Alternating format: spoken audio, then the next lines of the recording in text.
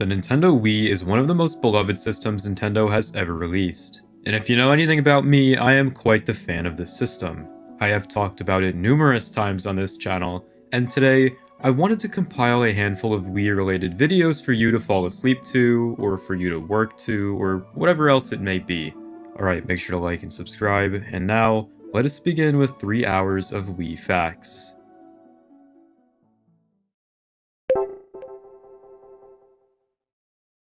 "100 Gode Start a Kaiwa."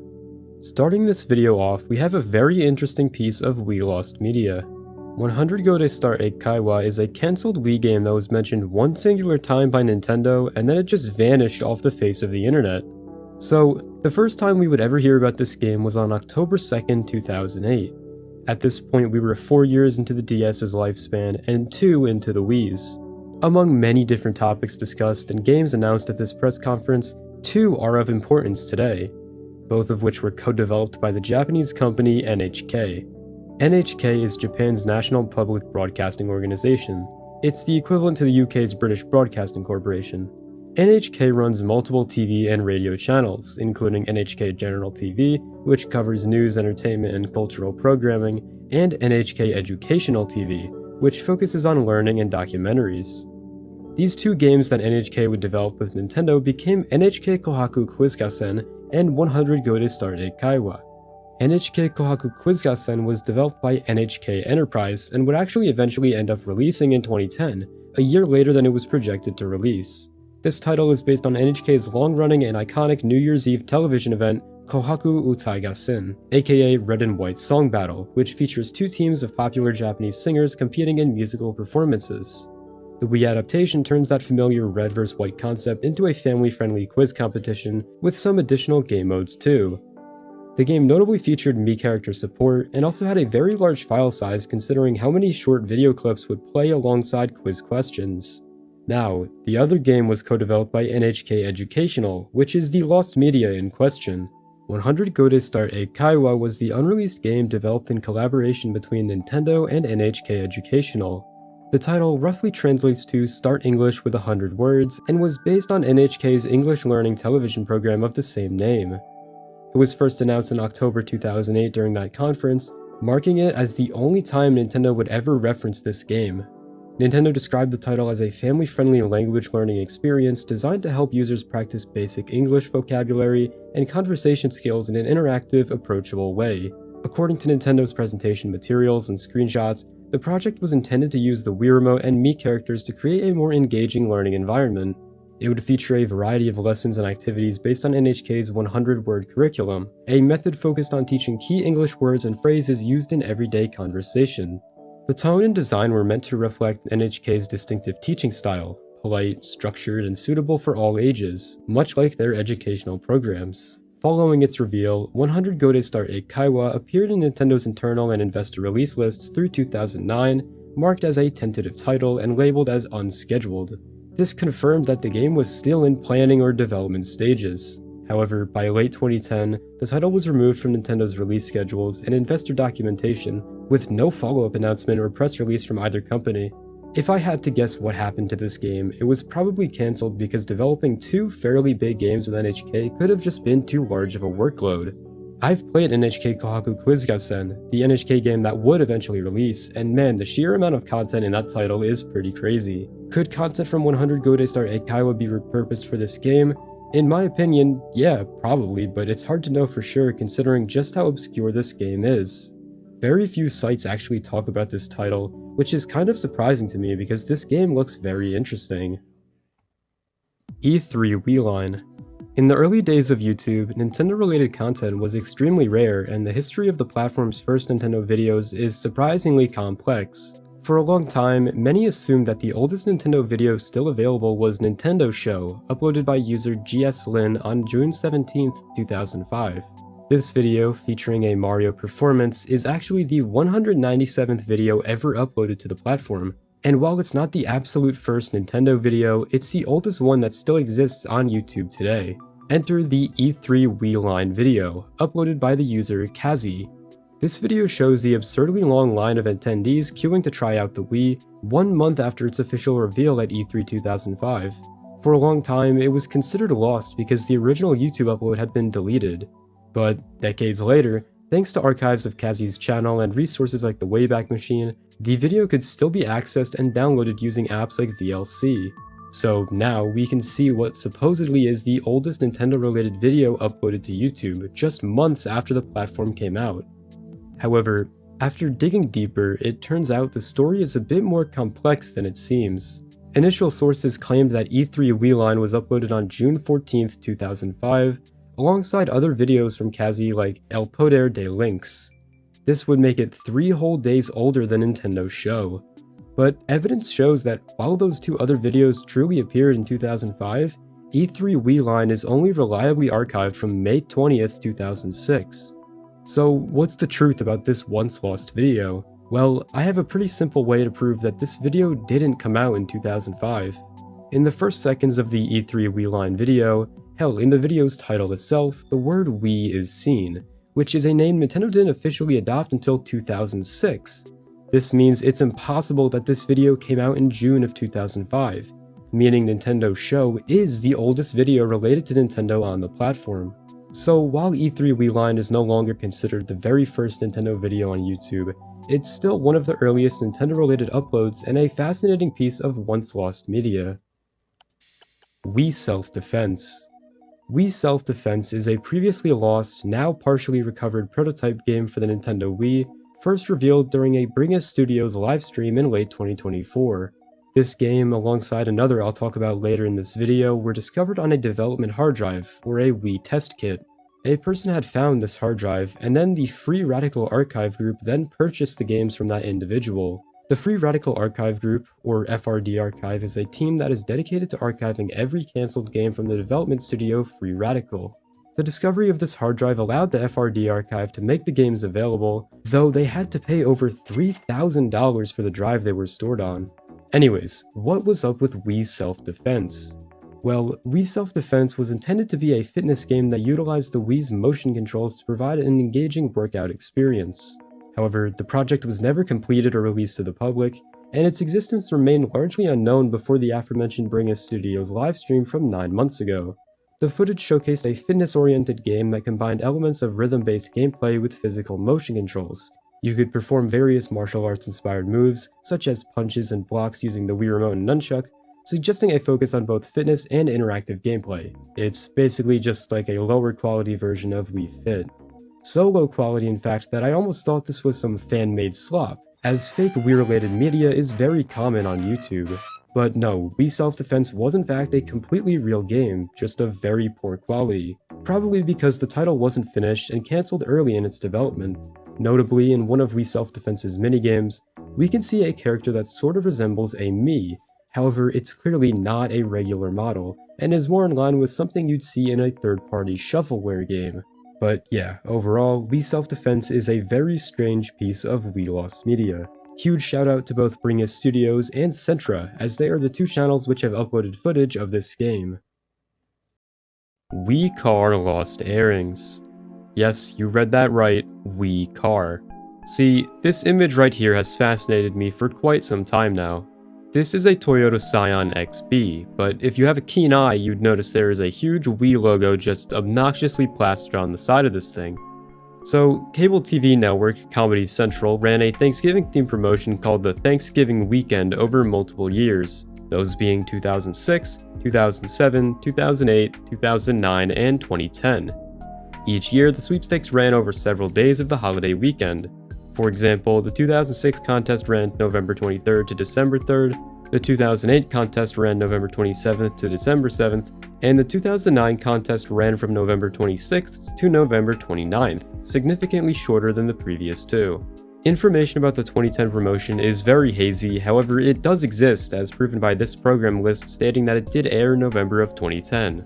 To enter, viewers had to tune into Comedy Central during the event hours, which was roughly mid-morning through late evening, and note the on-screen code word announced each hour. For example, this website guide from 2006 advised people to watch Comedy Central all weekend and use this code keeper to track the 48 unique hourly codes you'll see on air. Enter your list of codes for a chance to win the infamous Wii Toyota. In the 2006 promotion, a Toyota Scion XB was given away. However, in their 2007 promotion called Ving Break, they were actually giving away a Toyota Scion XD, the smaller and more cost-effective brother to the XB. The promotions that came in the following years all reportedly gave away Toyota Scion XBs, but what I find really weird about this whole Wii car story is how there's practically no sources out there that show anything regarding the 2008, 2009, and 2010 promotions, aside from small little crumbs that prove they existed. And this is where the lost media comes in. There's literally no pictures of the cars given away in 2008, 9, or 10, hell, not even a specific name for the programs like the first two had. So, could these be considered lost media? As of now, I'd say yeah, probably. No footage of these airings exist, no names of winners, nothing, aside from a few articles and program lists that prove they did in fact exist. There's just so much to this whole story that doesn't make sense, but I'm sure that with enough research, these programs could potentially be recovered if they even exist at all. Photo Channel Cat. If you ever looked at the banner of the Wii's photo channel, you may have noticed that a cat appears as one of the photos displayed. This same cat also appears in the Wii console manual, specifically in the Wii message board section. For the almost 20 years the Wii has been out, nobody has ever figured out whose cat this actually was, or if it was just a stock image. However, I have a theory that may prove this was someone at Nintendo's cat. So, firstly, I should probably answer the question of why is this cat in the photo channel's banner? Well, in a developer interview regarding the photo channel, who contributed to the development of some of the Wii's channels, was said to be a huge cat lover.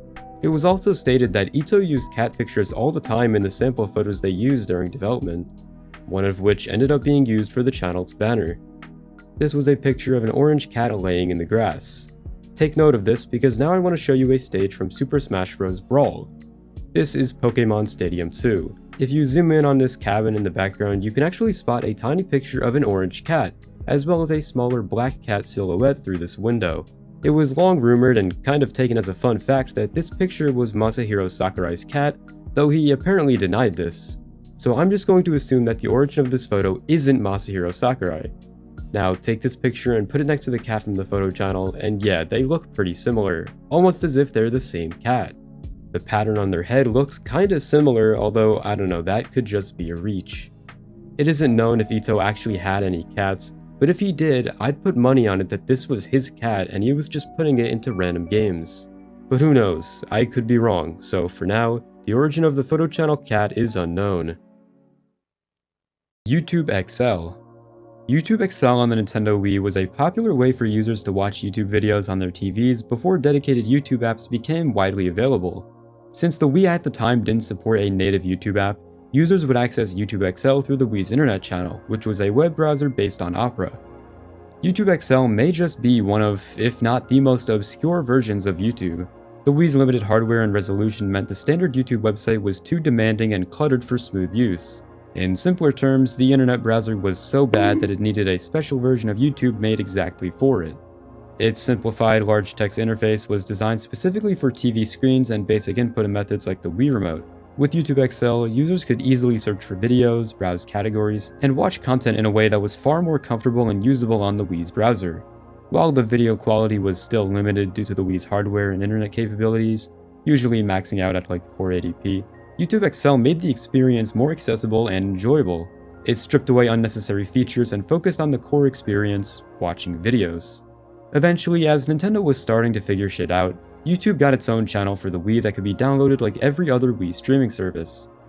And thus, YouTube XL was discontinued since it was basically useless now. The entire website as a whole has been shut down, but through the Wayback Machine you can see what it kinda roughly looked like. Not much really works, and you can only cycle through the same few videos, but hey, it's cool to look back at this once inaccessible Wii version of YouTube. The Wii 60 Show. Around 6 years ago, discussion on Reddit would ensue about a lost 6-episode podcast called The Wii 60 Show. It was a podcast run by two guys, Gerbil and Big Lou, who would literally just glaze the shit out of the Xbox 360 and Wii, all while trashing on the PS3 the entire time.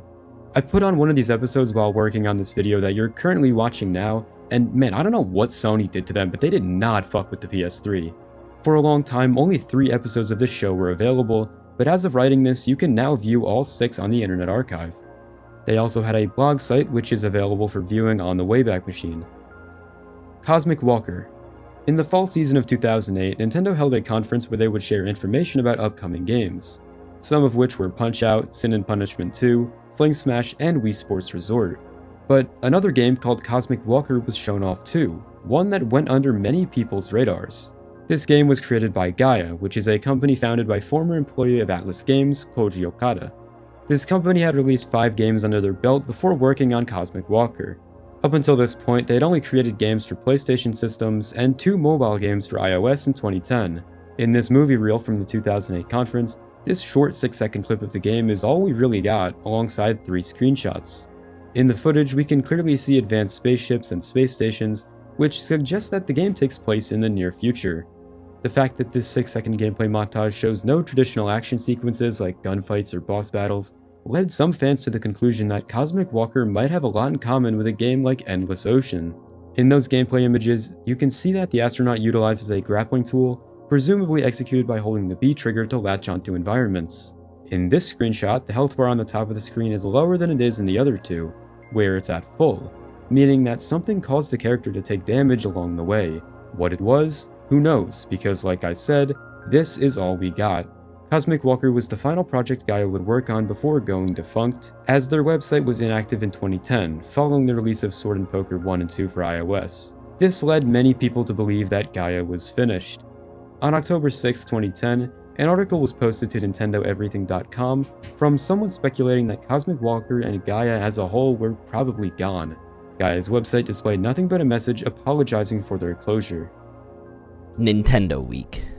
Nintendo Week was a weekly series that ran on the Nintendo channel for the Wii between 2009 and 2012. It served as a variety show that highlighted new releases, upcoming titles, and Nintendo news. It featured hosts Gary and Allison, who mixed gameplay previews, developer interviews, and comedy skits in a lighthearted TV-style format. Each episode covered major releases like Super Mario Galaxy 2, Donkey Kong Country Returns, and The Legend of Zelda Skyward Sword, often including exclusive footage or developer messages unavailable elsewhere. The show also tied into E3, Club Nintendo, and other special events, making it a fun hub for Nintendo fans to check weekly. As the Wii era came to an end and focus shifted to the Wii U, Nintendo Week quietly wrapped up and the Nintendo channel was discontinued in 2013. As a result of this discontinuation, many episodes were not preserved or archived anywhere on the internet. While a handful have been re-uploaded to YouTube, a majority of episodes are completely unidentified and lost. Camp Hyrule 2006. Camp Hyrule was an annual online virtual camp website that was sponsored and moderated by Nintendo of America. It first opened in the summer of 1995 and emerged as Nintendo's biggest online event they'd probably ever hold. Camp Hyrule, which was usually held in August, allowed Nintendo fans to chat, play online flash games, and win prizes under the supervision of Nintendo employees. The last camp was in 2007, with no plans to host another Camp Hyrule. Specifically in 2006, the theme for Camp Hyrule was Super Mario Galaxy, as the Wii had released that year, and this was kind of a celebration of that. Many of the flash games that were available on CampHyrule.com in 2006 have not been preserved, with only 4 known games available on the Internet Archive. Those games are Camp Hyrule Meteor Shower, Camp Hyrule Virus Attack, Black Hole, and Stumpy SOS. I'm not sure how many flash games were playable for this year's Camp Hyrule, but these are the only ones which have been preserved. Spore Hero Flash Game. In order to promote the Wii and DS games Spore Hero and Spore Creatures, a flash game called Spore 2D was created. In this lost flash game, you could create your Spore character and view it in 2D, rather than in 3D like the actual Wii game. It's reported that this game became lost sometime in 2012. All that exists of Spore 2D is a couple of gameplay videos as well as the SWF file, which can be found on the Internet Archive. However, the SWF file is missing a critical XML file, rendering the game useless as it's stuck on the loading screen. PXG We Review. PXG was a children's video game magazine show created by Prism Entertainment for Jetix UK, and it covered reviews, hints, tips, and cheats for all kinds of video games. The show covered games from the main 3 consoles at the time of its airing, those being PlayStation, Xbox, and GameCube, hence the title PXG. Notably, the host of this show has a very strong accent, almost to the point where it's hard to understand what he's trying to say. Usually games that are based on the film stink worse than a cup of milk that is so old it's gone lumpy. The production quality for this program was obviously very poor, which is probably a leading factor as to why it fell into obscurity. Originally, the show was broadcast in between programs on Jetix, usually only lasting like 2 minutes. There was also a long-form magazine show which compiled these intermission broadcasts into one long episode on Fridays, typically running for like 30 minutes. In one segment on the PXG show called Console Kids, the Wii would have a dedicated episode in which it was reviewed. This episode, as well as most of the other episodes from the PXG show, have become completely lost. What is known about this episode is that it was broadcast on a Monday, assuming it was aired in the second season of PXG. In the first season, console reviews were aired on Wednesdays, but when the show moved to Season 2, they were now aired on Mondays. It only makes sense to assume that the Wii was reviewed in Season 2, considering the console's release date. Wii Phone Timotainment video. The Wii Phone is a fake image that you may have seen circulating the internet, mainly because of this iconic 2008 YouTube video, Future Gen Consoles, Wii 2, PS4, Xbox 720. At 16 seconds in, the Wii Phone can be seen. However, this isn't the lost media in question. A now lost 2019 YouTube video by Timotainment called Wii Phone was brought up on the Lost Media subreddit 3 years ago. The person behind the post stated that this lost video depicted a Wii Phone floating around in space, followed by a low-pitched voice with reverb saying, "Wii Phone." It was referenced in this video, which is still up on the platform. However, the original video is completely lost. The link to it is still up on the Internet Archive, but the video has not been preserved and does not appear to exist anymore. Although it makes sense to assume it would have looked something like the video I just showed you, and was probably no longer than 40 seconds in length. The Grinder. The Grinder is an unreleased first-person shooter game for the Nintendo Wii, developed by High Voltage Software. The game failed to meet its original release date of fall 2011, and has since remained unreleased. Although High Voltage Software has yet to make an official statement about what had happened to the game, it's obviously no longer in development and probably will never see the light of day. In The Grinder, players control one of 4 characters, each with their own unique attributes which can be upgraded as the game progresses. You would have had to use different techniques to defeat certain enemies, and would have had access to a large number of weapons. The game would also offer players complete customization of the controls, and was stated to support Wii Motion Plus. An online multiplayer mode also would have been included in The Grinder. Now wait. Before I continue with this next piece of Wii Lost Media, I want to quickly thank NordVPN for sponsoring this video. You've probably heard of them, and for good reason. NordVPN lets you protect your privacy online, and it's honestly the kind of thing you don't even realize you need until you start using it. It keeps your data secure, lets you browse safely on public Wi-Fi, and you can even change your location to check out region-locked movies, websites, and other additional content. If you want to try it out and support the channel at the same time, head to the description and use my referral link when you sign up. You'll get to try it out with a free trial up to 77% off, plus 3 months free. Thanks again to NordVPN for making this possible, and now, let us continue with our next piece of Wii Lost Media. Sonic at the Winter Olympic Games iOS version. Sonic at the Winter Olympic Games was an iOS game released by Sega on the App Store on January 29, 2010 to coincide with the Vancouver 2010 Winter Olympics, and was made to promote the 2009 Wii game Mario and Sonic at the Olympic Winter Games. However, only Sonic characters can be played, and only 4 Olympic events were available. Although Sega pulled the game from the App Store quite quickly, footage and screenshots of this game did exist. Aside from this though, the game was completely lost. That was until July 20th, 2019, when a user going by the name of MTB Cooler found an IPA file containing the app for Sonic at the Winter Olympic Games. MTB Cooler has since made the IPA file available to download, and the game has become a piece of found lost media. Silent Hill Cold Heart. Silent Hill Cold Heart was a pitch for a new Silent Hill game that eventually became Silent Hill Shattered Memories. This pitch came to light when the developers at Climax Studios held a competition to give away 8 copies of the document to fans, who since have uploaded it to the internet so that other fans can enjoy it. Cold Heart was planned in 2007 by Climax for the Wii and would have been published by Konami. Cold Heart would have followed Jessica Chambers, an athletic but emotionally vulnerable college student. The protagonist would have recently been talking to a psychiatrist after being plagued by horrific nightmares and being unable to sleep. These distressing circumstances lead to Jessica leaving her college town and going on a road trip to go back to visit her parents. On the way back, Jessica becomes caught in a blizzard and so follows an ambulance that leads her to the town of Silent Hill. This is where the game would begin, with Jessica stranded and needing somewhere to stay the evening. She explores the town, but now her nightmares start to become real. What's notable about this pitch is that it would have used the Wii Remote's motion controls in many different ways, such as to simulate a flashlight or for combat. Another feature that was mentioned was the integration of players' Mii characters, as well as their local weather and news. Climax wanted to be able to quote this in the game so that it would spook the player. Like if it was raining outside, it would be raining in the game. It was for immersion, I guess. Sadness. Sadness was a survival horror game in development by company Nebris for the Wii, and was actually one of the earliest titles rumored for the system. The game was pitched as a psychological horror title with a unique black and white art style and a focus on motion-controlled interactions. It was supposed to follow a Victorian-era woman named Maria and her blind son as they try to survive mysterious supernatural horrors in Eastern Europe. The developers claimed the game would use the Wii Remote in unconventional ways, like simulating holding a lantern or using a scythe to fend off monsters, all while emphasizing atmosphere over combat. From the start, Sadness gained a lot of attention for its ambitious ideas, but also skepticism due to the lack of concrete gameplay footage. Nebris repeatedly released concept art and written descriptions instead of in-game screenshots or trailers. They talked about features like branching storylines and deep psychological elements influenced by Slavic mythology. However, as the years went on, no playable build or even clear technical proof of the game's existence ever came out. By around 2010, the studio had shut down and Sadness was officially dead without a single second of gameplay ever being shown publicly.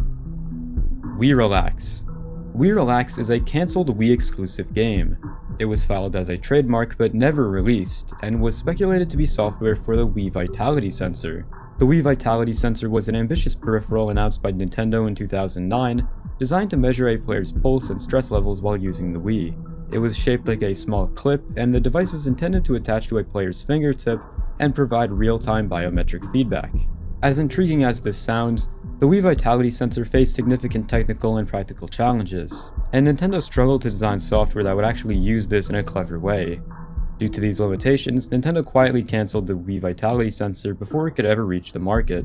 The game Wii Relax was announced on the internet as a placeholder name for some sort of game that would use this sensor.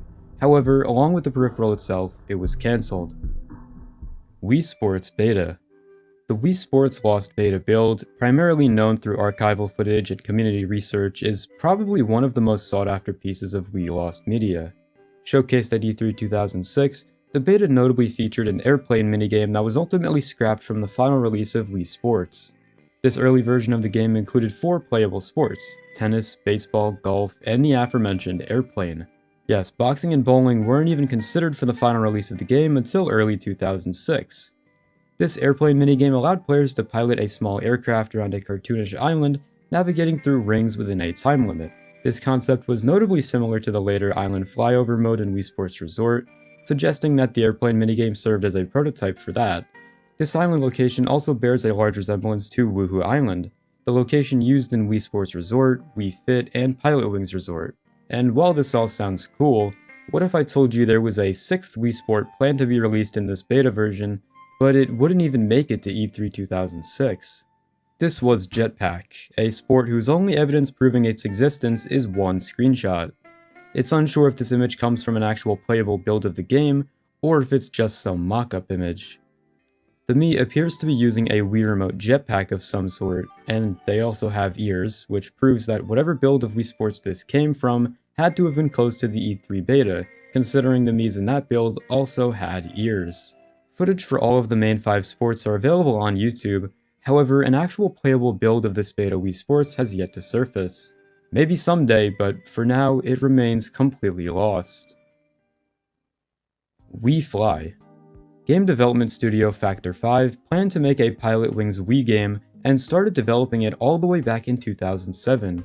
Nintendo would eventually turn down the pitch, partially due to a Pilot Wings inspired mode in Wii Sports Resort, but that wasn't the end for a Wii version of Pilot Wings. The developers eventually connected with the publisher Green Screen Interactive and started development on this game, Wii Fly. The game itself was planned to be a realistic open-world title that let players fly around to a number of famous cities across the globe. Additionally, the game would tap into the Wii's weather channel to simulate the weather and time of day at each location at any given time. The coolest thing about this cancelled Pilot Wings Wii game is that there was a peripheral that Factor 5 was working on, which would let you control your Mii character's flight with your head movements. The only existing footage of this cancelled game is a 3-minute trailer. In this footage, the game looks kind of rough, but it's unknown how far into the development this game was cancelled. It looks like the game had a lot of content from what was shown, but unfortunately the game would never release. Mii keychains. In the We Know Ma channel, which is probably a goldmine for lost media, there is this promotional image that can be found on the preserved We Know Ma website, and it displays some sort of roulette minigame and card matching minigame. These games were playable back in 2010, and upon winning you could be sent a keychain with your Mii's face on it. Unfortunately, there's no footage of these minigames being played, or even proof of a physical keychain, so who knows if Nintendo was even fulfilling orders. They did do that whole Mii stamp thing, and those did end up getting sent to people's houses, so it probably wasn't much different with this. I did find very old Japanese articles and blogs claiming that they made these keychains, as well as tote bags and towels with their Miis on them, but photos were never provided. It's super unfortunate that region-specific media like this typically goes missing, although if any one of those people happen to see this video, maybe they still have these items. Obstacle Course Demo. The obstacle course was part of Nintendo's remote pointer demo used to illustrate the precision and responsiveness of the Wii Remote's pointer and motion sensing. This was available to play at E3 2006, a few months before the Wii's release. It bears a large resemblance to the Pose Me minigame from Wii Play. In this demo, you basically point at the screen and try to avoid obstacles and stuff. It honestly looked pretty cool, but like most demo showcases, the files to play these games elsewhere have not been released and probably never will. The $1 million Pyramid Early Build. Released for the Nintendo Wii on March 8, 2011, the $1 million Pyramid is directly based on the US game show Pyramid, a long-running program that began circulation on March 26, 1973. However, an early build of the game exists somewhere in the world that looked significantly different from the released version. Since the game was never really that popular, few reviews can be found on the internet. However, of the review sites that have a listing, people have noted that some screenshots from the game have a noticeably different color scheme and design than what was released. In August of 2020, a new screenshot of the game surfaced online showing the game with this different color scheme. In addition, the logo in the screenshot was a recreation of the show's 2002 logo instead of the released game's logo, which took inspiration from the 1973 iteration of the show. While the existence of the early version of the game has been confirmed, no ROM or disc has ever been found. Capuchin. Capuchin was a cancelled Wii game developed by the French indie studio No Culture around 2006 to 2008. It was conceived as an artistic, atmospheric adventure that blended elements of exploration and puzzle solving in a small dreamlike world. Funnily enough, the game was actually first created on PC as a Far Cry mod. The game centered around a child named Capuchin who lived in harmony with nature, and it aimed to tell a wordless story about the balance between life and decay. Although the concept trailer released online drew praise for its mood and artistic direction, Capuchin never moved past the prototype stage. The small student-led dev team lacked the funding and publisher support necessary to turn it into a full commercial release. Dead Space 2 Wii Port. Dead Space 2 is a sci-fi survival horror game developed by Visceral Games and released by EA in January 2011. The title saw a release on Windows, PS3, and Xbox 360. However, a Wii port of the game was also in development, but was ultimately cancelled. Little is really known about the Wii port's development, although at least 2 people are known to have worked on the port. This included the, at the time, EA employee Jerry Sakis, who claimed on his LinkedIn page to have been on the dev team, and also freelancer Matt Spriggins, who on his LinkedIn page stated he was a level designer. Their pages not only confirmed that a Wii port was in development, but also its cancellation in 2011 in favor of other projects. Wii Drums and Wii Orchestra. Wii Drums is a lost game that was shown off at the Wii's initial E3 reveal in 2006. The game is a very bare-bones version of the drum mode that was featured in the final release of Wii Music. However, this version contains no balance board support, considering that thing wasn't even shown off yet, and instead only had support for the Wii's motion controls. There was also an orchestra demo shown off at E3 2006, which really resembles the Wii Music Orchestra minigame, except there's one noticeable difference. Instead of using Mii's, the demo uses those really weird humanoid-looking characters, similarly to the other demos shown off in 2006, like the Wii Sports and Obstacle Course demos. God of the Game. God of the Game was a cancelled title being developed by Big Huge Games and THQ sometime before 2008. From the little info and concept art leaked from the project, it was stated to be a simulation and adventure game. However, when THQ was running into financial difficulties in 2008, the game was eventually cancelled. I could be wrong, but it appears to be related to the Pocket God mobile game, which has a very similar art style and premise. Although that game was created by Bolt Creative, who, as far as I know, had no involvement in the creation of God the game for Wii. But like I said, there's very little info known about this game. Batman Arkham Asylum Wii. In 2009, Redfly Studio, known for its work on Star Wars The Force Unleashed 2 for the Wii, embarked on developing a port of Batman Arkham Asylum. This project aimed to bring the critically acclaimed action-adventure game to a broader audience using the Wii's unique motion controls. Despite the technical challenges posed by the console's hardware limitations, Redfly Studio initiated the development process with a small team. The development of the Wii port was relatively brief, with Redfly dedicating only a few weeks to the project. During this time, the team developed early prototype footage showcasing the game's potential on the Wii. These prototypes included basic gameplay elements, though they were far from the polished experience found on the original console versions. Eventually, the project was cancelled, and all that remains is the roughly 2 minutes of footage. Star Wars Battlefront 3. Earlier in the video when I talked about the Wii self-defense game, you may remember me saying there was another game on the hard drive that the game was found on, and that game was none other than Star Wars Battlefront 3. This iteration of the game was intended to bring the expansive Battlefront experience to the Wii, incorporating the console's motion controls. Development began in 2006 after Free Radical took over from Pandemic Studios, who had developed the first 2 Battlefront games. The game was reportedly 99% complete by late 2008, when it was abruptly cancelled due to internal issues at LucasArts and a lack of marketing investment. What's craziest to me about this game, as well as Wii Self-Defense, is that they basically cost thousands of dollars to preserve. Rabbids Channel. The Rabbids Channel was a Wii channel made specifically for the game Rabbids Go Home. While we know what this channel contained, there is no footage of any of this content. After opening the Rabbids channel, you can connect with other Rabbids and use outfits on your Rabbid afterwards. Basically, it's like a version of the Check Me Out channel, but instead of sharing me's like a normal person, you are sharing Rabbids. In a video titled Rabbids Expo Video, brief footage of the channel can be seen, showcasing what it looked like to view your Rabbid collection, but still the channel is unusable nowadays and no revival attempts have been made. Wii Sports Resort, Kendama, Fishing, and Waterslide. From an email interview with Wired Online magazine, Katsuya Iguchi, a Wii Sports Resort developer, shared some lost info about the massively popular game. We considered fishing and a waterslide activity before deciding on the final 12 events. As for more unconventional concepts, we created a pretty fun prototype of Kendama, a traditional Japanese toy that just didn't fit the game's theme. These minigames were likely cut because, well, they just didn't really fit the theme of the game. Super Mario Spikers. Super Mario Spikers was a cancelled video game developed by Next Level Games. The project, initially dubbed Mario Volleyball, evolved into a more aggressive hybrid incorporating wrestling elements into the sports theme, ultimately being renamed Super Mario Spikers. Despite reaching a fairly advanced development stage, including concept art, animations, and stage designs, Nintendo rejected the project based on its level of violence, which clashed with their family-friendly code of honor. No footage or ROM of the prototype has surfaced online, and it's unknown if any archival copy remains within Nintendo or Next Level Games. Mario Kart Wii NVIDIA Shield port.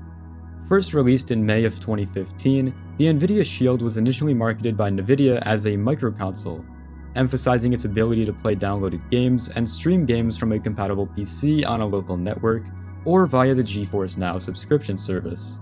As with all other Android TV devices, it can also stream content from various sources using apps, and also supports 4K resolution video. For some reason, only in China, the NVIDIA Shield would actually release with 4K quality remasters of Wii games, some of which included Mario Galaxy, Donkey Kong Country Returns, New Super Mario Bros. Wii, Punch-Out!, and The Legend of Zelda Twilight Princess. These games were all officially released, but one was not, and that was Mario Kart Wii. Mario Kart Wii for the NVIDIA Shield was shown off in promotional videos, such as this one right here, but it would just never release to the public. My guess as to why it was scrapped is because of complications with online, as the Wii's online functionality had shut down far before the NVIDIA Shield was being released in China. This was back in 2017, mind you, 3 years after the Mario Kart Wii servers were dead and buried. Project Hammer.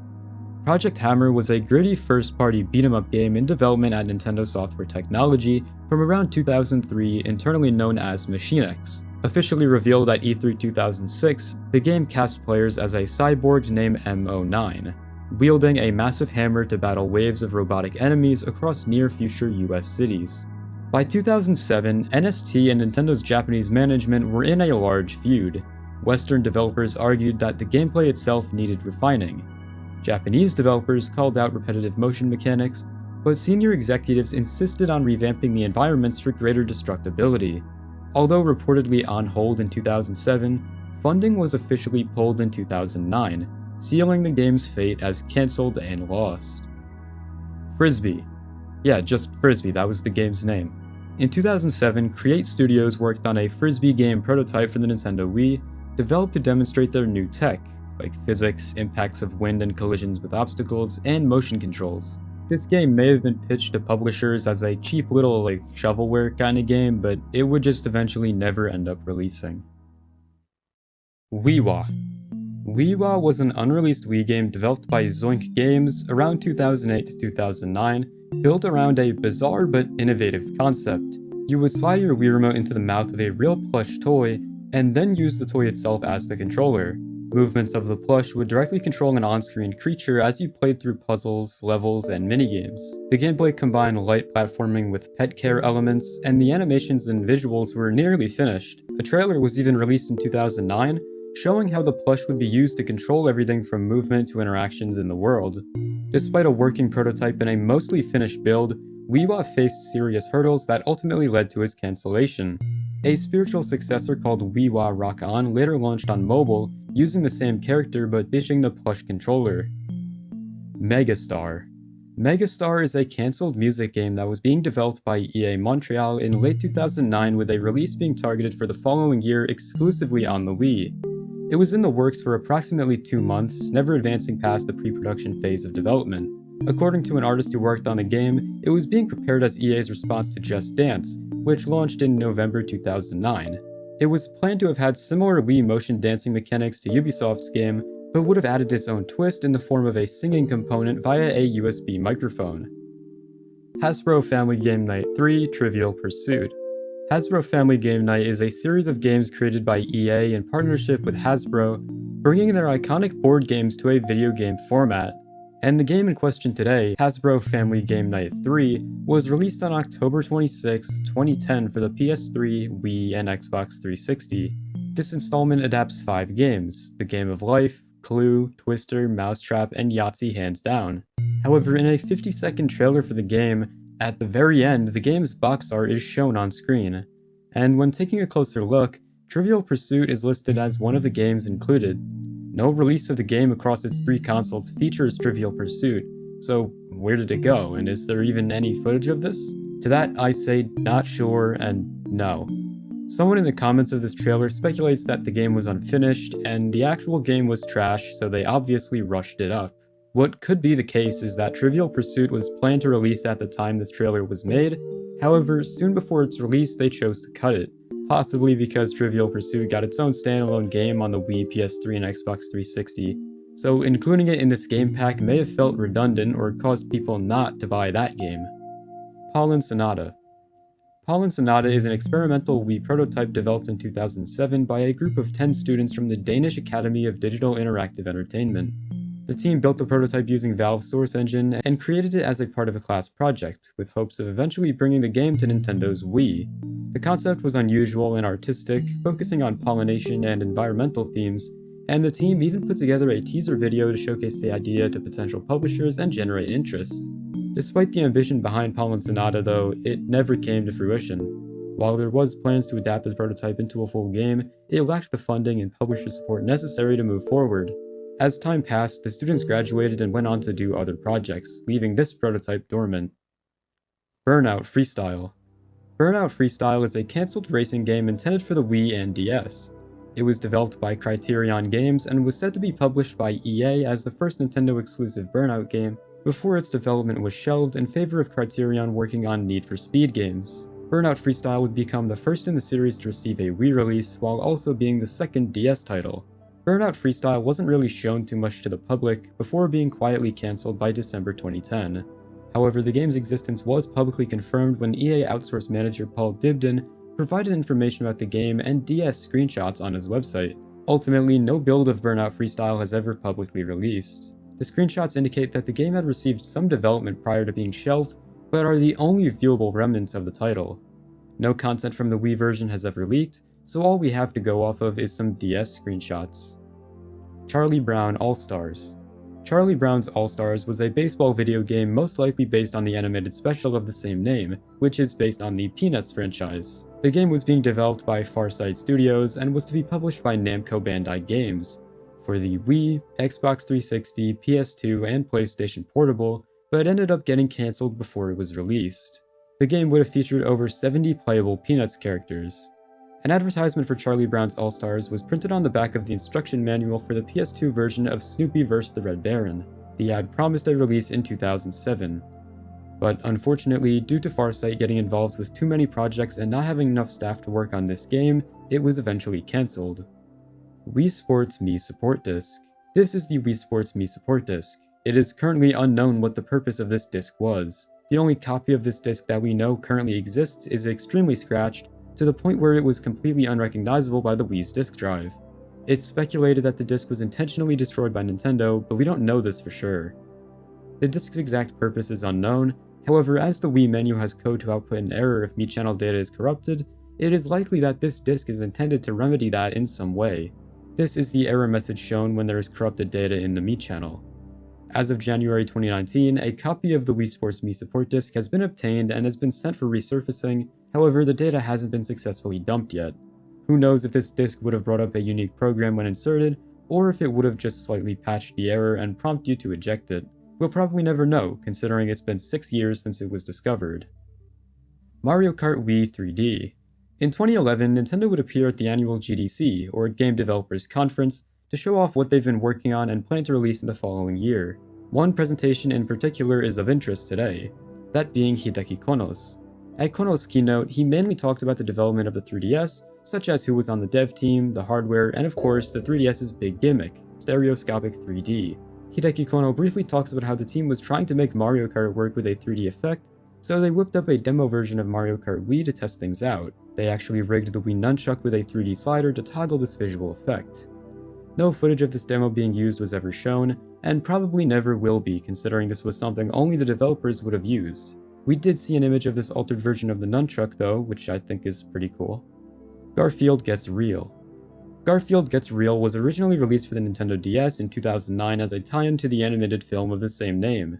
Around this time, a Wii version was also planned, but it never saw release. While info about this cancelled Wii port is very scarce, enough context exists for me to kind of paint a clear picture of what likely happened. So, the DS version of Garfield Gets Real was met with overwhelmingly negative reviews. Critics cited its poor controls, uninspired gameplay, and technical problems, with Metacritic giving it a score of 39 out of 100.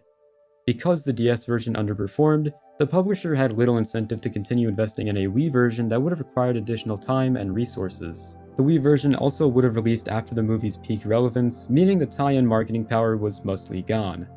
Without that momentum and the Garfield brand losing traction in gaming at the time, the Wii port would have just been a tough sell.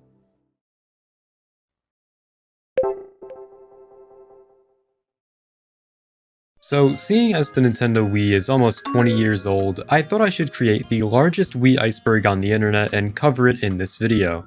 At the top are the most well-known Wii-related facts, and as we progress further down, the entries become more strange, obscure, and eventually disturbing. But we'll cross that bridge when we get there. Make sure to like and subscribe, and now, let's begin with layer 1 of the deepest Wii iceberg.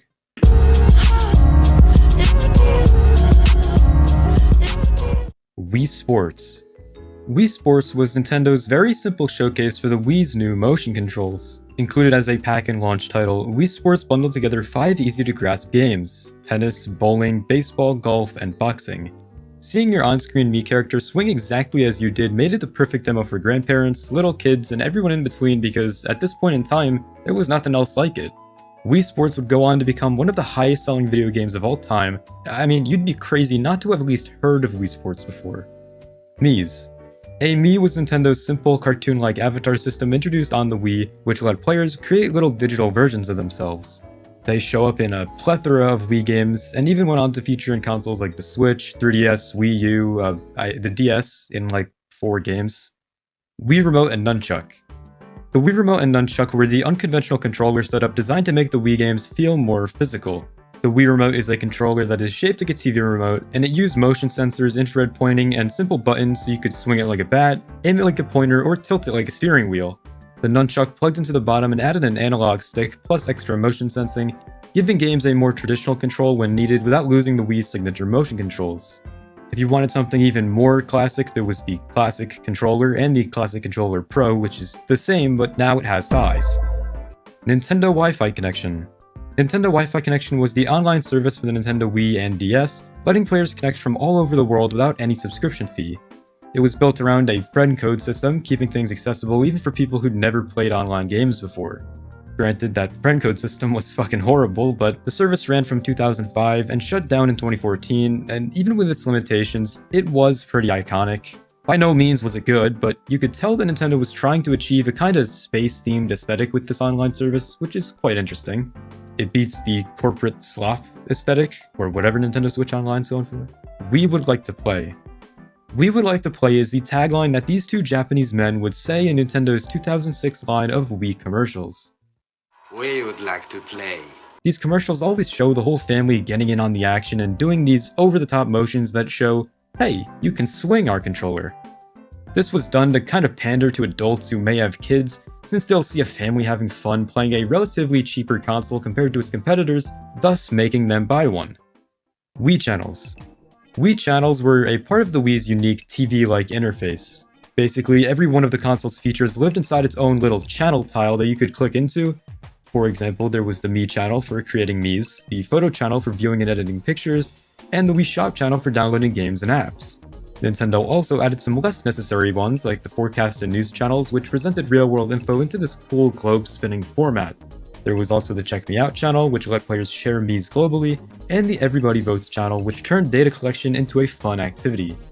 There were a bunch more Wii channels, but I'll get into some of these more obscure ones later into the video. Mario Kart Wii. Mario Kart Wii was Nintendo's Mario Kart release for the Wii, built solely around the motion controls. It introduced the Wii Wheel, letting you steer by turning the remote like an actual wheel. You could still use button controls, of course, but they were really pushing for the Wii Wheel to be a thing. The game featured 32 tracks, half new, half retro, plus a huge roster of characters and vehicles, including bikes for the first time, and online play was done through Nintendo WFC, which was a massive part of its popularity even nowadays. WiiWare.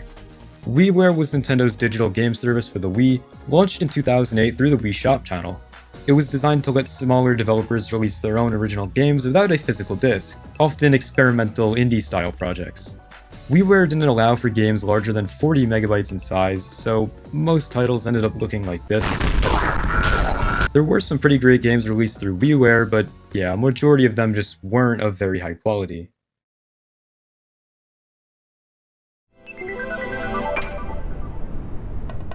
Wii Keyboard.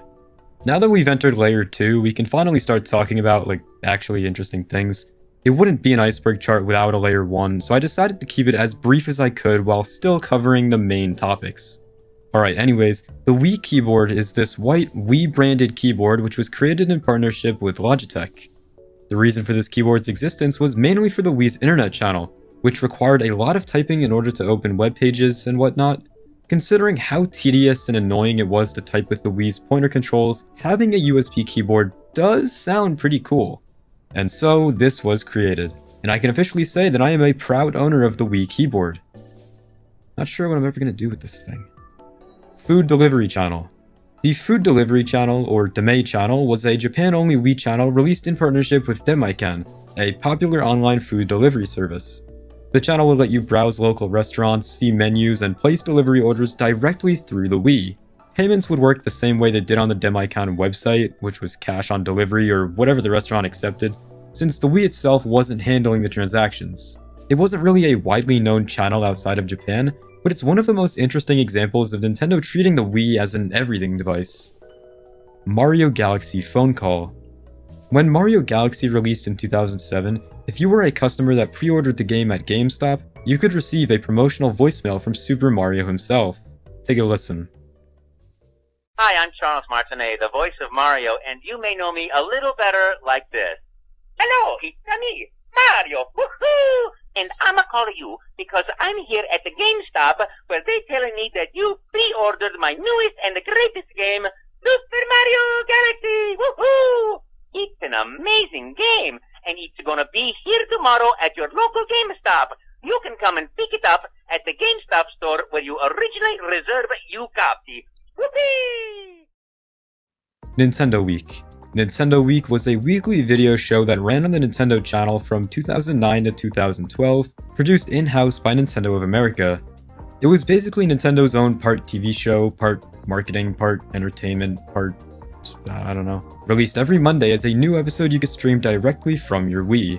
Episodes consisted of game previews, interviews, behind-the-scenes segments, skits, and hands-on demonstrations of upcoming Wii, DS, and at one point, 3DS titles. Because it lived exclusively inside the Nintendo channel, it wasn't really as widely seen as something like a Nintendo Direct. But for Wii owners who followed it weekly, it was a unique era, and one of the last times Nintendo tried to run a full-on hosted video program. YouTube XL. YouTube XL was a special TV-optimized version of YouTube designed for devices that didn't yet have full YouTube apps. Instead of the regular YouTube layout, XL used huge text and a super simplified interface so you could navigate everything with a Wii remote from across the room.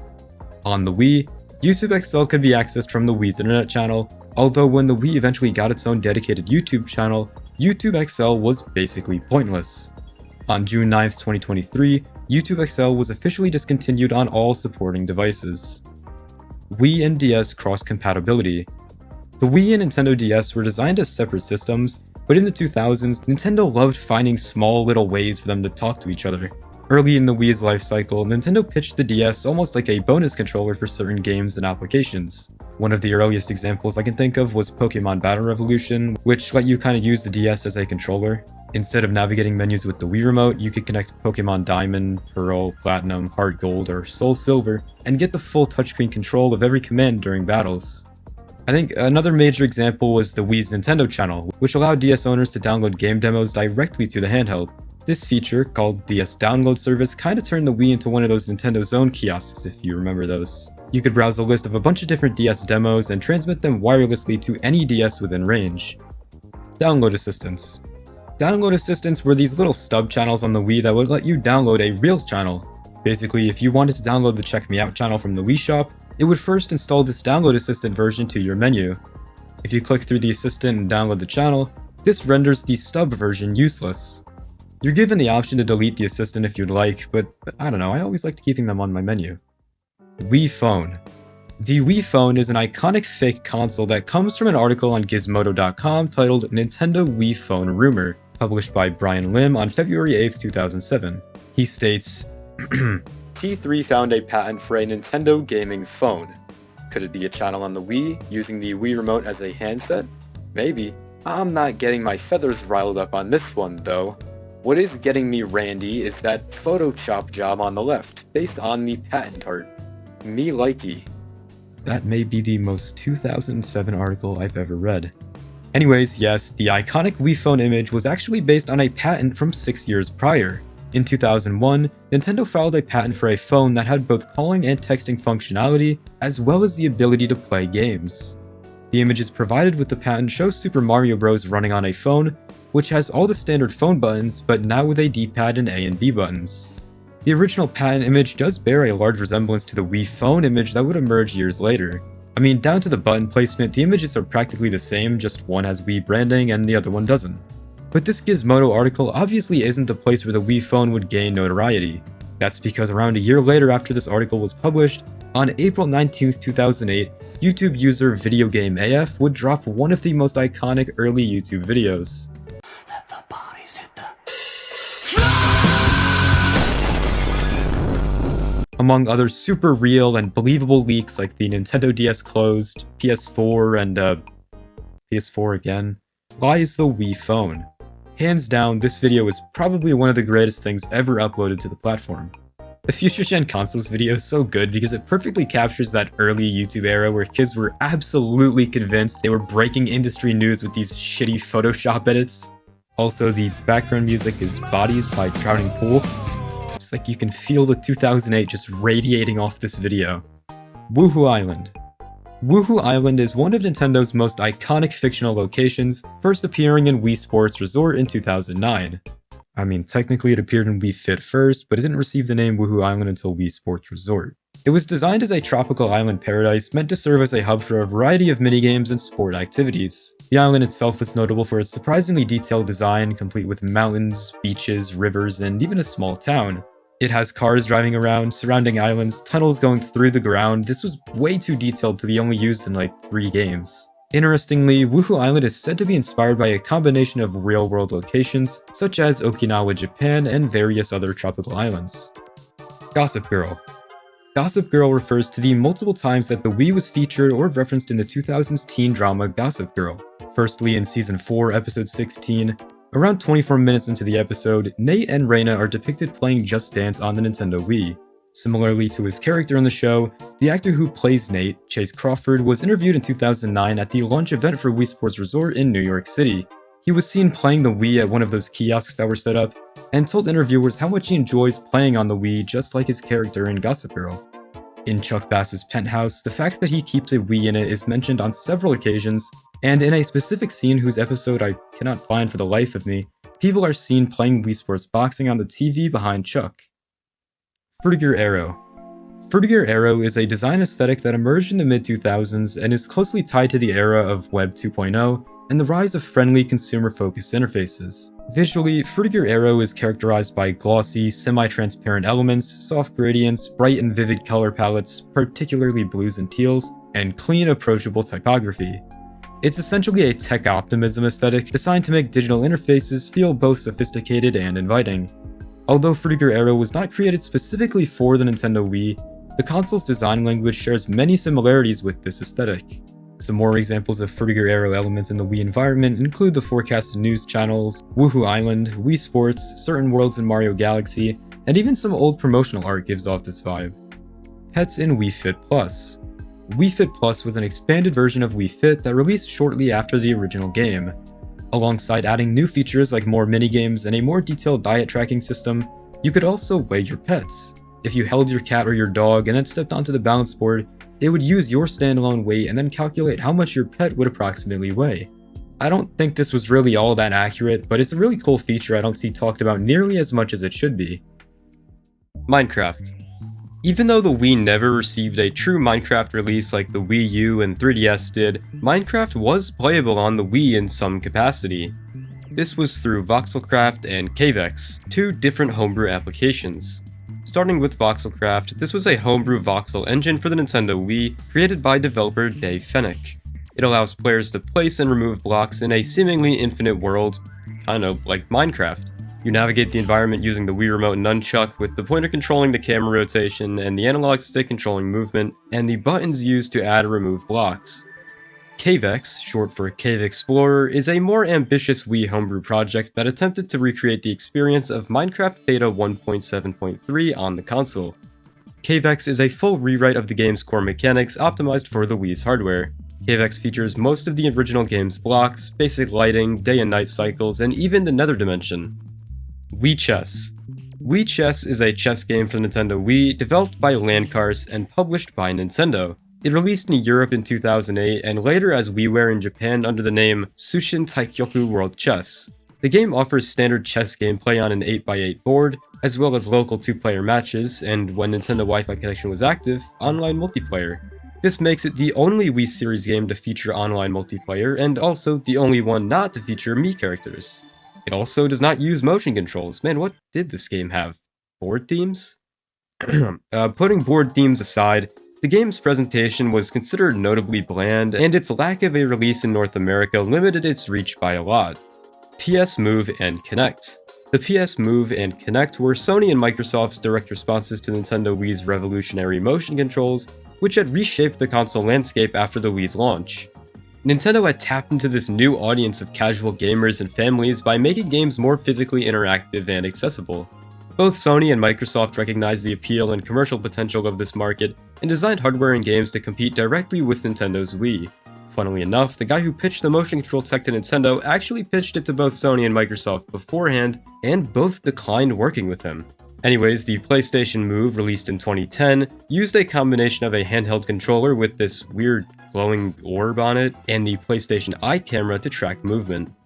Sony marketed it as a more technically advanced and accurate motion control system than the Wii Remote, targeting both casual gamers and core PlayStation fans. Games like Sports Champions and, I can't think of another one, showcased the Move's precision and versatility, though it never fully captured the broad audience that the Wii did, since Sony spent the PS3's earlier years marketing it as a real console for real gamers. They also ended up making a Smash Bros. Clone for PS3, and that wasn't really received all too well either. Alright, the Xbox Kinect, also released in 2010, took a bit of a different approach. Instead of using a handheld controller, Kinect used an array of cameras and depth sensors to track the player's entire body, allowing for controller-free gameplay.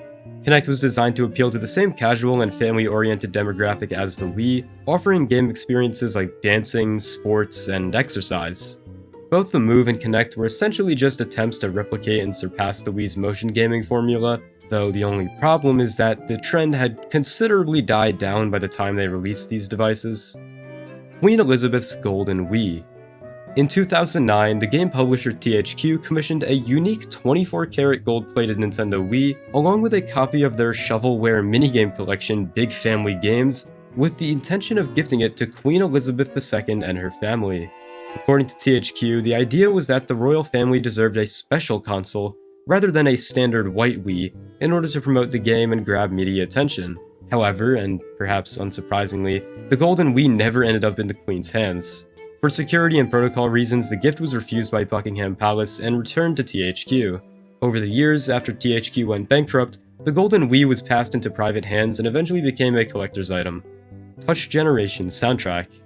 In 2006, Nintendo of Japan released a Club Nintendo exclusive Touch Generation Soundtrack CD.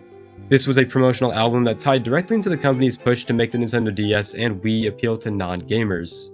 You had to redeem 400 Club Nintendo points to obtain this disc, making it extremely rare today. It featured music and jingles from the Touch Generations line of DS and Wii games, and the final two tracks on the album are very cool exclusive live performance versions of both the Wii Sports and Nintendogs title themes. Wii Series. The Wii Series refers to a set of games that were branded around the Wii, often featuring motion controls and family-friendly gameplay designed to take advantage of the system's motion sensing capabilities. With the obvious exception of Wii Chess, of course. The core games in the Wii series include Wii Sports Resort, Wii Sports Club, Wii Play Motion, Wii Fit Plus, Wii Fit U, Wii Party U, Wii Chess, Wii Music, Wii Karaoke U, and that's it, because I honestly don't think Switch Sports should be considered a part of the same series since it doesn't have Wii in its title and it is the Wii series after all. News broadcasts. So this entry on the iceberg chart simply refers to the copious amounts of news channels that were covering the Wii around launch. Some were praising it for its motion controls, some were destroying their TVs, and some were interviewing people who claimed they had Wii-itis. I can't believe 2006 was real. Wii cars. Marketing cars, as I've coined them, have always been quite a fascinating topic to me. Like when you see a car on the road that is just plastered in branding for some kind of media or product. And from 2006 until now, the Nintendo Wii has received many different cars based around it. Let me explain what I mean. Our first example comes from when Nintendo made the decision to have Wii-branded cars participate in NASCAR races. Starting in 2007, we had the NASCAR driver Greg Biffle, whose number 16 Ford Fusion sported a Nintendo Wii-themed paint job. This collaboration between Nintendo and Roush Fenway Racing aimed to merge the worlds of both motorsport and gaming, capitalizing on the growing popularity of the Wii, as it was still fairly new at the time of this race. The partnership was officially announced in July of 2007, with the Wii-branded car making its debut at Watkins Glen International on August 12, 2007. The car featured a blue and white design prominently displaying the Wii logo. According to a page on Nintendo's website, which is now completely gone and not preserved, they said that through a sweepstakes, you could win an expense-free trip to the race, $250 cash, VIP passes to the garage, and even challenge Greg himself to a game of Wii Sports. The next Wii NASCAR sponsorship would occur in 2008, where 2 cars that were owned by the Chip Ganassi racing team would have Wii Fit branding on them. These were the number 16 IndyCar Series vehicle in the Indianapolis 500 and the number 40 NASCAR vehicle in the Coca-Cola 600, held in Charlotte, North Carolina. Wii Fit is an easy way for every member of the family to keep active and play together, and we felt this day of auto racing was a perfect match. This is a quote from Steve Bickham of Nintendo America, stating why Wii Fit branding would appear on the race cars. It was Alex Lloyd who would drive the Wii Fit IndyCar vehicle, and Sterling Martin who would drive the Wii Fit NASCAR vehicle. That same year, racer Joey Logan would drive this car at the Stater Brothers 300, taking place at the Auto Club Speedway in Fontana, California. This car is themed after Mario Kart Wii, and was a partnership with GameStop. The final Wii NASCAR sponsorship would take place a year later in 2009, when pro driver Denny Hamlin got behind the wheel of a new Super Mario Bros. Wii themed car. There would also be a Mario Kart 8 themed that Matt Kenseth would drive a few years later to promote the Wii U. But aside from that, these 4 cars were the only instances of Wii branding appearing in NASCAR races and other similar races. However, this wasn't it for Wii branded cars, since in 2006, when the Wii was first rolled out to the public, there was an ad campaign Nintendo ran called the Wii Would Like to Play commercials. You remember this, right? I talked about it in Layer 1. Well, there were multiple of these commercials created, however a 2-minute supercut shows that they all kind of connect to each other, because in between each commercial, the businessmen both enter and exit their vehicle at the start and end of each ad. This car is what is called a smart car, you know, the kind of things you'd catch yourself making fun of if you saw someone driving it on the road. Specifically, this is a 2006 model Smart 4.2. Now, this is cool and all, but this isn't what's really interesting about the Smart 4.2 car. This is because in the summer of 2007, Nintendo launched one of the Wii's most unusual promotional campaigns, the Key to Summer Fun Tour. Basically, a fleet of smart cars all decked out with bold Wii branding drove across major Canadian cities such as Toronto, Vancouver, Calgary, and Montreal. Wherever the cars stopped, those passing by could step right up and play the Wii in an unexpected car setting.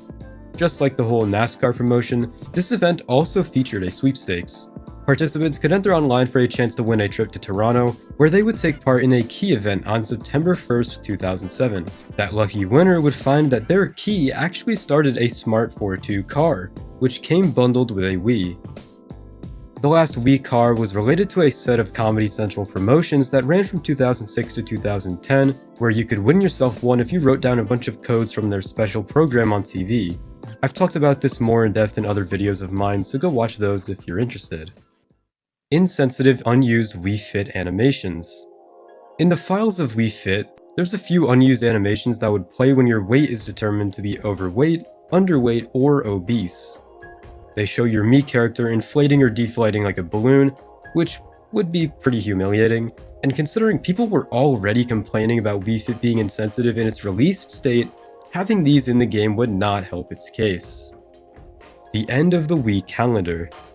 If you go to the Wii's message board and scroll all the way to the right, you'll find that the Wii's calendar only goes up to December 31st, 2035, meaning that we only have 10 more years until certain features on the Wii message board may be rendered unusable. Despite the system calendar only going up to 2035, certain Wii games such as Wii Fit can actually pass this date with their in-game calendars. We Deleted You. We Deleted You is a pretty popular video game creepypasta based around the Nintendo Wii. It originated online around 2017 and gained popularity in the internet horror community, particularly among fans of haunted or cursed video game stories. The narrative centers on the Nintendo Wii and its digital avatars, the Miis. At the heart of the We Deleted You story is Edeled, a Mii character whose name is Delete spelled backwards. Edeled is described as haunted and carries the spirit of a former Nintendo employee named Henry. Henry's consciousness or soul somehow became trapped within the Wii system, manifesting as this eerie Mii. The plot begins when a child named Kyle in the original story receives a Wii console, and upon turning it on, he discovers that Edeled is already present on the system, even though the console is supposedly new. The horror escalates when Kyle tries to delete Edeled, believing that this action would remove the threat. Instead of vanishing, Edeled reappears mysteriously, suggesting that deletion is not permanent. Edeled proceeds to murder the Mii Kyle made of himself, mutilate the corpse, and basically render his Wii unusable. This Mii begins to haunt Kyle's console, and by extension, his life. I'll let you read the rest of it for yourself if you're interested, as there's many good retellings of the story on YouTube, but be warned that the story is super dated, and like this, you can tell this is like a product of its time, but it's a neat little story, I guess.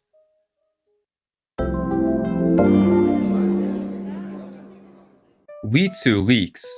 Because of how revolutionary the Wii was on launch, with a gimmick unheard of in gaming until that point, the expectations were set very high for Nintendo's next console, the Wii 2 as fans dubbed it. One of the most popular Wii 2 leaks dropped on October 28th of 2008, when an article was posted to both the Max Console Gaming blog as well as the French gaming blog Logic Sunrise. These articles both contain the same information, that a Nintendo of France marketing employee had leaked some pretty big details about the Wii successor. According to their source, the Wii 2 would have a Blu-ray drive with a secondary aim of stopping piracy, 1080p video support for both Blu-ray movies and games, a late 2010 release date for all regions and countries, and the ability to trade in an original Wii for a cheaper price on the new Wii 2. Out of their 4 assumptions, they got 2 things right. The Wii U, the Wii successor, would have 1080p support, and you could trade in a Wii for a lower price on the new system, but the whole Blu-ray stuff was just entirely fake. I feel like all of these guesses as to what the Wii 2 could have had were all kind of in the realm of possibility, so this leak definitely was way more believable than the Wii phone I talked about earlier. But after this rumor came out, the floodgates basically opened for all sorts of Wii 2 images to come out, which would proceed to get stranger and stranger. A video on YouTube titled Wii 2 in 2012 has what I think is probably the weirdest Wii 2 leak on the internet.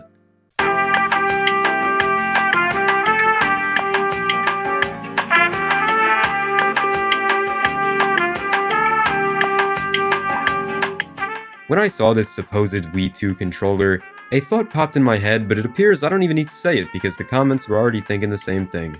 As the video progresses, one of the most absurd things I've ever read comes up on screen. The new Wii headset accessory uses brainwaves to control characters, and also features immersive in-ear headphones. Yes, because the next step up from motion controls is obviously mind control. Got it. But like I said, the Wii 2 leaks would only get weirder as this image would also start appearing on internet forums and whatnot. Here we can see a cheap plastic Wii-looking box that is projecting a hologram of Pikachu. This image actually sent me down a rabbit hole when trying to find its origins because that cheap plastic-looking box actually does exist. It's just not the Wii 2. It's actually the Eurogaming VMAX 16. This is a low-quality bootleg Wii clone that came from Singapore. They actually sold it under a different name depending on the region it was in too, as you could find many different images where this same console is branded as the Wii. Matt and Guest C Punch Dolls. Popularized from a line of TikTok videos, a man who goes by Hurt Abdul created these punch dummies of both the Matt and Guest C Mii characters. Most of his TikToks show him dropping it in very foot-trafficked cities with the words "Hit Me" written on the dolls. People would punch the doll and then go about their day. He has actually started selling these on his website, hurtabdul.com, and man, I kinda want one of these things, so make sure to like and subscribe and comment and hype the video and do all that, please, and thank you. Nintendo Museum. The Nintendo Museum, which opened in October 2024 in Uji, Kyoto, is Nintendo's first permanent, full-scale historical exhibition. It's built on the same ground as the company's former Agura plant, and is designed as a curated walk through Nintendo's entire lifespan. The Wii is represented prominently in the museum's upstairs historic products section, where the console, Wii Remote, Nunchuck, and Balance Board appear alongside boxed games like Wii Sports and Wii Fit. The museum also includes special themed areas that group items by concepts such as movement or music. In those sections, the Wii era stands out for ushering in a new wave of motion-based interaction, so for example, you can play Wii Sports Resort with a massive Wii Remote. Like, the thing is huge. The museum's gift shop, called the Bonus Stage, is nearly as famous as the museum itself. Every major Nintendo console, including the Wii, got its own section in the gift shop. For example, they sold giant Wii Remote pillows, controller keychains, shirts, mugs, notebooks, stickers, pens. It's honestly really cool how much effort Nintendo put into their museum. Once I make it in life, I already know my first travel destination on the bucket list. Nintendo was flattered by Xbox's avatars. So this entry refers to the fact that Reggie Fils-Aimé claimed Nintendo was very flattered by Nintendo's inclusion of avatars on the Xbox 360. He stated, "Copying is a way of flattering. so we're very flattered. Wii-controlled military robots. In late 2008, researchers believed it could reduce operator workload while letting soldiers stay more aware of their surroundings. The team modified the Wii Remote to interface with military robots, taking advantage of its infrared pointer and accelerometers. While initial tests showed promising results, the Wii Remote would need extensive hardening before ever being used in combat. Camp Hyrule 2006. Camp Hyrule was an annual online virtual camp website that was sponsored and moderated by Nintendo of America. It first opened in the summer of 1995, and emerged as Nintendo's biggest online event they'd probably ever hold. Camp Hyrule, which was usually held in August, allowed Nintendo fans to chat, play online flash games, and win prizes under the supervision of Nintendo employees. Specifically in 2006, the theme for Camp Hyrule was Super Mario Galaxy, as the Wii had released that year, and this was kind of a celebration of that. All of the flash games that were available on CampHyrule.com in 2006 have been preserved. Those games being Camp Hyrule Meteor Shower, Camp Hyrule Virus Attack, Black Hole, and Stumpy SOS. Camp Hyrule would run for one more year in 2007, and then they would stop doing Camp Hyrule altogether. Moranbong. The Moranbong is an obscure North Korean video game console that drew attention in 2019 when state media showcased it as the country's answer to motion-controlled gaming. This system uses wand-like controllers with motion sensors and an optical camera-based tracking system. Wow, that sounds, familiar. In practice, the Moranbong is believed to be a rebranded version of a Chinese Android-based console called the Sea Dragon Cassidy G80, just now repurposed for the North Korean market. The games shown in demonstrations include simple sports, fitness programs, and educational titles, all of which aligned with North Korean messaging around health and productivity. Horizons Roof and Exterior Solutions. Located in Texas, a company called Horizons Roof and Exterior Solutions used a Me character in their logo, which can also be seen on their lawn signs. Supposedly this logo is still being used today, which is surprising. I would have thought Nintendo would sue them already, but hey, I guess not. Unofficial Me Makers. Back in the 2000s when the Wii was hot and new, the Me Maker was one of the most captivating features. Even people who didn't have a Wii wanted to make Miis. And so, some people created PC counterparts to the Wii's Me Maker, one of which called Me Editor, which was literally the same as the Wii's down to the graphics and everything. There was another more uncanny web-based one, but Me Editor was seen as the best free Me Maker alternative. It even got some media coverage from outlets like CNET. Nintendo finally wins lawsuit. Nintendo has finally secured a legal victory in a patent dispute that dates all the way back to 2010, when they sued Big Ben Interactive, which is now known as Nacon, over an unofficial Wii Remote controller. Nintendo argued that Big Ben's controller infringed on its patented Wii Remote technology, and that its presence on the market directly cost Nintendo sales on its official hardware. While Nintendo won an early ruling in 2011, establishing that its patents were valid and infringed, the case dragged on for years as Nacon challenged how much Nintendo should actually be paid in damages.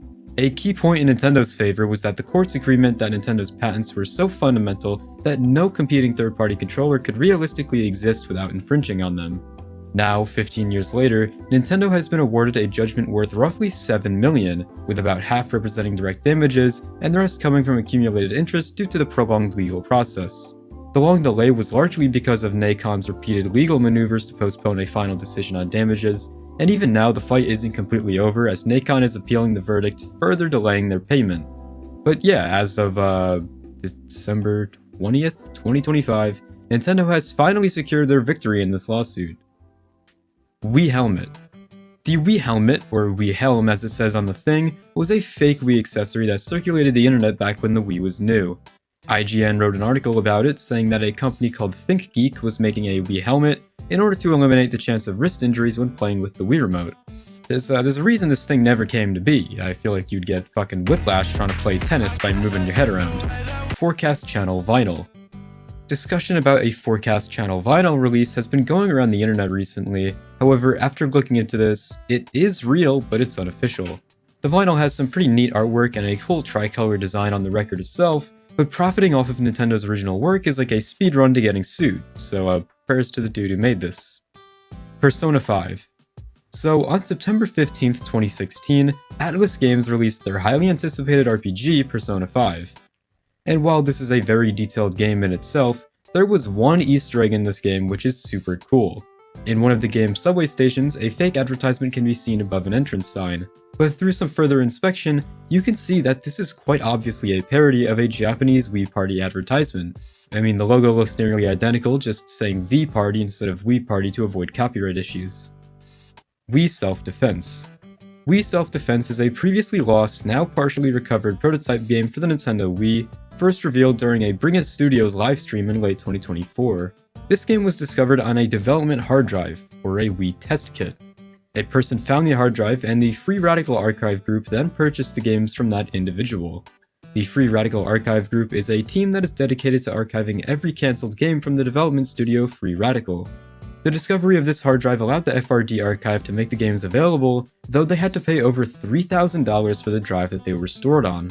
Anyways, Wii Self-Defense was intended to be a fitness game that utilized the Wii's motion controls.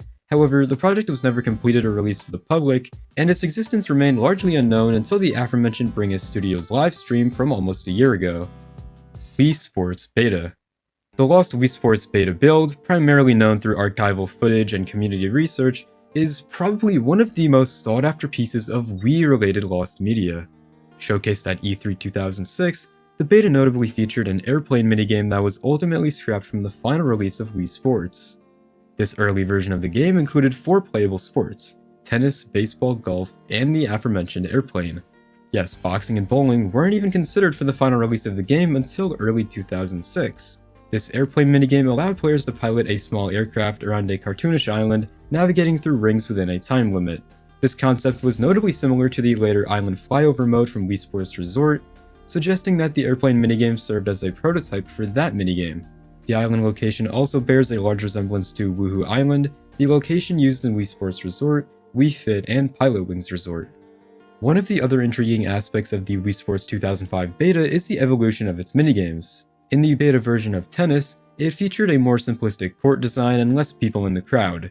The Mii characters also had ears for some reason, which is a detail seen in the early visions of all 3 minigames. Moving on to baseball, this minigame featured a completely different visual design for the stadium and field, as well as a completely unused hand select screen. Golf's beta was notably less polished as well, with fewer course options and simpler graphics.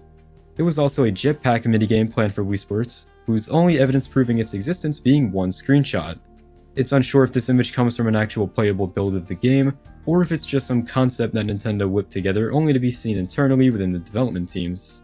If I had to guess what it is, it's probably a mock-up, but who knows. Auntie Sherry and Friends Pet Grooming Parlor. This is a building located in Ontario, Canada, and it's on this iceberg chart because its exterior sign has Mii characters on it. Alright, adding that to my travel list. Forecast channel in-game functionality. Something you may or may not know is that the Wii Forecast channel actually had the ability to transfer real-time weather data from your location into certain games. Basically, if it was raining or snowing outside, it would rain or snow in the game. I know Mario and Sonic at the Olympic Games supported this feature, and the Wii's Madden titles did as well. Club Nintendo Rewards. Club Nintendo was Nintendo's loyalty rewards program that they started in 2003 and discontinued in 2015, where they would award loyal customers with all kinds of Nintendo merchandise and memorabilia. The Wii in specific would receive a lot of Club Nintendo rewards, such as specific game soundtrack releases, special Wii remote designs, controller boxes, and in Japan, a whole TV remote that's made to look like a Wii remote. It didn't work on the Wii, but you could actually control your TV's volume and channels with it, which is super neat. My friend Chili made a great video about Club Nintendo if you want to go check that out. Wanted poster. In early 2009, police in the Kanagawa Prefecture of Japan released an unusual wanted poster related to a hit-and-run incident. Instead of using a traditional sketch or photograph of the suspect, the poster featured a digital character created with the Wii's Mii channel. Despite the widespread attention this case got because of how bizarre it was, there is no clear record that the Mii wanted poster directly led to the suspect's capture. In fact, we don't even know if the suspect was captured at all. This whole thing was kind of just thought to be more of an experiment from the Japanese police, as they never really used Mii's as a precise identification method ever again. Probably because it's just not very precise. Digicam Print Channel. The Digicam Print Channel was a Japan-exclusive Wii channel that allowed users to order real-world printed goods directly from their console. Launched in 2009, it was developed in partnership with Fujifilm and functioned as a simple photo printing service. You could import pictures from an SD card or from saved in-game screenshots, and then using preset templates you could place an order. The channel offered several types of printed products like basic photo prints, photo albums, and even business cards. And if you didn't want to put a picture on the business card, you could actually get a business card with your Mii character on it, which I've always thought was a pretty neat feature. TV no Tomo channel. The TV no Tomo channel was a Japan-exclusive Wii channel created through a partnership between Nintendo and G-Guide. Released in 2008, it was basically an interactive television guide that let you browse Japanese broadcast schedules from your Wii. Now, granted, you could just switch HDMIs and go browse the actual guide on your TV, but come on, this was still kinda cool. Kokeshi dolls. A kokeshi doll is a traditional Japanese wood doll known for its simple design and charming handmade feel. Originating in the Tohoku region of northern Japan, these dolls were first crafted in the 19th century by artisans who also made wooden bowls and other household items. The dolls typically have a very distinct look, a round head, a cylindrical body with no arms or legs, and hand-painted features. And if you take a look at a Mii character, you notice that they share the same characteristics. This was actually done intentionally by the team developing Mii characters, as there are reports that they were actually inspired by Kokeshi dolls. Techno-Zen. The Techno-Zen aesthetic is a design philosophy that blends minimalism, futuristic technology, and a sense of calm, meditative simplicity. It's similar in a way to Fruitier Arrow, but still has an identity of its own. It often emphasizes clean lines, soft lighting, smooth curves, and a minimalist color palette, which is usually consisting of white, silver, and other muted pastels. This is to create an environment that feels both high-tech and soothing. It draws inspiration from modernist design and Japanese minimalism. On the Wii, the Techno-Zen aesthetic is evident in several ways. Firstly, the console itself is a sleek and simple white box, designed to feel approachable to a casual consumer. And something that I've always thought really fits into the whole Techno-Zen aesthetic design is the Wii no Ma channel, which is literally designed to be a simple Japanese-style home. Prototype controllers. So, because the Wii was being designed as a console that would enter uncharted territory, with its weird quirks and whatnot, the Wii Remote controller went through many designs before they landed on the final version. This is one of the earliest prototype versions of the Wii's signature controller, created while the console was still known by its codename Revolution. Unlike the final Wii Remote, this controller used a long cable and a standard GameCube controller plug so it could be tested on existing GameCube hardware during development. The prototype even had an early nunchuck connected with what looks like an Ethernet-style cable, and its sensor bar also used unusual connectors. Next, we have this early version of the Wii's Classic controller. While the released Classic controller is fairly well known among fans today, these earlier prototype versions looked quite different and are very rare. These development units were created to test how a more traditional gamepad layout would work alongside the motion-focused Wii Remote, particularly for Virtual Console titles and more complex games. Nintendo experimented with multiple shapes, button layouts, and even clear plastic shells before settling on the final design. Mario Kart Wii's Wii Wheel accessory also went through a similar evolution as the Classic controller, where the developers created nearly 50 different prototype versions before settling on the final design.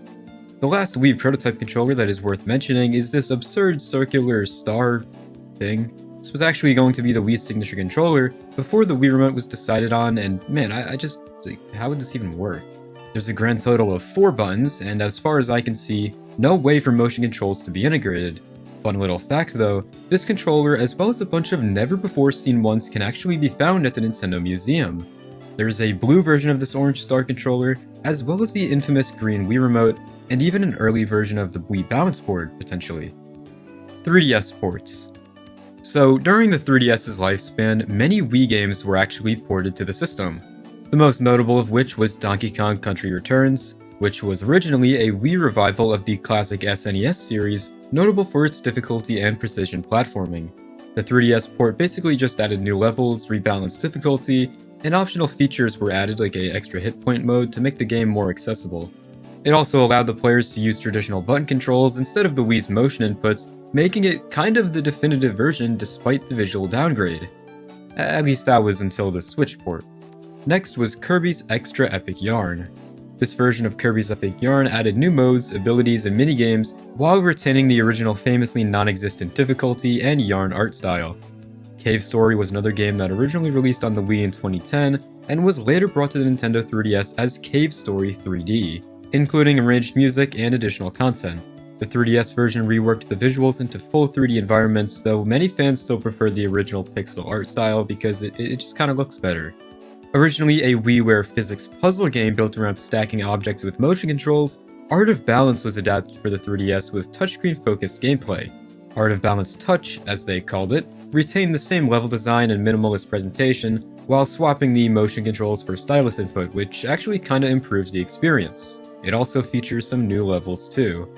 Lastly, for today, Xenoblade Chronicles received a surprisingly faithful handheld port to the new Nintendo 3DS. Not the original 3DS line, mind you, only the new systems got this because of the game's demanding graphics. This version retained the massive open world structure while adding quality of life improvements like a jukebox and model viewer. 100 Gode Start Eikaiwa. 100 Gode Start Eikaiwa was a cancelled educational Wii game announced only once by Nintendo during their October 2, 2008 press conference. At the time, Nintendo revealed two titles co-developed with NHK, Japan's national public broadcaster. One was NHK Kohaku Quizgassen, which eventually released in 2010 and adapted NHK's famous New Year's Eve music show into a quiz-style Wii game, but the other project, however, was 100 Gode Start Eikaiwa, a Wii adaptation of NHK's long-running English learning program. The game was pitched as a family-friendly way to learn basic English vocabulary through the interactive lessons, me-based activities, and NHK produced video clips following the show's 100-word teaching method. Nintendo listed the title in planning documents through 2009 as unscheduled, but by late 2010 it just disappeared from release lists. No prototype, footage, or build has surfaced, and the only evidence of this game's existence comes from 3 screenshots and brief mentions in Nintendo financial reports. While the exact reason for the cancellation is unknown, it's likely that producing 2 NHK-backed Wii titles at once just proved too resource-heavy. I personally think that ideas or assets may have been reused for the released Kohaku Quizgassen, but with so little information available, there's no telling for sure. Wii Relax. Wii Relax is a cancelled Wii game that was filed as a trademark but never released. This was speculated to be software for the Wii Vitality Sensor. The Wii Vitality Sensor was an ambitious peripheral announced by Nintendo in 2009, designed to measure a player's pulse and stress levels while using the Wii. It was shaped like a small clip, and the device was intended to attach to a player's fingertip and provide real-time biometric feedback. Nintendo envisioned it being used in games and applications that could provide health insights, or even create relaxing experiences based on the player's heart rate. Despite the intriguing concept though, the Wii Vitality Sensor faced significant technical and practical challenges. Accurately reading a pulse in a variety of home environments proved difficult, and Nintendo struggled to design software that could meaningfully incorporate this biometric data into engaging gameplay. Due to these limitations, Nintendo cancelled the project before it could ever reach the market. The game Wii Relax was announced on the internet as a placeholder name for some sort of game that would use the Vitality Sensor. However, alongside the peripheral itself, it was ultimately cancelled.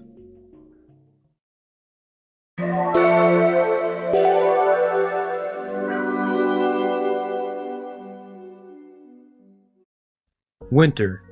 Winter was a survival horror game developed by N-Space around 2007 to 2008, which would have been a Wii exclusive. However, it was cancelled before its release and has since become lost media.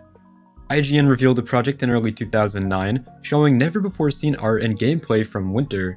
Despite its promise, publishers refused to fund it because the Wii market was dominated by casual, low-risk, in better words, shitty titles, leaving projects like Winter without support.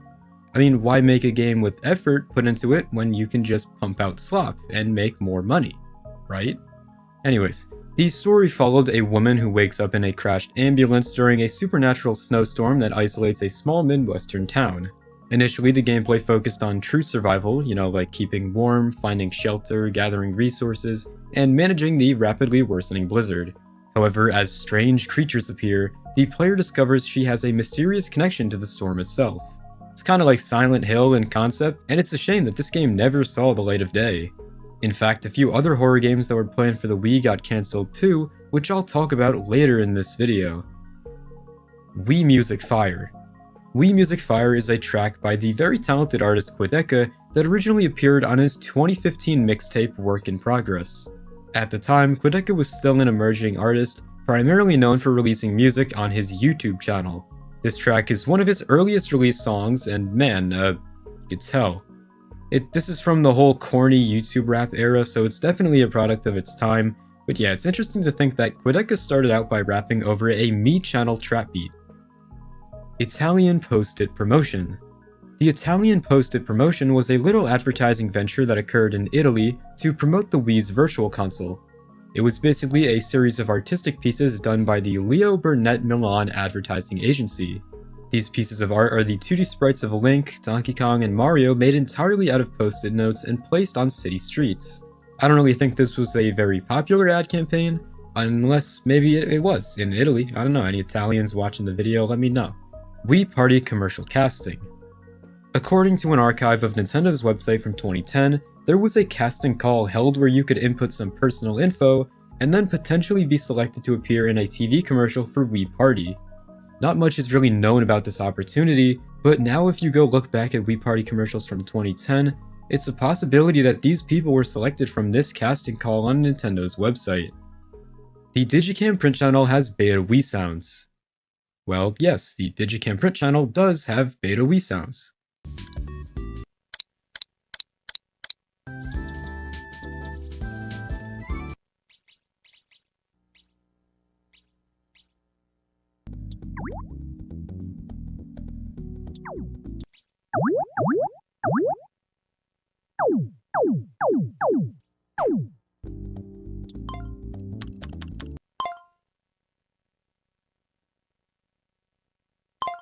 Green Wii.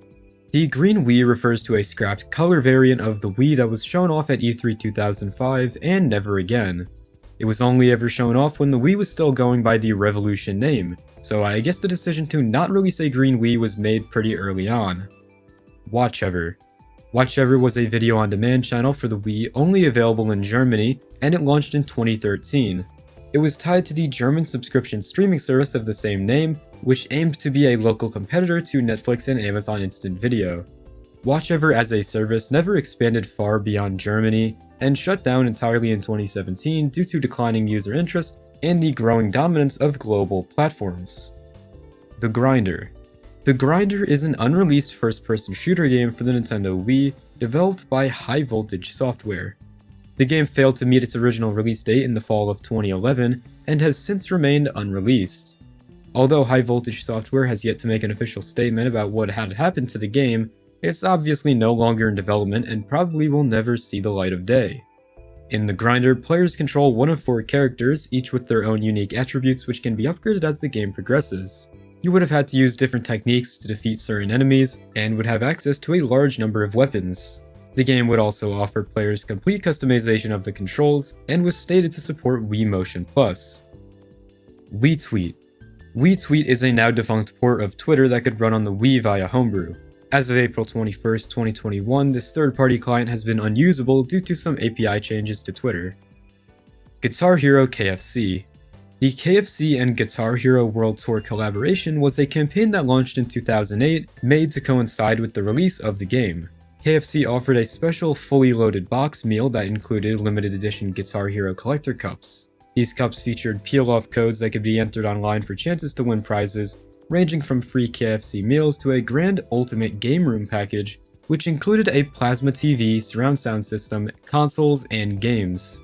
KFC and also Coca-Cola branding would appear in the actual game itself too, mainly in the backgrounds. Papa John's x Wii Sports Resort. One of the weirdest promotional Wii crossovers I found was the Papa John's x Wii Sports Resort collab. Basically, Papa John's and Nintendo were giving away 300 free Wii Sports Resort prize packages in November of 2009.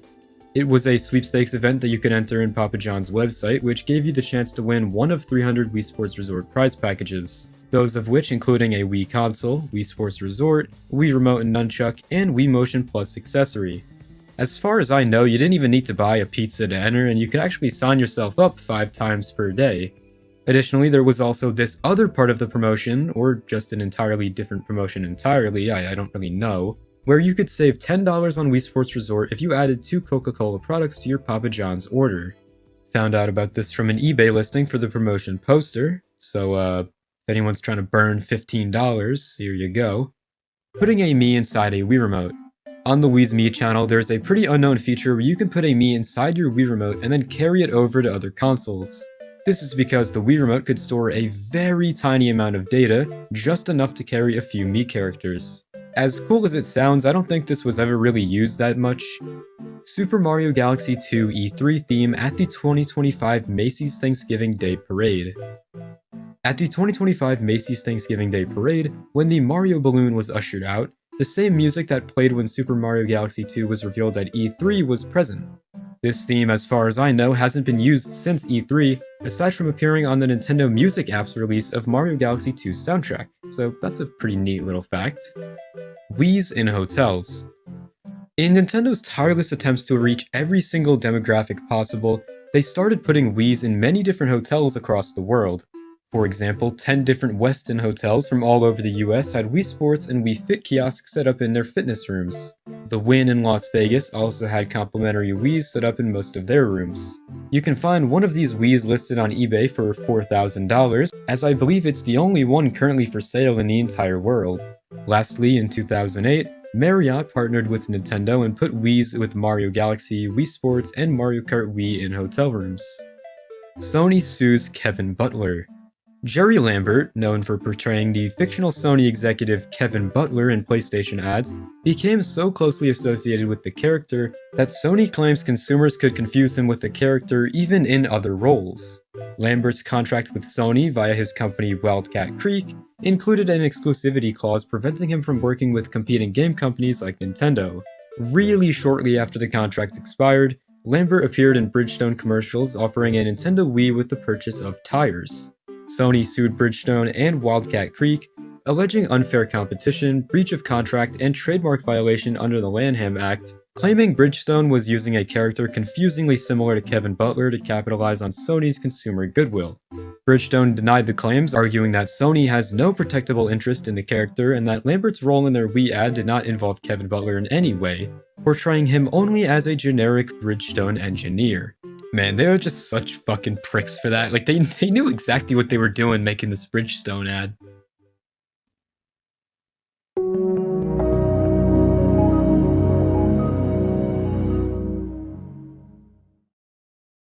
Wii arrests.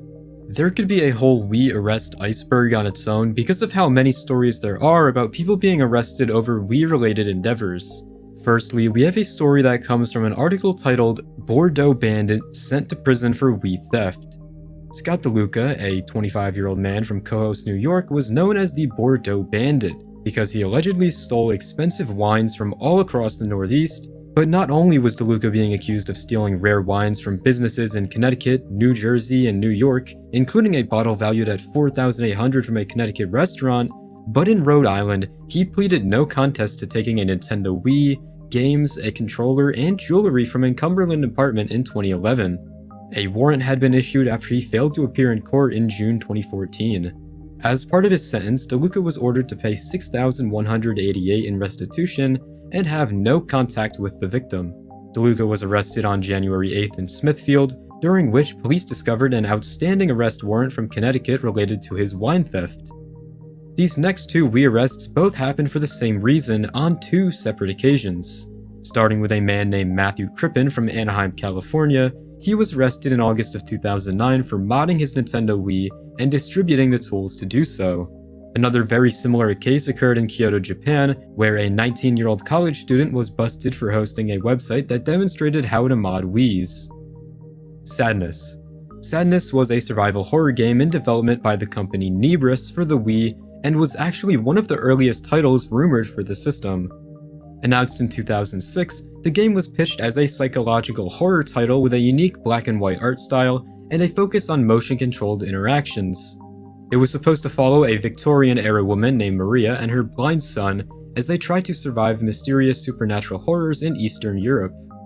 The developers claimed the game would use the Wii Remote in unconventional ways, like simulating holding a lantern or using a scythe to fend off monsters, all while emphasizing atmosphere over combat. From the start, Sadness gained attention for its ambitious ideas, but also some skepticism due to the lack of concrete gameplay footage. Nebris repeatedly released concept art and written descriptions instead of in-game screenshots or trailers. They talked about features like branching storylines and deep psychological elements influenced by Slavic mythology. However, as the years went on, no playable build or even clear technical proof of the game's existence emerged. The team kept making these claims that got bolder and bolder, but there was little evidence that they had the resources or capability to actually deliver on their promises. Reports surfaced that the company had internal management issues and lacked funding to actually develop this ambitious project, so essentially, Sadness was sentenced to development hell. By around 2010, the studio shut down and Sadness was officially dead. Silent Hill Cold Heart. Silent Hill Cold Heart was a pitch for a new Silent Hill game that eventually became Silent Hill Shattered Memories. This pitch came to light when the developers at Climax Studios held a competition to give away 8 copies of the document to fans, who since have uploaded it to the internet so that other fans can enjoy it. Cold Heart was planned in 2007 by Climax for the Wii and would have been published by Konami. The game followed Jessica Chambers, an athletic but emotionally vulnerable college student. Jessica would have been recently talking to a psychiatrist after being plagued by horrific nightmares and being unable to sleep. These distressing circumstances lead to Jessica leaving her college town and going on a road trip to go back to visit her parents. On the way back, Jessica becomes caught in a blizzard and so follows an ambulance that leads her to the town of Silent Hill. This is where the game would begin, with Jessica stranded and needing somewhere to stay the evening. She explores the town, but now her nightmares start to become real. What's notable about this pitch is that it would have used the Wii Remote's motion controls in many different ways, such as to simulate a flashlight or for combat elements. Another feature that was mentioned was the integration of players' Mii characters, as well as their local weather and news. Climax wanted to be able to quote this in the game so that it would spook the player. It's a shame that this pitch was turned down because it sounds like a really interesting concept for a Silent Hill game on the Wii. Ikini no Yoru. Ikini no Yoru is a Japanese exclusive horror adventure game released for the Nintendo Wii in March of 2011. Developed and published by Marvelous Entertainment, it places players in the shoes of a group of 5 college students exploring a haunted mansion in the mysterious Tsukuyomi Ravine, where past human sacrifices are said to have taken place. Gameplay revolves around survival horror tropes, like there's no weapons, threats are deadly if touched, and of course you must use the Wii Remote as a flashlight, and surprisingly the Wii balance board for movement to avoid ghosts and other dangers while advancing through chapters. Despite its intriguing premise and some unique use of Wii peripherals, this game never saw an official release outside of Japan, remaining largely obscure in the West. Overall, it's a pretty neat title. However, the coolest thing about this game, in my opinion, is the fact that it's one of the few games which had a black box art. Death of the Mii People. It's just a really weird animation some guy made where his Miis get murdered. I don't know what compels someone to create this, but it comes from the earlier years of YouTube, so I guess this was just the internet horror culture from around that time. Wii Terrorist 2K12. The 2012 political satire film The Dictator features a very odd Wii Sports reference. In a scene from the movie, the dictator himself plays a game called Wii Terrorist, which is basically a parody of Wii Sports, but instead of lighthearted minigames like tennis or bowling, there's instead beheadings, among other things that I don't think I can even show on this channel.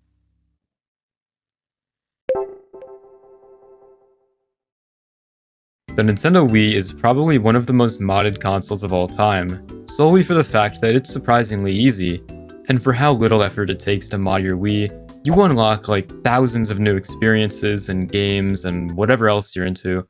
And today, I wanted to talk about Wii Homebrew and all of its obscurities. Alright, with all that being said, make sure to like and subscribe, and now, let's begin with layer 1 of the Wii Homebrew iceberg. Homebrew channel. I mean, what would this video be without the Homebrew channel? The Homebrew channel was a free application for the Wii that acted like a gateway to run unofficial software on the console. Installed via an exploit, it provided a simple interface where you could launch Homebrew apps directly from an SD card. Essentially, it turned the Wii into a platform for experimental software, custom games, and other stuff that Nintendo never officially supported. Props to the people who designed the Wii Homebrew channel because it looks really great, almost like something Nintendo would whip up in this era. Also, the banner music goes pretty hard, but we'll go further in depth into this later into the iceberg. Letter Bomb. Letter Bomb was a major breakthrough in Wii soft modding because it let users install Homebrew without needing any specific game. This is probably the most popular exploit that would let you download the Homebrew channel. Homebrew methods prior to Letter Bomb required an actual game disk to run unlicensed code, but with Letter Bomb all you really needed was your Wii.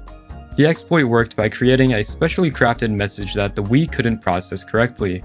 When the system attempted to read that message, it triggered a controlled crash that allowed custom code, in this case the Hack Me installer, to run. Using Letter Bomb was surprisingly simple for how powerful it was. You would grab your Wii's MAC address from the settings menu, give it to a generator website, and download a small package tailored to your console.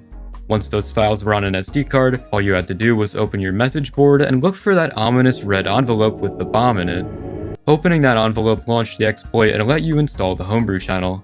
Because it worked on the latest official firmware and didn't need any games disk at all, Letterbomb became the go-to method for modding the Wii and remains one of the most iconic console hacks of its era. CTGP Revolution. CTGP Revolution is a massive community-made mod pack for Mario Kart Wii that essentially transformed the game into a constantly updated modern platform. CTGP functions like an expansion pack, like this shit takes it far beyond anything Nintendo ever released for the game. It's one of the reasons Mario Kart Wii is still highly active today, long after Nintendo shut down the official online servers. At its core, CTGP Revolution's biggest feature is its huge roster of custom tracks, over 200 of them. CTGP rotates and updates these tracks regularly, even removing unpopular ones and polishing older designs. Another major reason for CTGP's popularity is that it supports online play through WiiMfi, the fan-made replacement for Nintendo Wi-Fi connection. WiiMfi. Like I said, WiiMfi was a fan-run replacement server for Nintendo Wi-Fi connection, which shut down in May of 2014. By patching games to connect to WiiMfi instead of Nintendo servers, you can continue playing online with friends or strangers around the world. The service is updated constantly to support new game patches and fix bugs, making it a reliable alternative for anyone who wants to experience the online features of older Nintendo games after the official servers went offline. Many of the most popular Wii titles are compatible with WiiMfi. WAD files. A WAD file on the Wii is basically a package that contains a complete Wii channel, game, or system application. It's used to install software directly onto the Wii's internal memory or an SD card.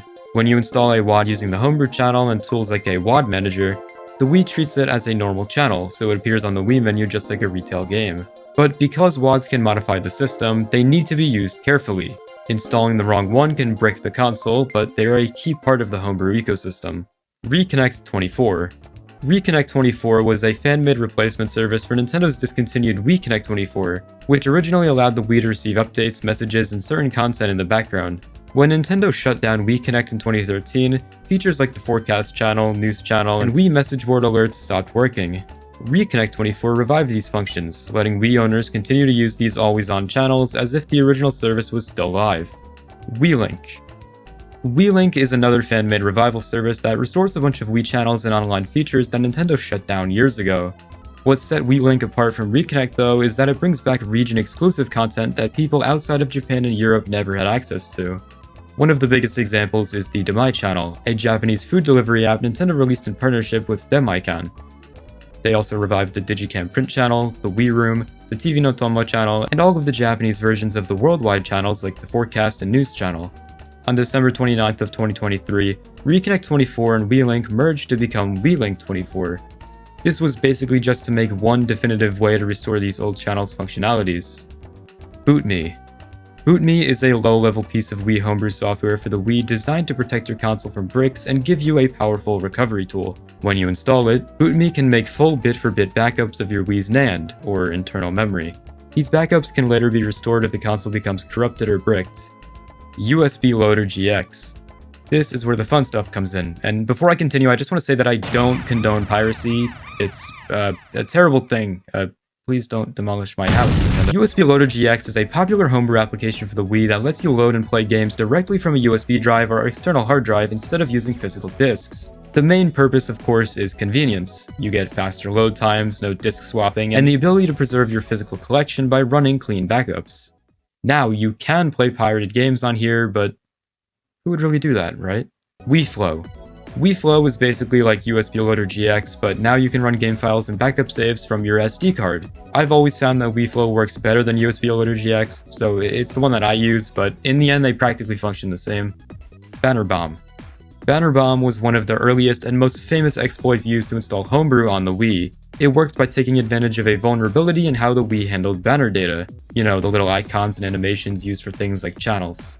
When the system menu tried to load a specially crafted, malformed banner from the SD card, the console would crash in a way that allowed unsigned code to run. That unsigned code was the HackMe installer, which let you install the homebrew channel. The process was extremely simple. Download the correct version of Banner Bomb based on your Wii system menu, place the exploit file on your SD card, go to the Wii's data management screen, then select the SD card tab, and instead of showing you the contents of the SD card, the screen would prompt you to load boot.elf. Click yes, and then you're in. Nintendo eventually fixed the banner bomb vulnerability in later updates, which is why newer Wii switched to using letter bomb instead. But for years, banner bomb was the go-to method for the homebrew community just because it was so easy.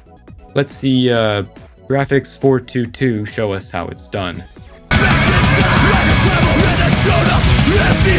Hack Me Installer. Concluding layer 1, we have the Hack Me Installer. The Hack Me Installer is an all-in-one tool used to install core homebrew components, mainly the homebrew channel, bootme, and a few supporting utilities.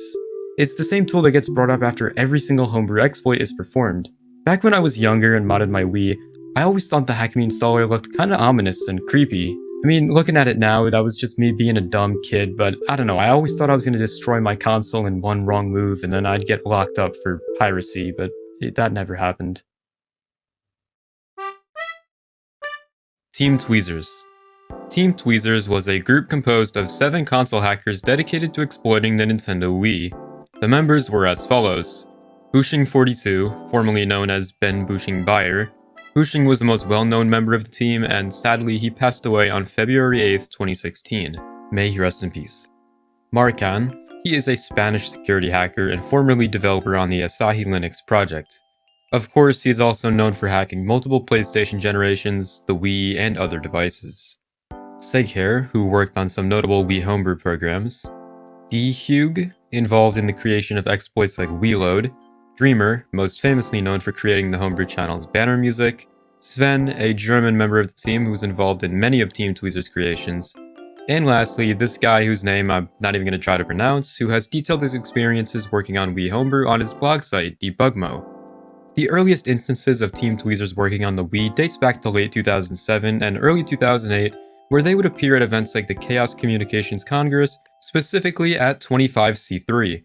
At this event, they would detail many of their discoveries regarding the Wii's internals and hardware and whatnot, but by far the most notable and important discovery talked about in their 56-minute-long presentation was the way that they actually infiltrated the Wii system. They called it the Tweezer attack. Team Tweezers basically discovered that when a Wii was switched into GameCube mode, a built-in feature for backward compatibility, there was a brief moment where the system's memory wasn't fully protected. During that split second, they physically opened the Wii and used a pair of metal eyebrow tweezers to short 2 points on the memory chip. This caused the system to accidentally reveal hidden data, specifically encryption keys that Nintendo was using to keep the Wii locked down. With those keys, the team was able to decrypt and understand how the Wii worked under the hood. That allowed them to start building their own tools and software that the Wii would accept as if it were official. Banner Music Contest. Back in 2008, the developers of the Homebrew channel hosted a contest on the internet to determine what kind of music would play during the channel's banner animation. So yes, the iconic banner music that you can listen to today wasn't actually the only song considered for this channel. There was actually a handful of other songs that were submitted as entries to this contest. The rules given were simply to make something short, catchy, and to the point. Out of the 20+ entries, the winner was a user by the name of Dreamer, who created the banner music that everyone remembers nowadays. Crazy to think that in some alternate world this was never the Homebrew channel's music. Twilight Hack. The Twilight Hack was a breakthrough exploit discovered by Team Tweezers in early 2008. This was the first method that allowed regular Wii users to run Homebrew software without opening up the console or using tweezers of any kind. Instead, it relied on a vulnerability in The Legend of Zelda Twilight Princess. It was great that a game like Twilight Princess had a vulnerability in it, considering it was one of the popular launch titles that millions of people already owned. Anyways, how did it work?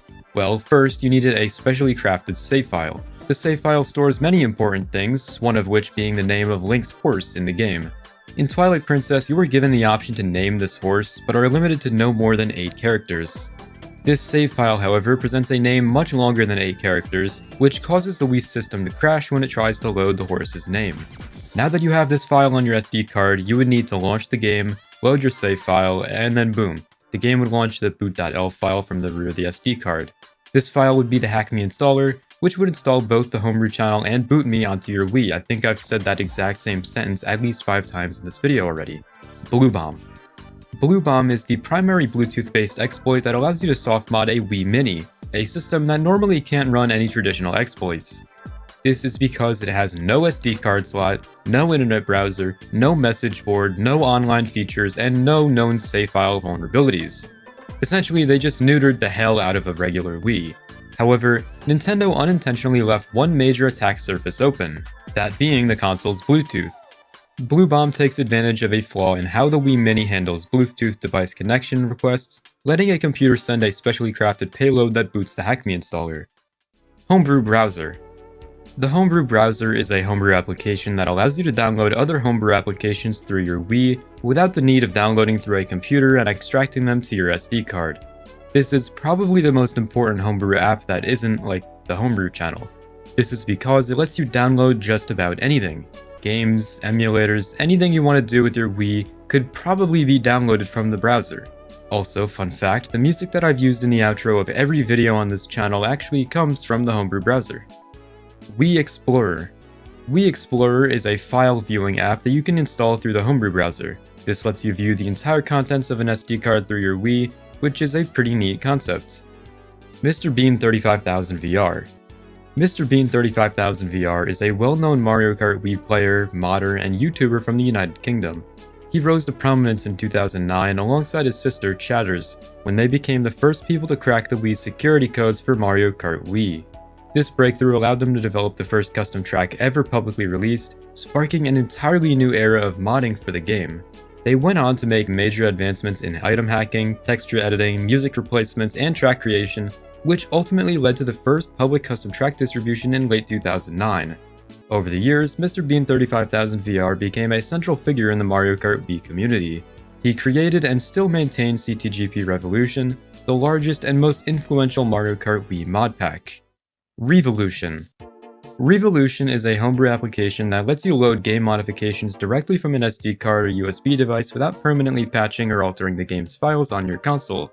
Instead of modifying the game's data itself, Revolution redirects the Wii to use replacement files in real time. That means textures, music, levels, and other assets can be swapped instantly while the game is running, keeping your original disc or digital copy completely untouched. Revolution became popular because it made modding safer and easier, especially for games like New Super Mario Bros. Wii, Mario Kart Wii, and Smash Brawl. Newer Super Mario Bros. Wii. Newer Super Mario Bros. Wii is an unofficial sequel to New Super Mario Bros. Wii, which features 128 new levels, new graphics and textures, new bosses, new power-ups. It's basically an entirely new game. I've always thought that the world themes were super cool in this game since they don't follow the whole grass, desert, snow, jungle, lava theme that the original New Super games always did. Project M. Project M is a fan-made mod for Super Smash Bros. Brawl created with the goal of making the gameplay feel closer to Super Smash Bros. Melee. Many competitive players felt Brawl was slower, floatier, and less skill-intensive than Melee, so the Project M development team set out to reintroduce the advanced techniques and speed that define Melee's competitive scene, all while using Brawl as the base game. It also rebalances the entire roster, updates animations, and adds new costumes and stages. Project M became incredibly popular, eventually turning into a staple of tournaments and Smash communities for years. Project M stopped development in 2015 due to the team just deciding that it was time to move on. Could they have received a cease and desist? Probably, but we don't know for sure if that's really what happened. Menu themes. Wii menu themes refer to fully customized looks for the Wii system menu, changing things like the background or the icons. These modded themes give the Wii a completely fresh appearance, ranging from a simple dark mode style to whatever else your mind could conjure up. To install custom themes, your Wii must be soft modded with homebrew tools like MyMenufy Mod, ThemeMe, or Wii Theme Manager. Willbrand. Willbrand is an exploit for the Wii message board which works on Wii system menu versions 3.0 to 4.3. Willbrand and Letterbomb function very similarly, with the main difference being the fact that Willbrand can run on Wii system menu 3.0 to 4.3, and Letterbomb can only run on 4.3. Willbrand has a different letter icon too, this time it's green with a red bomb in it. System version 4.3. System menu version 4.3, released in June of 2010, was Nintendo's final major update for the Wii. On the surface, it didn't really add any new features, and Nintendo even said the update was for behind-the-scene improvements. In reality, 4.3 was made to both discontinue the Wii Connect 24 functionality of the console, as well as try to patch specific homebrew exploits such as Banner Bomb. Although the homebrew community quickly adapted, releasing updated versions of the homebrew channel and new exploits like Letterbomb, 4.3 still marked a turning point. Mario Kart Wii cheaters. Mario Kart Wii cheaters simply refers to the unfathomable amount of hackers this game had, both in the early days of the game and even now. I think the online scene now is a lot less of a Wild West than it was all those years back, but man, homebrew makes it really easy for games to just end up like this. Wiinja. The Wiinja is a mod chip made for the Nintendo Wii. Specifically, the first ever mod chip made for the Nintendo Wii. This thing was revealed around early 2007 and would release shortly after. It required actual soldering to the inside of the system for it to work, but man, the fact that a mod chip for the Wii was created at this time had to have been pretty cool. It's also, like, minuscule. Look how tiny this thing is. Schism Tracker. Schism Tracker is a piece of music production software for the Wii, which is based off of the Impulse Tracker, another similar piece of software. This is downloadable via the Homebrew browser. Schism Tracker is available on many other platforms like Windows, Mac, Linux, and now the Wii. It's pretty cool that you can make real music on an underpowered game console like the Wii, let alone a game console at all. Upside Down Homebrew Channel. Upside Down Homebrew Channel refers to a quite obscure glitch within the Homebrew channel where either the cursor or the entire screen would appear upside down. It's a pretty weird glitch, and I'm not too sure how common this was, but there are tutorials on YouTube made specifically to remedy this issue, so perhaps an old version of the Homebrew channel often had this problem. Homebrew Channel hat. It's a hat that says the Homebrew channel. I don't know, I just thought it was kind of cool. If anyone wants to send me $30, that'd be awesome. Anyways, Minecraft Wii version. While the Wii U officially received Minecraft in the form of Minecraft Wii U Edition, the Wii never received a Minecraft Wii Edition. However, through the use of mods, you can actually play Minecraft on the Wii, through a game called CaveX.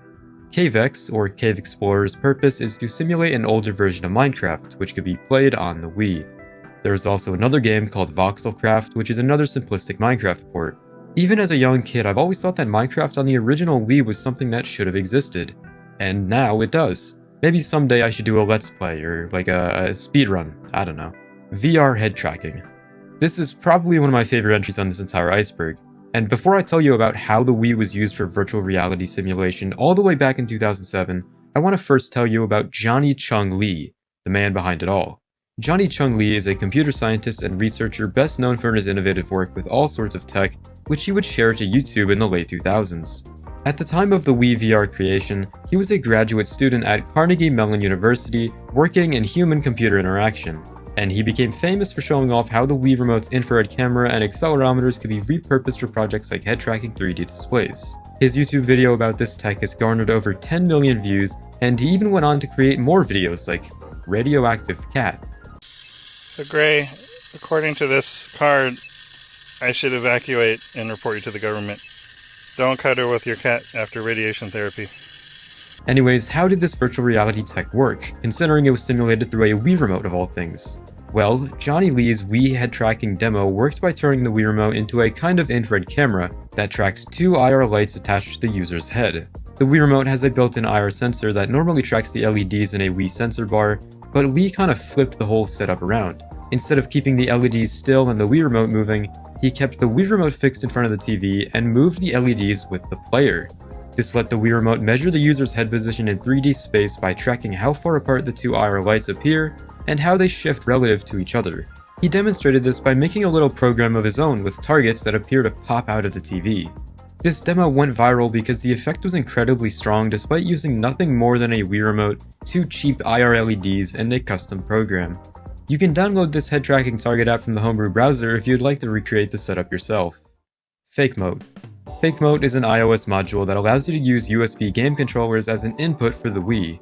Currently, it is known to support PS3, PS4, and I think PS5 controllers. Startup Disc. The Wii Startup Disc was a very rare disc bundled only with very early launch window Wiis in 2006. These Wiis did not ship with the system menu pre-installed on the console, so instead of booting directly into the normal interface, the console would prompt users to insert a startup disc, which completed the initial setup process and installed the full retail system menu. Nintendo very quickly shifted to putting the full system software directly onto the console, making the disc extremely rare. For many years, the contents of this disc were unknown, and it was up in the air what would actually happen when it was inserted. However, modders eventually gained access to the disc's contents through a bunch of weird disc play that I don't really understand.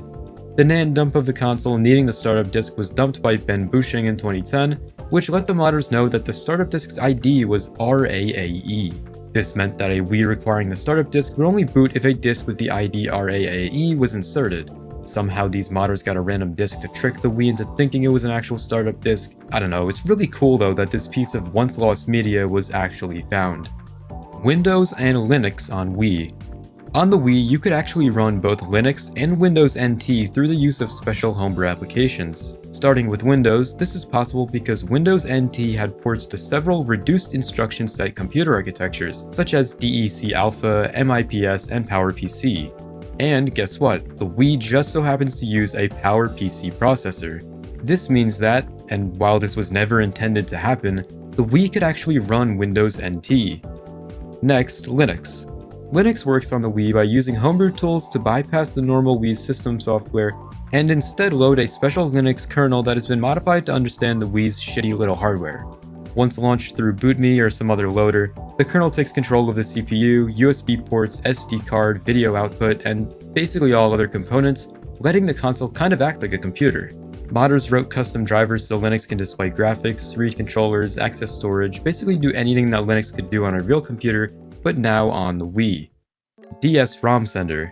DS ROM Sender is an application that lets you send DS ROMs, as well as emulated NES, Game Boy, and Game Boy Color ROMs from a Wii to a DS using Download Play. Essentially what this homebrew app does is allow you to emulate the functionality of a Nintendo Zone download station, which I find really cool. Wii Earth.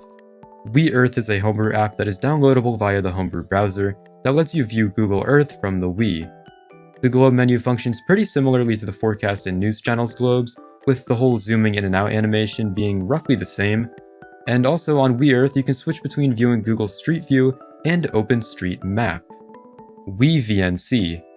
Wii VNC is a homebrew application that lets you control your PC screen using a Wii remote. You can zoom in, zoom out, and simulate the mouse by using the Wii remote's pointer functionality.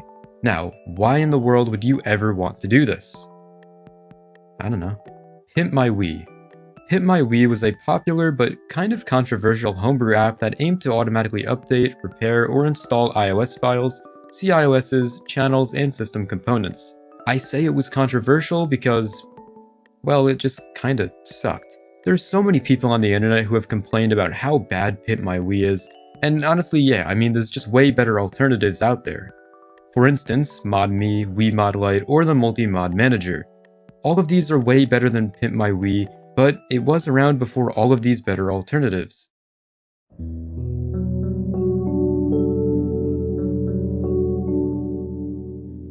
Wii homebrew gets man arrested. One of the strangest stories I found about people being arrested over Wii-related endeavors is about a 19-year-old Kyoto college student who was arrested for distributing software that bypassed the Nintendo Wii's built-in copy protection.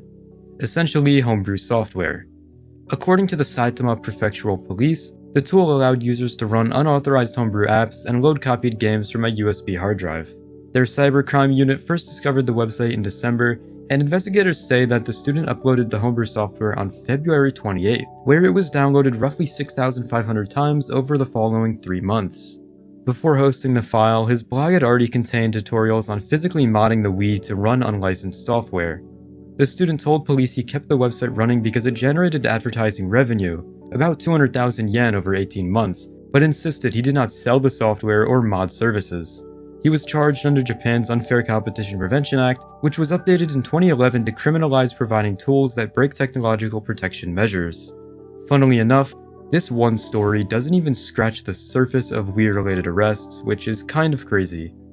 Mario Kart Wii was never unplayable. This entry on the iceberg refers to the fact that Mario Kart Wii's online game modes were really never unplayable. This is because the release of WiiMfi, the replacement server, was May 10th, 2014. Nintendo's WFC servers shut down a whole 10 days later, on the 20th of May. This means that Mario Kart Wii's online servers were technically never inaccessible, since WiiMfi dropped over a week before the shutdown. WiiTweet. WiiTweet is now a defunct port of Twitter that could run on the Wii via homebrew. As of April 21st, 2021, this third-party client has been unusable due to some API changes to Twitter. Pedro Wii. Not to be confused with Pedro Wii. Pedro Wii was a downloadable piece of homebrew software that did this.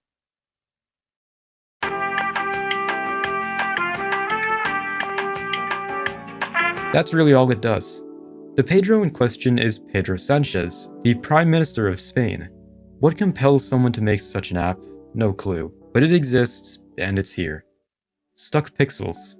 Stuck Pixels is a pretty obscure homebrew app that has such a cool purpose in my opinion. So, if your TV is old or maybe just defective, you could have possibly encountered what is called a stuck pixel.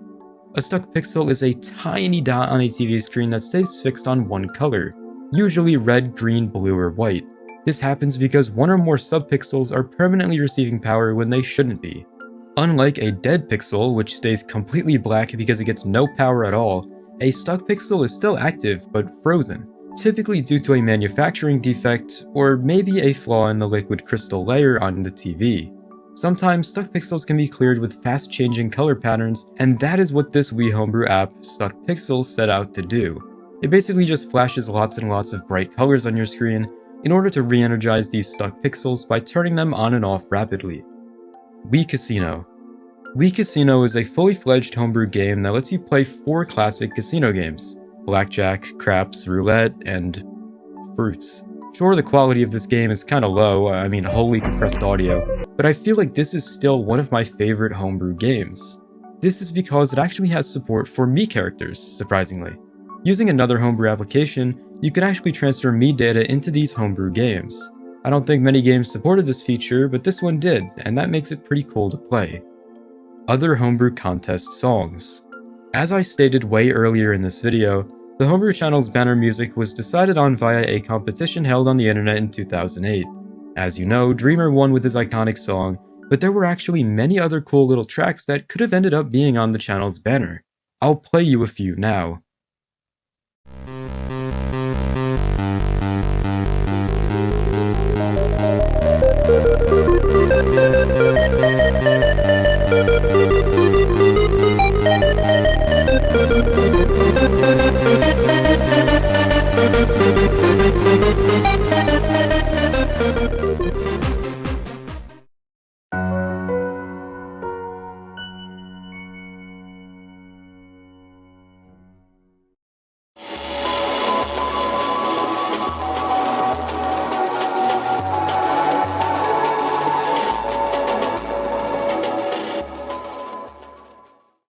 Homebrew channel shutdown.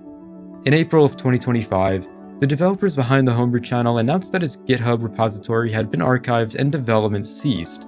The reason given was that a key underlying library, libogc, was found to contain large portions of code allegedly taken from both Nintendo's SDK and an open-source real-time operating system called RTEMS, and the developers of the Homebrew channel did not give any proper attribution or permission. It's one thing that they took the code in the first place, but the developers also tried to pass it off as their own.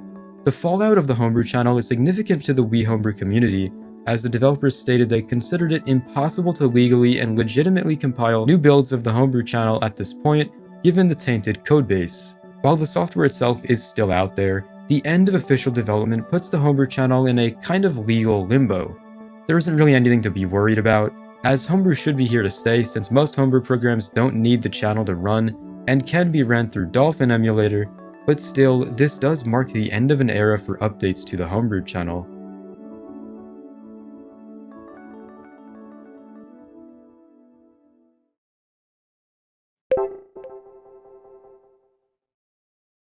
Every game console that succeeds follows a familiar pipeline. There's the launch hype, the golden age of must-play games, and lastly, the slow fade as attention moves to newer, better systems, where the console eventually just becomes a dumping ground for licensed shovelware, and even worse, Just Dance. But the Wii didn't quite follow that script. Instead of just games, it brought with it a flood of plastic add-ons and peripherals, as well as enough shovelware to fill a storage closet. Because of the Wii's new motion control gimmick, these random, unknown companies were coming out of the blue to create shitty plastic add-ons for the Wii Remote, to make whatever game it is you were playing just a bit more realistic. I'd be here all day if I were to look at every Wii accessory, but I picked out like 25 of the most interesting and, pointless add-ons to talk about. And if you watch till the end, you'll see the long-awaited topic you guys have been begging me to talk about. but we'll cross that bridge when we get there, because the first accessory I wanted to talk about is the Wii Speak, which is arguably the most useful one I'll talk about today. Mind you, there's like 24 more accessories I have planned to discuss, and I'm telling you we peak here. The Wii Speak was Nintendo's attempt to bring voice chat to the Wii in the most Nintendo way possible. Instead of just giving you a basic headset, like a normal company, they made this small gray microphone that sat on top of your TV like the sensor bar's little cousin. The idea was that it would pick up the voices of everyone in the room at once, so you and your friends or family could all talk together without passing around a mic. However, this also meant none of your conversations were really private. If you were playing and speaking with strangers online, anyone else in the room could probably hear what you were saying. Safe to say, Nintendo's idea was just stupid and dumb and backwards, as is most of their ideas nowadays.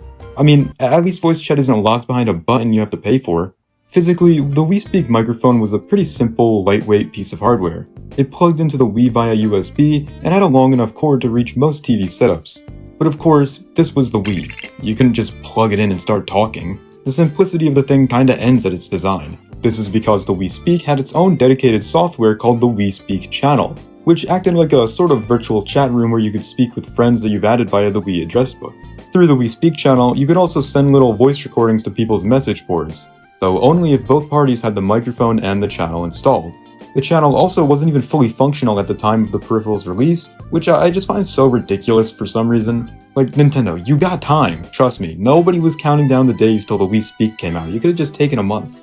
The mic saw some in-game use as well. Animal Crossing City Folk was its big showcase title, letting players walk around each other's towns while chatting.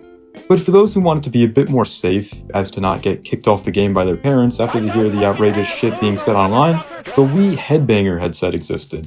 This was officially licensed by Nintendo and came in two different versions, a generic white one with the Wii logo printed on the side of the earpiece, and a black version with the Wii logo as well as the Call of Duty Black Ops logo on it, as this was meant to be played with the game Call of Duty Black Ops. The headsets were meant to hook around your ear, with the speaker thing being located on the big plastic circular part of the thing.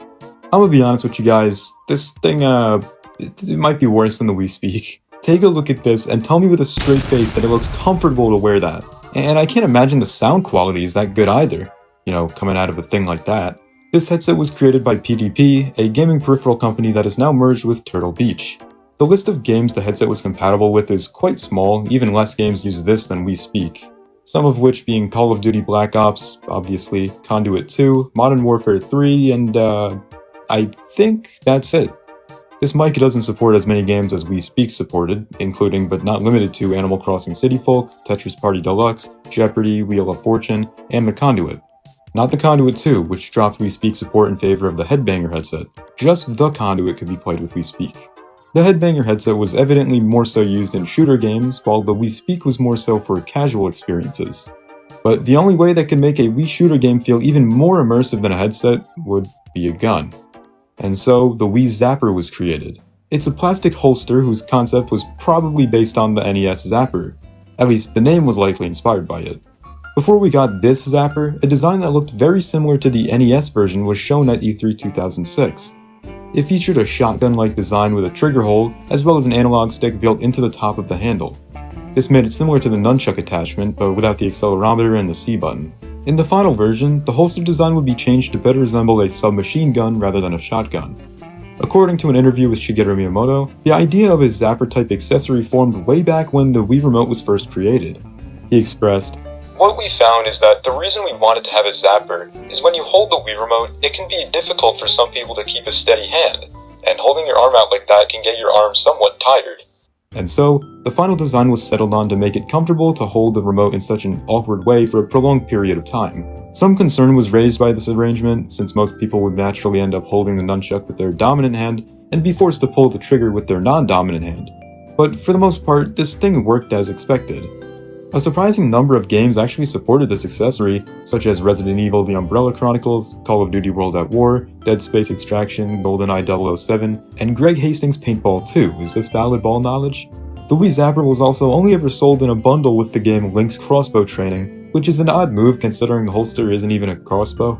The game was alright, it could be beaten in like 45 minutes as it was just a little showcase for the accessory.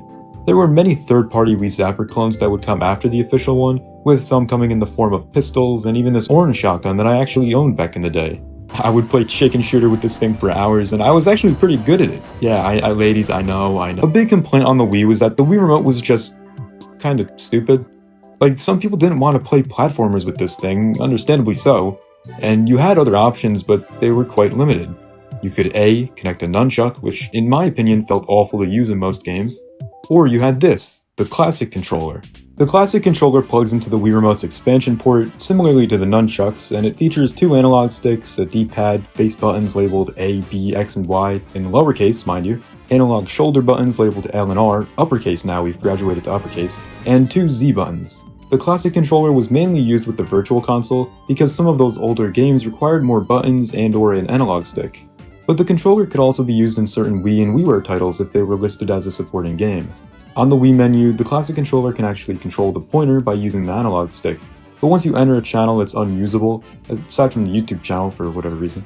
The classic controller was received pretty well, I guess. A ton of games supported it as a control scheme, such as Kirby's Dream Collection, Mario Kart Wii, and all of the 2K games, and the classic controller even received some pretty interesting versions of it, such as this blue one released with the game Monster Hunter 3, and this one that's literally supposed to be a new version of the Super Famicom controller, only ever released in Japan as a Club Nintendo Platinum reward. But looking at the classic controller, nothing about this screams Pro. But if you add some thighs to the controller, now we're talking. The Classic Controller Pro was made for those who still weren't satisfied with the original classic controller. And I mean, that's fair, it is quite small, so people with big meaty claws probably couldn't get a good grip on this thing. So the Classic Controller Pro was made so this could be more comfortable to hold. That's really all that changed with this thing, but there were some cool color variants of the Pro version that the original didn't see. There was this gold one released as a Club Nintendo reward, black and red ones, and this one with a gold graphic printed on the front, which came alongside the game Samurai Warriors 3, only in Japan. That's about all there is to say about the classic controllers, aside from the fact Nintendo got sued for them by a company called Aniscape, and they actually had to stop selling them in the US for a while from 2008 to 2010. Oh yeah, and they also got sued over this one too. Yeah, the Wii Balance Board was another Wii accessory that caused Nintendo to be sued, this time by a company called IA Labs. IA Labs had a patent for a computer interactive isometric exercise system and method for operatively interconnecting the exercise system to a computer system for use as a peripheral. This was basically a patent for a device which could be used alongside a computer program, which was intended to be a workout. There were even some visuals provided. They lost the lawsuit. The court didn't see how Nintendo infringed on their patent, and decided to uphold their victory, meaning Nintendo can sell as many shitty plastic boards as they want. Lawsuits and patents aside, what was the Wii Fit Balance Board meant for? Well, a big craze at the time of the Wii's release was something called exergaming, essentially a video game that you could exercise with.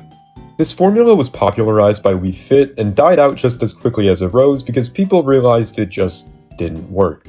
And the Wii Fit Balance Board was what would let these games run. In Wii Fit's case, you'd stand on the balance board and it would do things like track your weight, posture, and ultimately BMI. Nowadays, BMI is kind of seen as an imperfect way of measuring weight and overall health. This is because BMI doesn't factor in muscle weight, so someone with high muscle mass would have a relatively high BMI even if they aren't out of shape. Wii Fit and the balance board sold like crazy, bringing in something wild like 32 million units. It actually earned a Guinness World Record for being the highest selling personal weighing device. Aside from Wii Fit, the balance board was used in loads of other games, 116 to be exact, some of which were Wii Ski, Mario and Sonic at the Olympic Games, Go Vacation, Punch-Out!, and even a total of 2 Wii U games, those being Wii Fit U and Silver Falls White Inside its Umbra.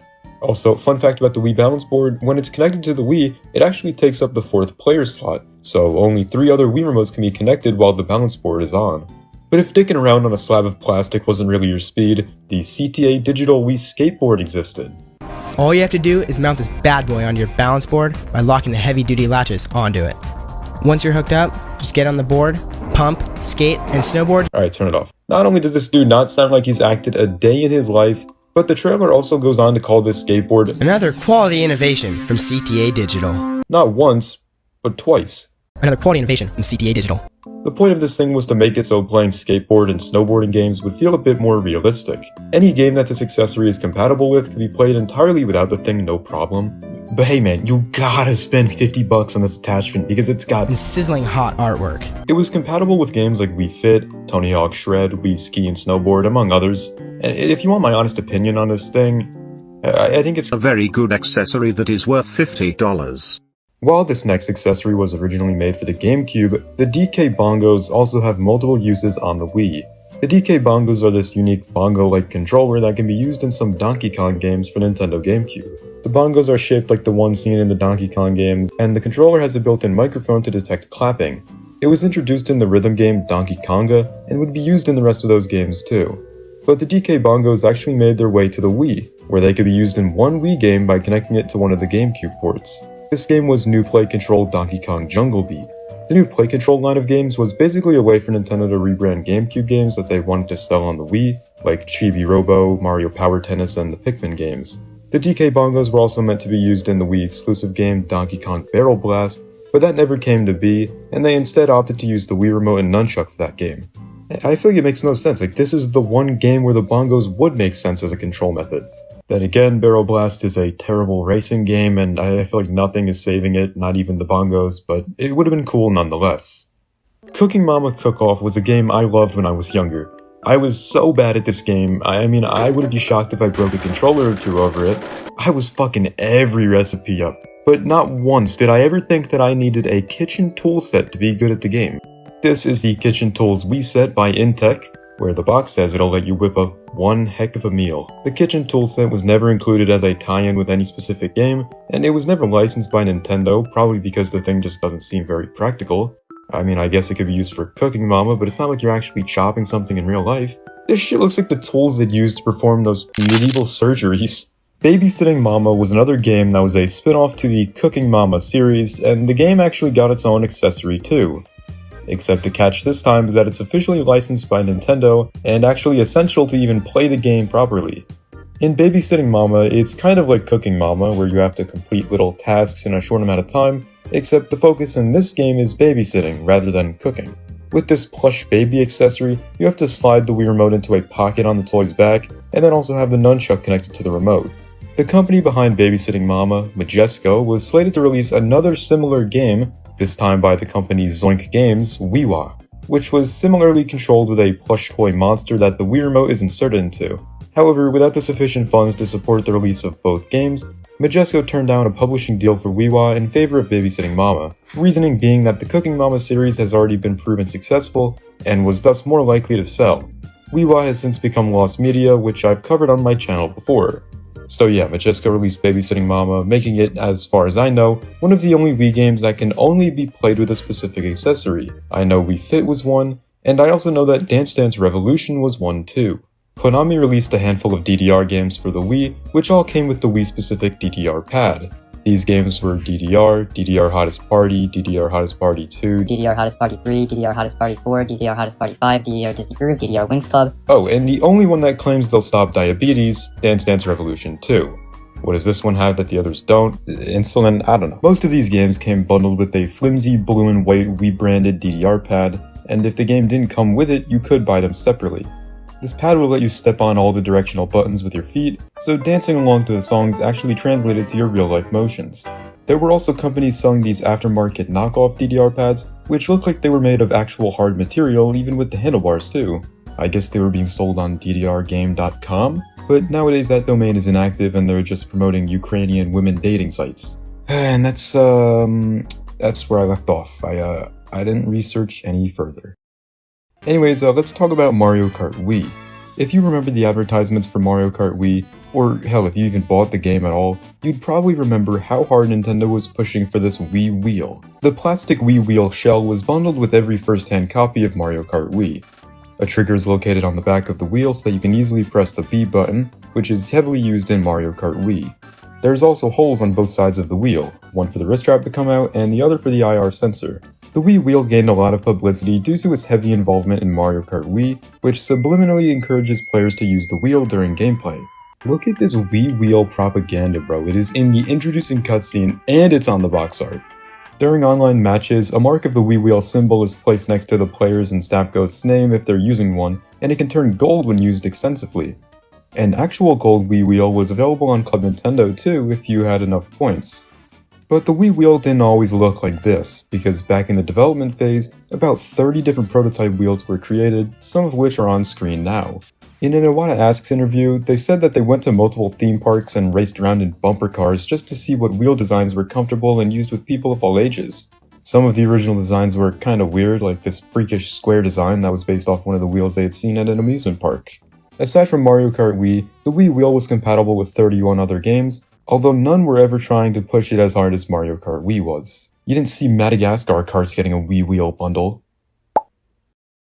But if you wanted to elevate your Wii racing experience even further, oh man, you're in luck, because CTA Digital is back with Another quality innovation. This is the inflatable Wii car. All you gotta do is blow it up, stick the remote in the wheel, and that's it. Now you can play all your favorite racing games in a much more realistic fashion. Compatible with all Nintendo Wii racing titles like Mario Kart, Cars 2, and NASCAR the game. You'll enjoy. Did they use the beta logo? The Cyber Bike was an exercise bike made for the Wii game Cyber Bike Cycling Sports. It was basically a big idle bike you'd sit on and pedal, and your pedaling would dictate how fast your character goes. The game was quite simple, it was literally just a biking sim, kinda like Wii Fit Plus's cycling minigame. Except that game simply made you step on the board, while here there's an actual bike peripheral to work with. They even made a sequel to it on the PS3 with a similar bike. Although the problem is, if you wanted to buy a cyber bike, it's gonna cost you like an outrageous amount of money. If I wanted to buy one right now, I'm dropping the whole video's worth of pay on it. Some people have it listed for $1,200, some even have it listed for $2,000. The game alone without the bike is also quite pricey, which is weird because there's no point of the game without the bike too. Like $150 for a piece of shovelware, but hey, at least the Italian version's only $20. Unlike the Wii keyboard, no amount of likes will get me to buy this thing. Thus said, we can move on. This is the U-Draw tablet. The U-Draw game tablet is this little tablet released by the now defunct game company THQ. They released this for the PS3, Xbox 360, and the Wii. It has a pressure-sensitive stylus which allows you to draw and then view your creations on screen. On the Wii version, you'd stick the remote in this little divot on the side of the tablet, but in the other consoles' versions, there were accelerometers built inside of the tablet. On the Wii, it sold pretty decently, selling 1.7 million copies in 2011, but the PS3 and Xbox 360 versions were complete failures, probably because those consoles didn't have as large of a casual community as the Wii did. And if you saw the games they made to go along with this thing, shit like SpongeBob Squiggle Pants, yeah, safe to say this was targeted towards children. But when THQ decided to release this thing for more hardcore-dominated systems like the 360 and PS3, the failure was so bad that they had to lay off like 30 employees, and then a year later they went out of business, liquidating all of their assets, all because of a stupid tablet. Alright, these next peripherals, they all follow the same formula, that being that they're all based off of real things, whether it's darts, planes, or bowling balls. Made by CTA Digital, yep, the same people I've talked about like 3 times already, they also made this ridiculous thing. A big blue bowling ball that you'd stick the remote in, which had buttons on the outside of it, as well as some holes to put your fingers in. This was presumably used for Wii Sports Bowling, because, like most CTA Digital Wii accessories, they had no tie-in game. However, this next accessory, the NHL Hockey Stick, did have a tie-in game. EA released this game, NHL Slapshot for the Wii, which had this unit of a peripheral sold alongside it. They even got Wayne Gretzky to pose with this thing for their game's cover art. The Wii remote would snap into the shaft of the stick, and the nunchuck snaps into the back end of the stick. It can then be held as if it were a real hockey stick, allowing you to make much more realistic movements when passing and shooting in the game. There was also a special Team Canada stick sold separately from the game, but aside from that, nothing to really write home about regarding this accessory. And hey, we might as well get this one out of the way too. The Wii Dart was a plastic shell you'd stick the remote in, which basically turned it into a dart, just on a larger scale. But it obviously doesn't change the width of the Wii remote, it's not getting any smaller, so what's the point of buying this? So you can use it on like the one dart game for the Wii?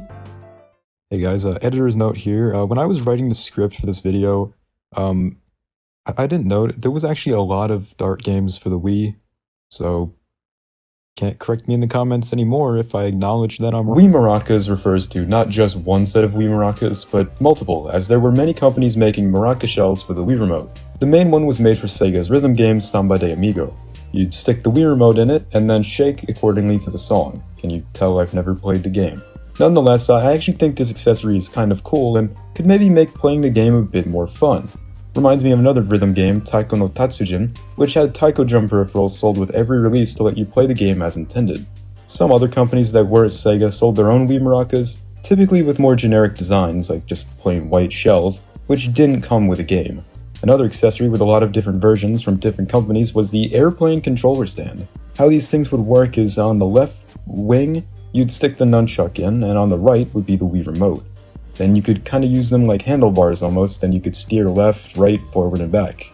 I seriously can't find a single game that requires steering like this to work, so I just don't know, like what was the point of this thing outside of just being a little trivial thing you could say, oh yeah, I own that. If you wanted one today, you could find it on eBay for like $3.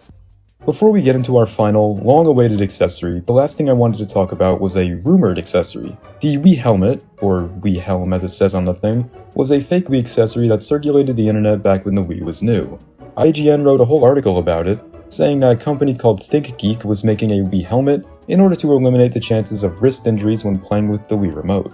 There's a reason this thing never came to be. I feel like you'd get fucking whiplash trying to play tennis by moving your head around. 1 month ago, YouTuber Justin made a video where he created his own makeshift Wii helmet, which I'll have linked in the description as it was a great video, definitely worth watching. But yet, no real Wii helmet ever existed, so this image, which you may have seen around, was merely a rumor. Anyways, I think it's time for our final Wii accessory. The Wii keyboard.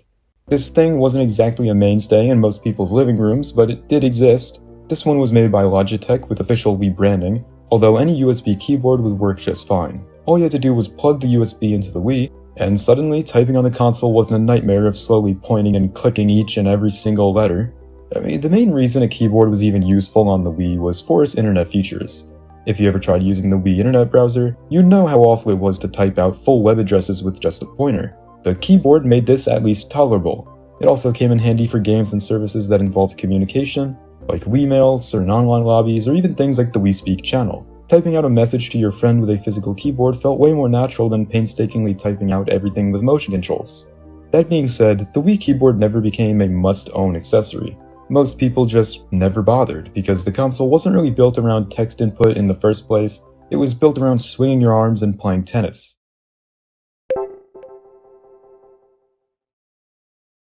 When most people think of the Wii, they remember the games. But if you grew up with one, you probably spent just as much time dicking around with the channels.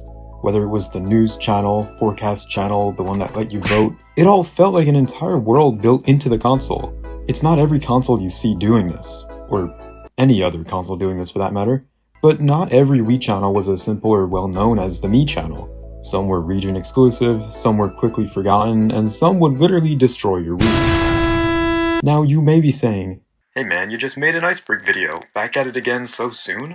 Yes, of course I am. Do you know how much money these videos make me? For those who don't know, an iceberg chart starts with the most surface level facts, or channels in this video's case, at the top, and as we move down the layers, the channels will get more obscure and less known. Anyways, I'll quit wasting your time. This is the Wii channel iceberg explained.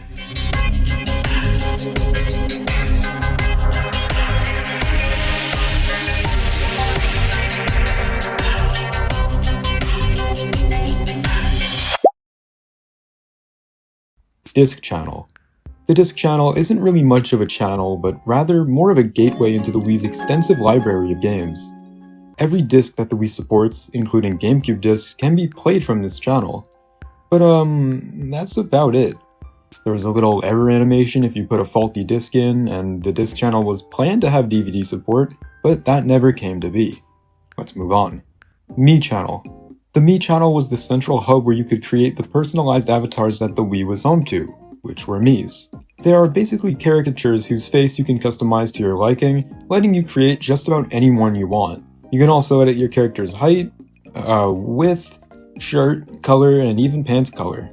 By favoriting Miis, their pants will turn red, but there are actually some other ways to unlock different pants colors. By sending a Mii to the Mii parade, their pants will be white, at the cost of them being sent away to run endlessly in a parade, never to be used again.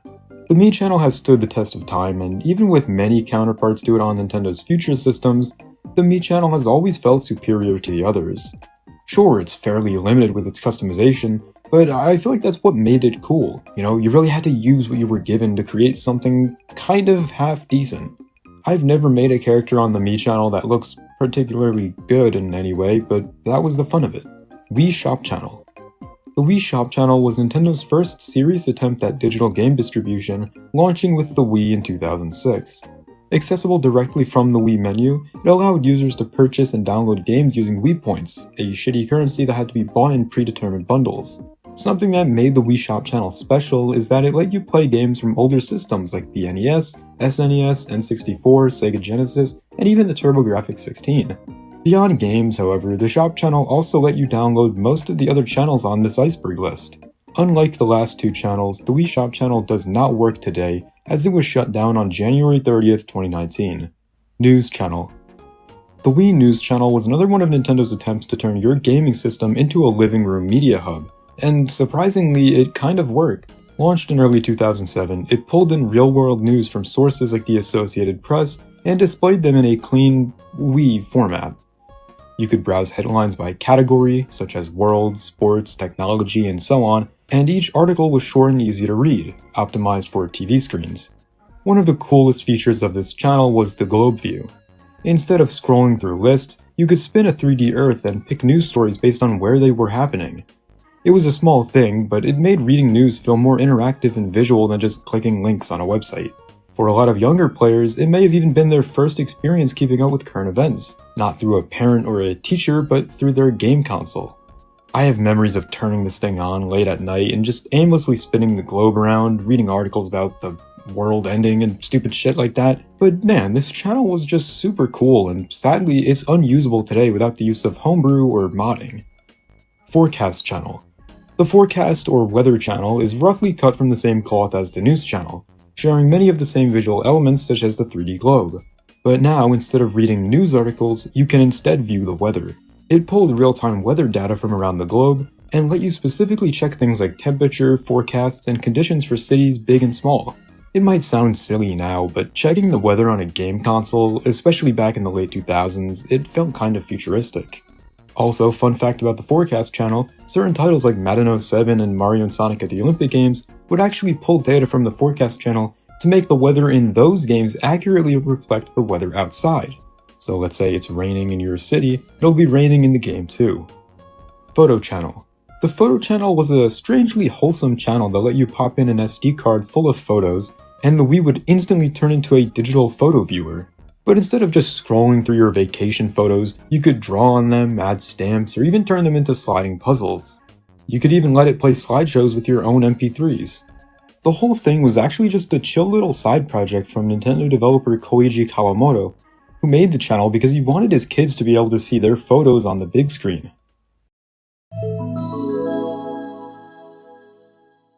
Everybody Votes channel. The Everybody Votes channel was a channel on the Wii where you would answer simple poll questions and then guess which option the majority of people would pick. It could ask things like which is better, summer or winter, or do you prefer dogs or cats? Nothing life-changing, but still the kind of stuff you weirdly wanted to know. Once you voted, you'd check back the next day to see how your answers stacked up against the crowd, and either feel validated or wonder what everyone else was thinking. It also kept track of how good you were at predicting popular opinions, which made it feel like some kind of quiet competition, even if the prize was just knowing you got people. You could submit your own questions too, and if one actually got featured, it felt like winning a tiny lottery.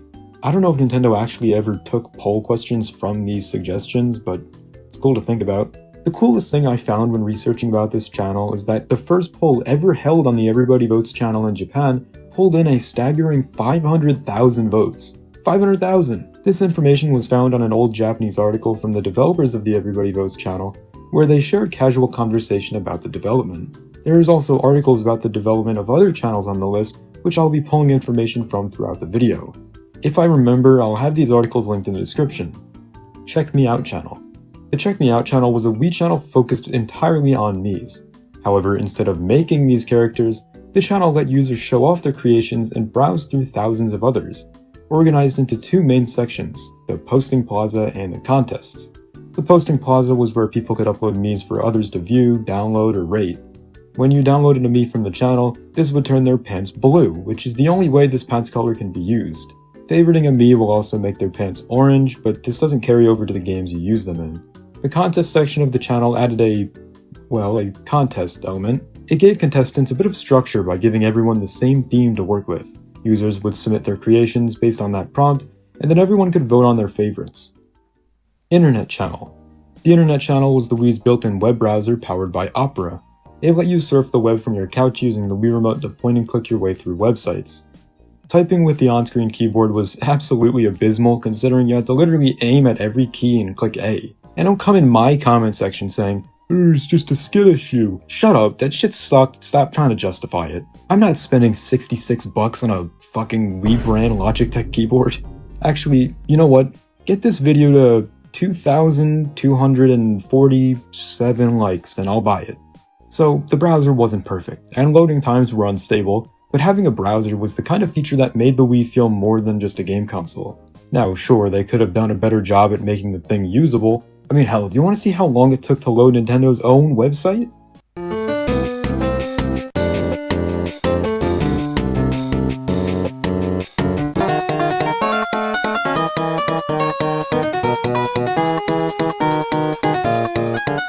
I had to speed up the video, the loading time was that bad. I would have made you sit there for over a minute if I didn't touch the footage at all. Nintendo Channel. The Nintendo Channel was the Wii's official hub for game trailers, developer interviews, and recommendations. It gave you a direct line to Nintendo's marketing, but in a way that actually felt helpful. You could watch videos about upcoming games, browse titles by genre or popularity, and even send the DS game demos wirelessly from your Wii to your handheld. For a console that didn't focus much on its online services, this was a surprisingly forward-thinking feature. One of the more interesting parts, in my opinion, was the play history tracking. The channel would log how long you played each game and for how often, and then let you recommend titles to others based on your playtime. Mario Kart Channel. The Mario Kart Channel was a Wii channel that was downloadable from Mario Kart Wii, and it extended the game's features outside of the disc itself. Once installed, it let you access key online features without needing to load the full game, like checking friend rankings, sending your license data, or hopping into online races right from the channel, as long as the disc was inserted. It was one of the few channels tied directly to a specific game, and it helped Mario Kart Wii feel like it had a real, living community behind it. What made the channel especially useful was its access to time trials and ghost data. You could download ghosts from the top players or friends to race against them, which made improving your skills feel a lot more connected. Wii Fit Channel. The Wii Fit Channel was another one of those optional add-ons that you could install from a game disc, in this case the Wii Fit game disc, and it gave you quick access to your fitness data without needing to fully boot up the game every single time. You couldn't really do anything through the channel itself, but you could check your progress, view BMI and weight history, and log any physical activity you did outside of the game. It wasn't super advanced by today's standards. For a console best known for its stupid sports games, having a built-in fitness tracker, even if the in quotes, fitness game was Wii Fit, having a channel like this was a surprisingly thoughtful addition. Wii Fit Plus Channel. The Wii Fit Plus channel is essentially a Wii Fit channel, except it's downloaded from the Wii Fit Plus disc. I can't think of any differences between the two aside from being able to check pet data from the Wii Fit Plus channel. A balance board so that you can track your pet stats as well as your own stats over time.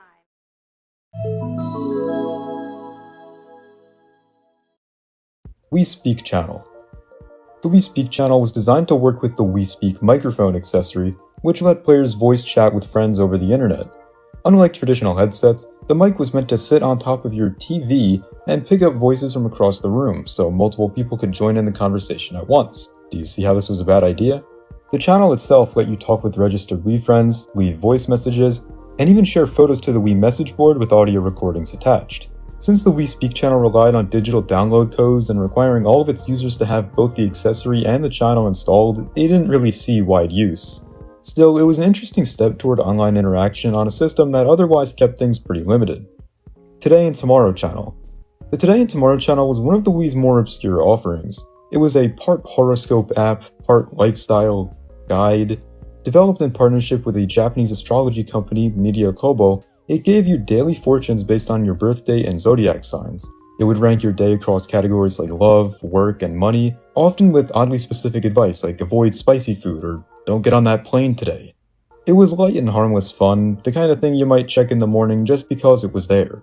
The presentation was clean and relaxing with this soft music, even when it was telling you that your luck was terrible and you were going to be broke for the rest of your life. Couldn't be me. Wii Plus Internet Video Channel. The Wii Plus Internet Channel, also known as the Get Connected Video Channel, was a short informational video pre-installed on Wii consoles starting in late 2008.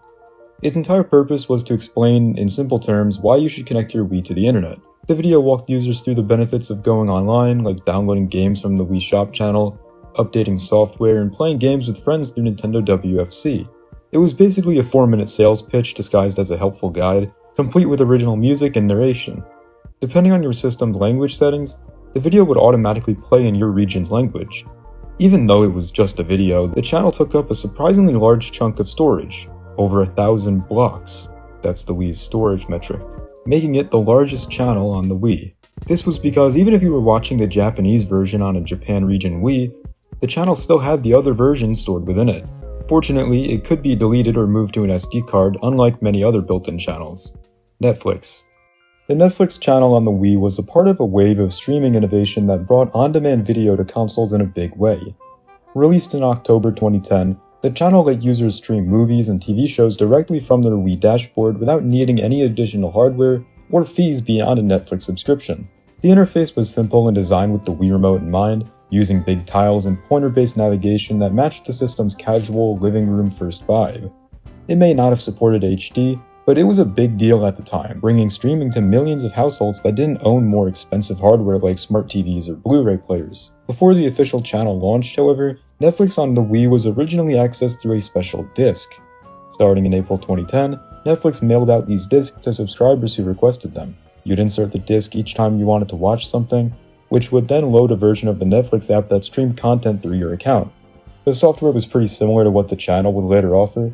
By 2012, nearly half of all of Netflix users were reportedly streaming through a game console, and the Wii was a big part of that, considering it was a family system.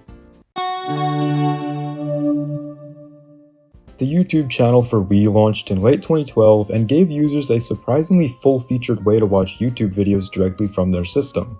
Available as a free download from the Wii Shop channel, it also had a sleek interface designed to work with the Wii Remote's pointer controls, making navigation feel fluid and intuitive for the first time.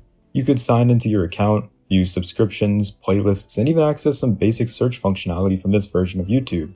It wasn't quite as fast or sharp as what you'd get on actually good hardware, but for a system that launched in 2006, it was a welcome and somewhat unexpected late-gen upgrade. Hulu Plus. Hulu Plus arrived on the Wii in February 2012, giving users access to a wide range of TV shows, movies, and exclusive content through a dedicated channel downloadable from the Wii Shop. It required a subscription, but for anyone already paying for the service, it was an easy way to watch popular series and network content right from the console. Having this and maybe some of the other streaming services turned the Wii into a makeshift streaming box, especially appealing for families who wanted quick access to current episodes of their favorite shows without needing a newer device. Amazon Instant Video. Amazon Instant Video launched on the Wii in January 2013, making it one of the last major streaming services to arrive on the console. The app let users stream a large catalog of movies and TV shows, including both free content for Amazon Prime members and paid rentals or purchases. Wii U Menu Channel. The Wii U Menu Channel on the original Wii was essentially a shortcut rather than a full-featured app. Released quietly in late 2012, this small channel appeared on your virtual Wii menu if you'd bought one of the black Digital Deluxe Wii U's. When launched, it didn't run any video or display a fancy UI, instead it simply turned off the console and booted up the Wii U menu. That's literally all it did. I guess it had a cool banner sound, but there's not too much else I can say about it.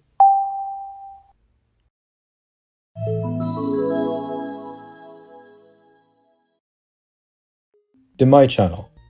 Layer 4 is where things start to get a bit more obscure, as some of the channels from this point on you may have never even heard of. The Demai Channel was a Japan-exclusive Wii channel created in collaboration with the popular food delivery service Demaicon.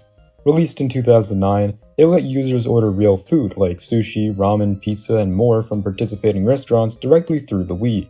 The interface had an orange, easygoing look that fit right in with the rest of the Wii's aesthetic. You could browse menus, check estimated delivery times, and even sort by food categories, all with just a Wii remote and a bit of patience. By this point, you'd know that Nintendo had already turned the Wii into a pseudo-information center with the forecast and news channel, and even a wellness device with stuff like Wii Fit. But the Demai channel pushed that further by integrating it into real-world utility. This was one of the few examples of console-based food ordering at the time, years before apps like Uber Eats or DoorDash were the norm. Unfortunately, like many of the Wii's more experimental services, the Demai channel quietly faded away, being discontinued in 2017, likely due to the rise of smartphones and more efficient mobile ordering food platforms. Wii no Ma. Wii no Ma was a Japan-only Wii channel launched by Nintendo in 2009, And it was one of the most unique and ambitious channels the company ever created, maybe even the most. The name roughly translates to Wii Room, and that's exactly what it is. A virtual space where Japanese families could gather around their Wii to watch short-form videos, explore content, and even do some shopping. Nintendo partnered with Dentsu, a major Japanese advertising firm, to bring in sponsors and brands, so a lot of the content was produced in collaboration with companies like Toyota or Suntory. The main appeal of Winoma was the variety show-style content, short videos, interviews, how-to segments, and commercials that were crafted to feel more like entertainment than ads. There was also a shopping feature called Winoma Shop, where users could order real products from featured sponsors and have them delivered right to their homes. It was kind of like an Amazon clone. Despite its charm, Winoma didn't last long in the grand scheme of things. It was discontinued in 2012, likely due to limited reach and the rising dominance of smartphones and more flexible streaming platforms. Digicam Print Channel. The Digicam Print Channel was another Japan-exclusive Wii channel released in 2008, and it was all about turning your digital photos into physical ones. Developed in collaboration with Fujifilm, this channel let users order prints of their digital photos directly from their Wii. You could choose from the standard photo prints, photo albums, calendars, greeting cards, and more, all using pictures stored on an SD card and inserted into the console. It was a surprisingly functional tool, especially considering it ran on a video game system, the Wii for that matter. The interface was clean and straightforward, designed to be easy to use for families who might not be very bright. You'd select photos, choose your product type, customize it a bit, and then you'd place your order, all from your Wii. After completing the transaction, Fujifilm would print and mail your items to your address in Japan. It was another example of Nintendo's broader strategy at the time, turning the Wii into a family-centric hub for both entertainment and everyday life tasks. LoveFilm. LoveFilm was a UK-based movie rental and streaming service that made its way to the Wii in 2011, bringing with it a Netflix-like experience, but tailored for British audiences. The Wii channel allowed subscribers to stream thousands of movies and TV shows straight to their console using the Wii remote to browse and play content. It was basically like every other streaming service on the Wii. But it was actually one of the few on-demand movie options available on the Wii in Europe, making it a notable addition for users outside of the US. LoveFilm was eventually absorbed by Amazon, and they shut the Wii app down because they wanted all the users to go to Prime Video instead. Still, for a brief window, it gave Wii owners in the UK a solid streaming option and served as one of the last major video apps to hit the platform before support slowly faded. BBC iPlayer. BBC iPlayer launched on the Wii in late 2009, giving UK users the ability to stream BBC television content directly through their console. At first, it was only available through the internet channel as a Flash-based website, which worked but wasn't exactly smooth. Then, in 2010, a proper BBC iPlayer channel was released on the Wii Shop channel, offering a more streamlined and console-friendly experience. It let users catch up on shows like Doctor Who, Top Gear, or EastEnders just with a few clicks of the Wii remote. Eventually, support for the channel was dropped in 2015, as the Wii's online services began winding down and more users moved to newer platforms. Still, for UK users during the early 2010s, it was a surprisingly decent way to catch up on BBC shows straight from the family TV. A collaboration between Nintendo and a broadcasting division like BBC was quite unexpected, especially considering in 2006 BBC made claims about the Nintendo Wii's name sounding childish and like a stupid joke. I mean, right message, but wrong messenger. Rabbids Channel. The Rabbids Channel was a Wii channel tied to Rabbids Go Home, released in 2008. It acted as a companion hub for the game, letting you view in-game content without needing to boot up the full disc, such as your Rabbid designs and also other people's Rabbid designs. This was basically like the Check Me Out channel, which I talked about earlier, but for lobotomized rabbits. This channel has become lost media now, with very little footage of only one menu of the channel existing online, and no plans of revival for the service. Skyward Sword Save Data Update Channel. The Skyward Sword Save Data Update Channel was a very specific, one-time use Wii channel released by Nintendo in 2012, which was used to fix a rare but game-breaking bug in The Legend of Zelda Skyward Sword. Since Skyward Sword didn't support patching in the traditional sense, the Wii had no built-in system for updating disc games, this standalone channel was Nintendo's workaround. Players who encountered the bug could download the channel from the Wii shop, and it would scan their Skyward Sword save data to see if it was affected. If the bug was detected, the tool would silently patch the save file, allowing players to continue their progress without starting over. It was a super impractical solution that showed just how limited the Wii's infrastructure was when it came to modern game maintenance. The channel was eventually delisted once the shop channel began winding down, but it remains one of the only examples of Nintendo releasing a dedicated channel just to fix a single game's issue. I say one of the only because there is another channel Nintendo made solely to fix an issue which I'll talk about in the next layer. Kirby TV Channel. The Kirby TV Channel was a Europe-exclusive Wii channel launched in 2011 that would stream episodes of the Kirby Right Back Atcha anime. It was a service that ran for free and offered new episodes every week, usually 2 at a time, one on rotation and one special episode that stuck around a little longer. The goal was to keep viewers coming back regularly, almost like a digital Saturday morning cartoon block. For younger audiences and fans of the anime, this was a good way to watch the show without needing DVDs or TV scheduling. The episodes were also dubbed in multiple European languages depending on your region.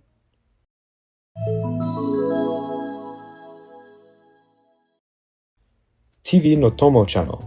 The TV no Tomo Channel, which translates to Television Friend Channel, was a Japan-exclusive Wii channel released in 2008, created in collaboration between Nintendo and Japanese TV guide company G-Guide. It was also developed by HAL Laboratory, the people behind Kirby. The main function was to serve as an interactive television guide, giving Wii users access to a full schedule of broadcast programming based on their region. You could scroll through listings, set reminders for shows, and browse by genre or time slot, all using the Wii Remote like a digital remote control. Users could assign favorite shows to their Mii characters, and the system would track and display what everyone in the household was interested in watching. It made flipping through the TV schedule feel more personal in true Nintendo fashion. The interface was colorful and easy to use, clearly designed with families in mind. The channel was a pretty forward-thinking idea, essentially turning the Wii into a smart TV guide well before smart TVs became mainstream. Despite its potential, it was discontinued at 12 o'clock Japanese Standard Time on the 24th of July 2011, following the final shutdown of analog broadcasting. Due to the G-Guide service ending support for the no longer active analog channels, a lot of the TV no Tomo channel was now rendered useless, so they just decided to shut it all down. Photo Channel 1.0 Restoration Program Channel. The Photo Channel 1.0 Restoration Program Channel was a small, specialized utility released by Nintendo for the Wii that let users revert their photo channel from version 1.1 back to version 1.0. It might sound odd today, but this was Nintendo responding to fan feedback, specifically from users who preferred the original version's background music support. Photo Channel 1.0 allowed custom MP3s to play during slideshows, but version 1.1 replaced MP3 support with AAC, a less widely used format at the time, which annoyed a lot of people. By downloading the restoration channel from the Wii shop, users could roll back their photo channel back to version 1.0, regaining MP3 playback. It didn't delete photos or save data, it would just simply change the channel version. Eventually, newer Wii consoles would come with the Photo Channel 1.1 pre-installed, and the restoration channel just disappeared from the Wii shop as it began shutting down. But for a while, it was a fascinating example of Nintendo offering choice and flexibility, two things not always associated with Nintendo. Wii Menu Electronic Manual. The Wii Menu Manual was an official digital guide provided by Nintendo to help users navigate the Wii U's virtual Wii menu. It offered step-by-step instructions on how to use the system's basic features, including how to launch games and channels. Honestly, I just don't see the purpose in this thing. Like, what, the channel's telling me how to click on channels? If you clicked on the manual, I think you'd be able to figure out how the other shit works too, no? Metroid Prime 3 Preview Channel. The Metroid Prime 3 Preview Channel was a special promotional Wii channel released ahead of Metroid Prime 3 Corruption in 2007. It offered fans a first look at the upcoming game with a couple trailers. The channel also included gameplay tips and information about the new motion controls that the Wii introduced to the series, helping players get excited for the game's release and understanding how the controls would work. Wii System Transfer Channel. The Wii System Transfer Channel was a vital utility released by Nintendo to help users move their save data and other downloadable content from one Wii to another. The channel worked by connecting two Wiis via their local network or directly through a wireless connection, securely transferring all eligible data in a single process. Wii U Transfer Tool. The Wii U Transfer Tool was a similar dedicated utility designed to help users move their Wii data, except this time it's from an original Wii to a Wii U. Since the Wii U was backwards compatible with Wii games and content, Nintendo created this tool to make upgrading seamless. The waiting portion of the transfer process was made a bit more enjoyable by a pretty long animation showing Pikmin characters carrying your data onto a rocket ship and then taking it to the Wii U, presumably they are walking inside of the console. Jam with the Band Live Channel. The Jam with the Band Live Channel was a unique Wii channel released in Japan as a companion to Jam with the Band, a DS rhythm game where players simulate playing in a virtual band. The live channel allowed users to hear the game's audio through their TV. It has some pretty basic 3D backgrounds and audio visualizers, But apart from that, there's not really much else that's notable about the channel. It also only ever released in Europe.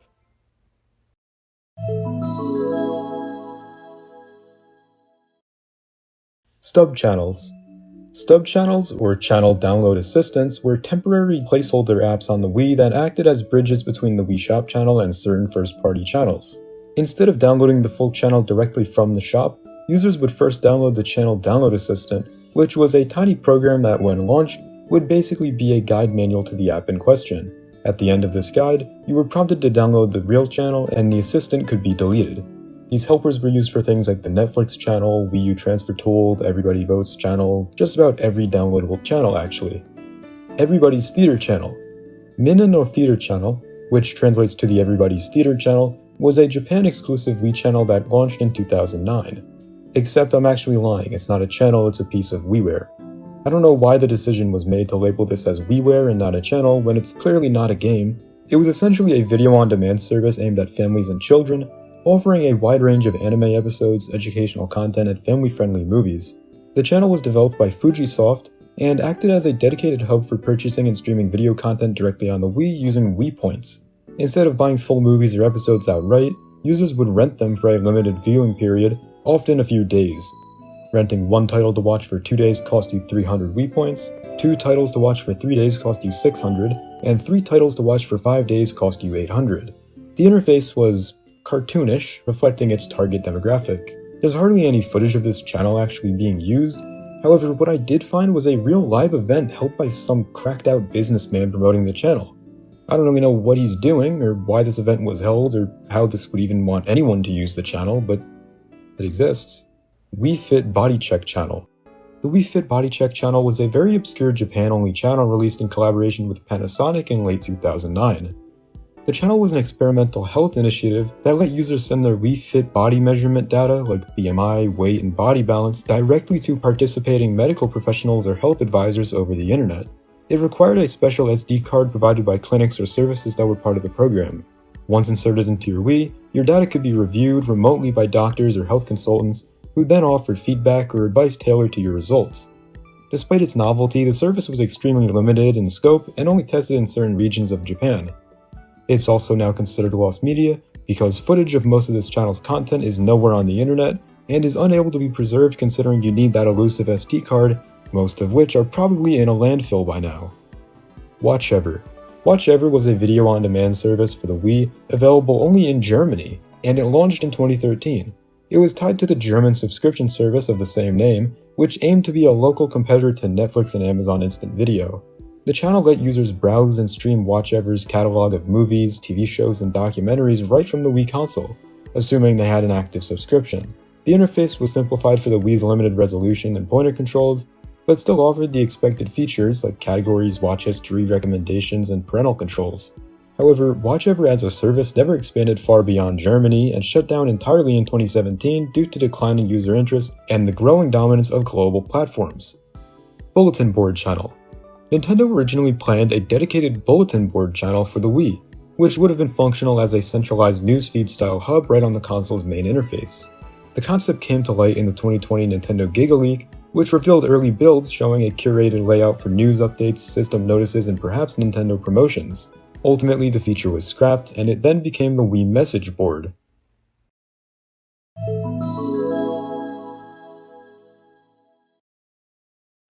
Wii Menu Uninstaller. The Wii Menu Uninstaller is a highly dangerous and extremely niche homebrew tool developed for advanced users and modders. Its name is exactly what it implies. It uninstalls the Wii menu from your console. That means no system menu, no channels, no way to navigate, nothing. Once run, the Wii will boot into a black screen, and then that's it.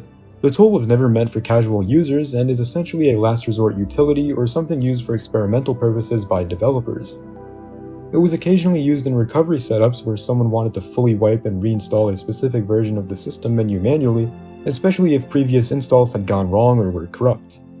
Some advanced modders used it in tandem with Preloader or BootMe to test alternative menu environments or downgrade system versions.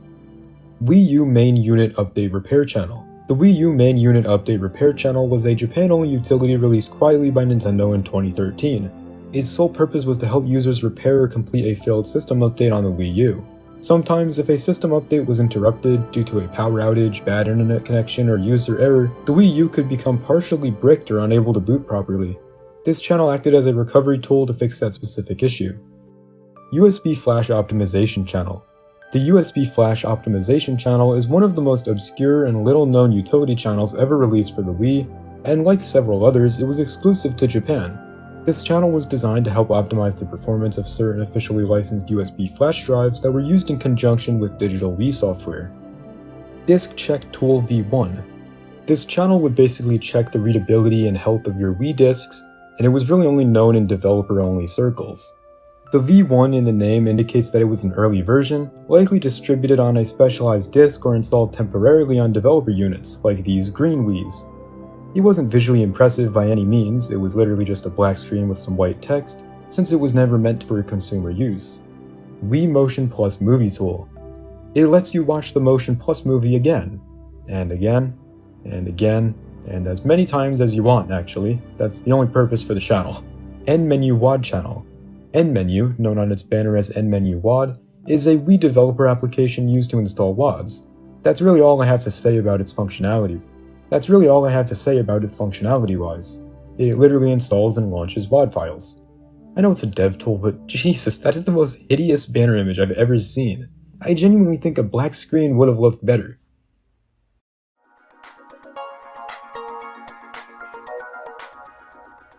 Homebrew Channel. The Homebrew Channel was the ultimate game changer for the Wii. Unlike Nintendo-curated storefronts and software, the Homebrew Channel was a community-made gateway into a whole other beast. Once installed, it let users launch unofficial apps straight from the Wii menu, everything from emulators and media players to fan-made games and even tools to enhance or modify existing Wii files. It looked and felt like an official channel, but underneath, it was purely fan-made. In fact, Nintendo actually didn't approve of this at all and made specific system firmware updates just to render it unusable. But still, it prevailed, and it's actually the reason that the Wii is still popular today, because people can keep releasing new stuff for it.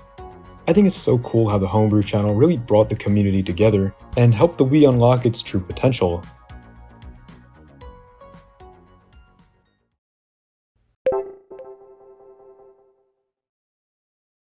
The Nintendo Wii might be one of the most iconic consoles ever made, but behind the motion controls, knees, and family-friendly image lies a mountain of forgotten projects, strange prototypes, and things Nintendo tried hiding from us. I also decided to include some Wii U lost media because there isn't really much of it out there, and since the Wii U is the Wii's brother system, I thought, hey, why the hell not? Some of this lost media was teased publicly, some was buried in the files, and some just straight up vanished. Alright, I'll waste no more time. This is the Wii Lost Media Iceberg.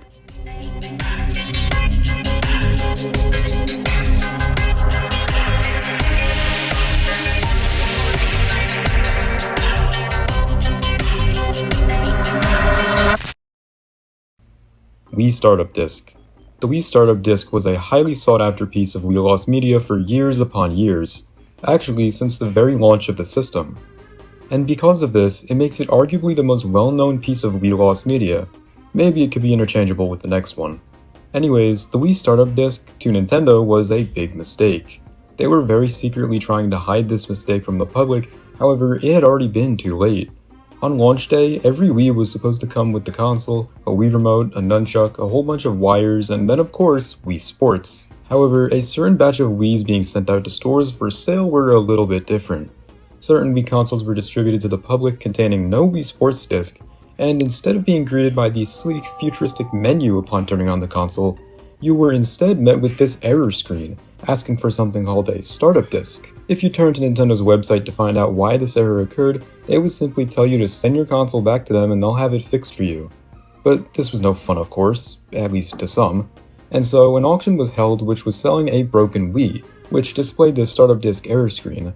A man by the name of Bushing got his hands on this Wii console and dumped the console's NAND, which was later uploaded to the internet by another Wii hacker named Larson V. From here, we were able to see the startup disc menu in full after what had been like 15 years. I'll play this footage for you now.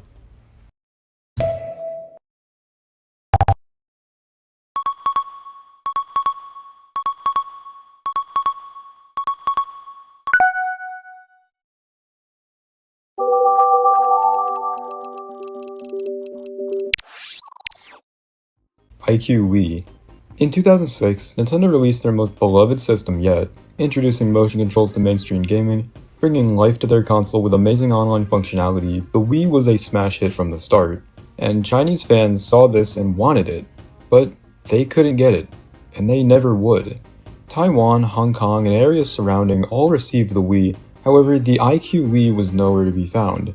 IQ refers to the subsidiary to Nintendo that they used to release their consoles in China, and maybe you may know them for releasing the IQ Player, probably their most iconic IQ system.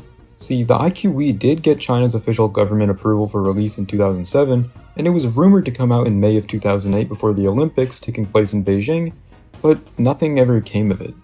Look, here's an image of it being advertised at a shopping mall. Even though the console had been approved for release, the system was met with resistance from the newly formed Ministry of Industry and Information Technology, which would ultimately lead to this console's cancellation. Nowadays, China has loosened up a little bit when it comes to their really strict gaming laws, but the damage had already been done, which ultimately led to the IQ Wii becoming lost media. Wii Sports Beta Build. Back in 2005, beta builds for certain Wii games were shown off at different Nintendo-held events. At the time, the console was still under the Revolution name, so these demos weren't even known as Wii Sports or Wii Drums. Instead, they were just known as Sports Pack or Music Pack. And it's the content that was in the Sports Pack which is very interesting. It was a sports minigame collection, similar to its fully released counterpart, featuring the following sports: tennis, baseball, golf, boxing, and airplane. Yeah, that Wii Sports Resort minigame actually had a version of it all the way back in 2006. Sure, it's pretty rough looking, with a shitty version of Woohoo Island fully modeled for this demo, but hey, it's the thought that counts, right? Another minigame that has no existing footage of it on the internet was this jetpack sport. I'm not sure if this image comes from an actual playable build of the game, or just some concept that Nintendo whipped together to be seen internally within the development teams, but it looks quite interesting. The Mii character, or at least what is supposedly a Mii character, appears to be wearing a Wii Remote jetpack. Footage for all of the main 5 sports are available on YouTube, however an actual playable build of the Beta Wii Sports has yet to surface. This build is a highly sought after piece of Wii lost media by the Wii community, although I have hope that maybe we'll find this one sometime in the future. New Super Mario Bros. Mii. Here we are, the first Wii U lost media of the day. New Super Mario Bros. Mii was a tech demo for the Wii U, shown off in E3 2011. It was based on the Wii game New Super Mario Bros. Wii, and it had new levels, and it allowed the players to play as Miis. It was meant to demonstrate the Wii U's off-TV play mode, which allowed the game to be played on the Wii U gamepad without using the television screen. The demo would play for 10 minutes and then automatically reset itself. When the Wii U was launched in the following year, one of the launch titles, New Super Mario Bros. U, was similar to this demo. The actual demo, however, has not been seen since E3 2011, and it's currently unavailable. The ability to play as your Mii wasn't entirely removed, but it was reserved only for a special challenge game mode in their final release. It's pretty obvious that Nintendo wasn't going to release New Super Mario Bros. Mii as a main 2D Mario title for the Wii U, considering it didn't even play as Mario, but it would still be cool to at least be able to play this demo again.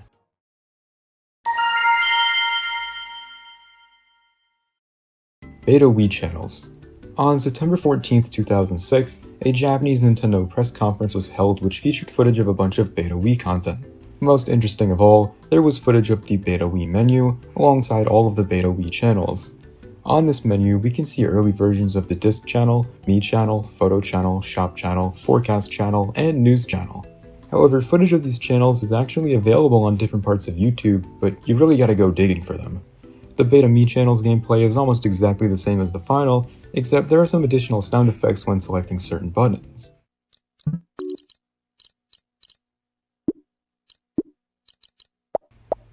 No footage of the other beta channels actually exists aside from the Forecast channel, which is also my favorite. The menu for this one happens to be very different, taking on a teal, blue, and white color scheme, rather than the dark blue and green design of the final. Both are very visually appealing, however I feel like this one may have been a bit too bright. There's no music on this build of the Forecast channel, and the glow menu also looks fairly different. Maybe it's just the way this footage is captured, being off of a kiosk screen and not an actual recorded footage, but the globe looks a bit brighter than the final version. Aside from these visual changes, however, the channel functions about the same as the final. While there is no actual footage of the Beta Wii Shop channel working, there are some images made by Nintendo that roughly show how it would have looked. This version of the shop channel takes on a very different look, being all orange and white instead of the blue and white of the final. These screenshots were uploaded to Twitter on August 18th, 2006, so we know that this version of the Wii shop channel was being worked on before this time. Wii Fit Body Check Channel. You may remember the feature from Wii Fit and Wii Fit Plus, which would let you download their game-specific channels to your Wii menu. Both the Wii Fit and Wii Fit Plus channels are still usable today, and are far from lost media, as anyone with a Wii Fit or Wii Fit Plus disc can still download them whenever they want. However, this channel was not downloadable from any game disc.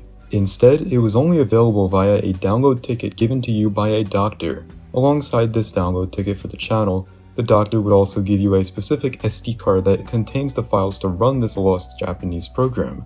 Yes, the Wii Fit Body Check channel would in fact contact your real doctor from your Wii. The Wii Fit Body Check channel would track your data from Wii Fit and send it over to your doctor regularly to let them know that your progress is good, I guess. It's hard, there's not much information about this channel at all, but there is this little diagram that proves how it would work. It also has been proven that this game had tie-in functionality with the DS game Personal Trainer Walking. The game would basically have you select a Mii and then, well, track your walking. It was honestly quite cool, but you could just use a pedometer or a phone app to get a pretty similar experience.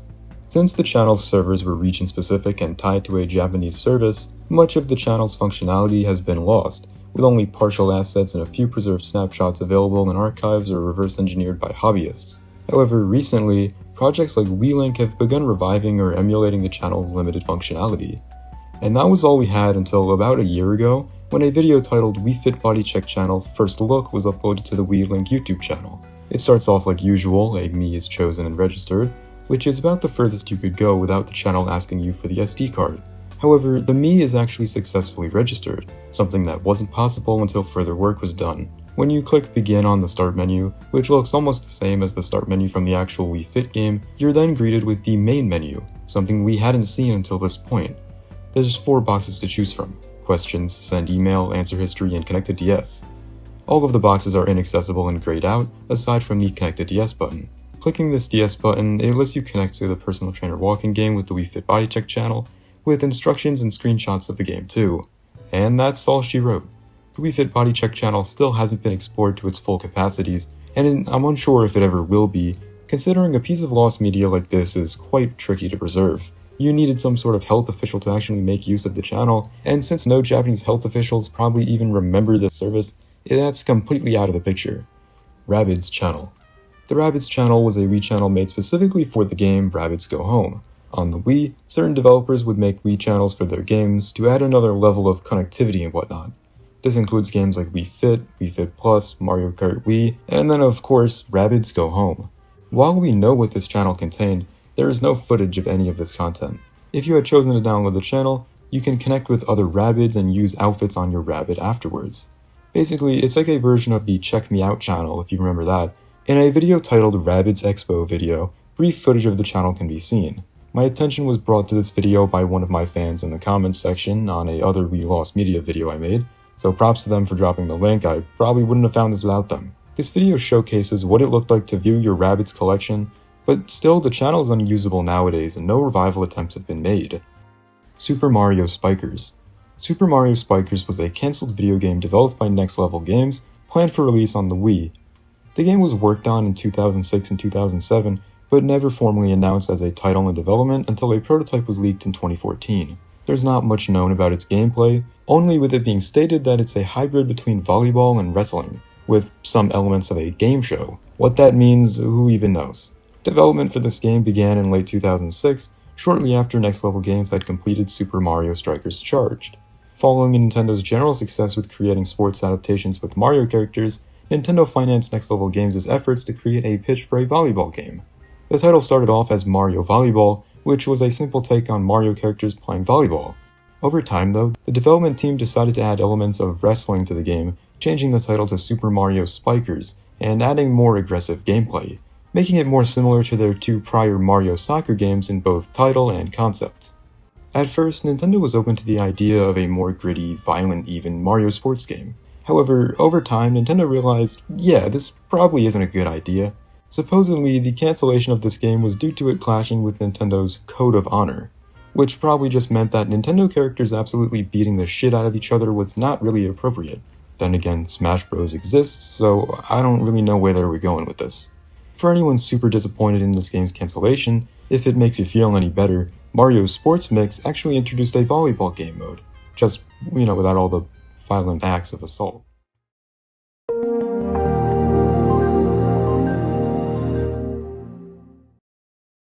NVIDIA Shield Mario Kart Wii port. First released in May 2015, the NVIDIA Shield was initially marketed by NVIDIA as a microconsole, emphasizing the ability to play downloaded games and stream games from a compatible PC on a local network or via the GeForce Now subscription service. Now you may be asking, what the hell does this have to do with Wii lost media, or hell, the Wii in general? Well, for some reason, only in China, the NVIDIA Shield would actually release with 4K quality remasters of Wii games, some of which including Mario Galaxy, Donkey Kong Country Returns, New Super Mario Bros. Wii, among others. These games were all officially released, and they aren't lost, but there is one game that was shown off in promotional material such as this video right here.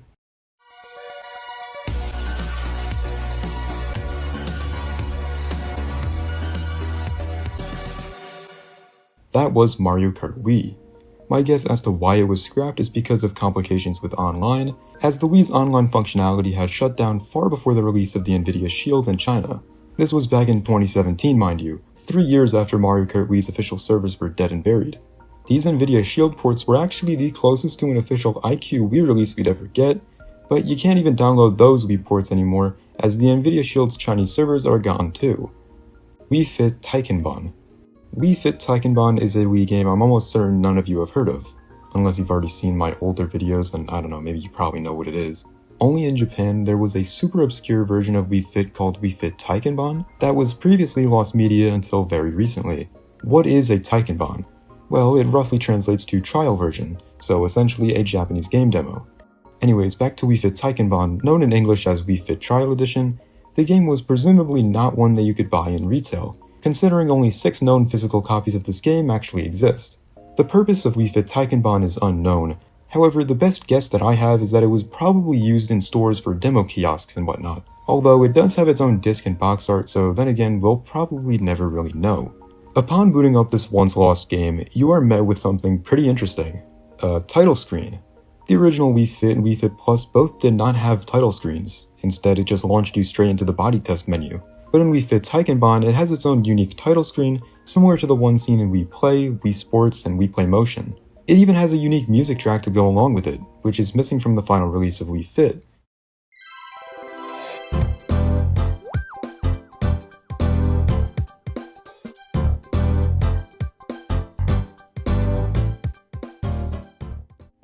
Either they genuinely made a unique title screen for this demo, or this title screen and track are throwaways from the final release to make things simpler. The actual Taikenbon, or a trial version itself, isn't all too interesting, just letting you play a few of the balance games and yoga poses. Little underwhelming, but it's a trial edition for a reason. But hey, at least it was found, making it one of the only pieces of found lost media in the entire video. Obstacle Course E3 Demo. The obstacle course was part of Nintendo's remote pointer demo, used to illustrate the precision and responsiveness of the Wii Remote's pointer and motion sensing. This was available to play at E3 2006, a few months before the Wii's release. Players controlled a simple Mii-esque avatar navigating a floating, sky-high platform course, dodging wrecking balls, logs, moving platforms, and other hazards. I say Mii-esque because while it looks very similar, that's not a traditional Mii character. The face is way too realistic looking. IGN attendees praised the demo for its accessibility and tight control feel, noting how even the slightest little movements of the Wii Remote would translate instantly, and actually quite accurately on screen, helping prove Nintendo's claim that anyone can use the controller. The weird idle animations for the Miis was actually found in the files of Wii Play, probably because this demo shares a lot of DNA with that game's Pose Me minigame. However, the files required to play the actual obstacle course demo haven't been dumped on the internet or preserved, so there is currently no way to play this, and there probably never will be. Battle Me. Battle Me was a tech demo for Nintendo's Wii U that was shown off at E3 2011. The demo was meant to demonstrate how the Wii U gamepad is meant to enhance gameplay, and how the Wii Remote would also still be compatible with the Wii U. In the demo, two Miis dressed as Samus from Metroid run around a large level while shooting enemies, targets, or each other. Additionally, a third player could control Samus's gunship and attempt to defeat the two other players.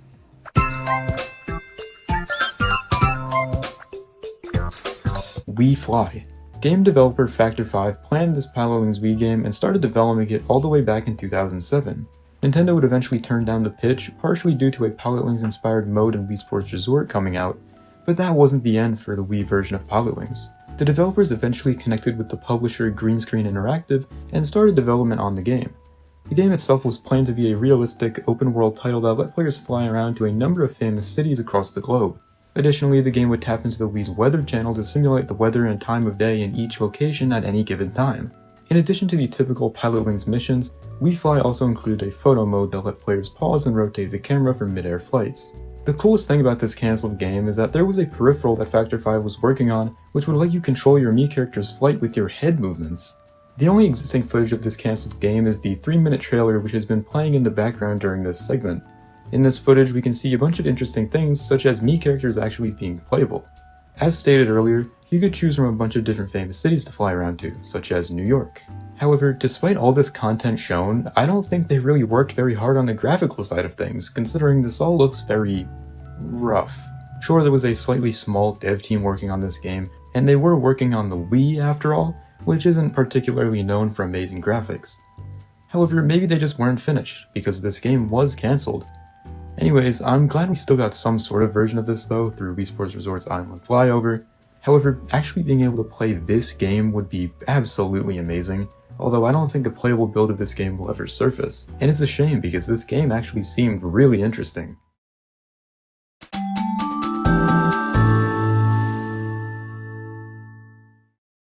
Wiwa. Wiwa was an unreleased Wii game developed by Zoink Games around... Zoink? Who names their company that?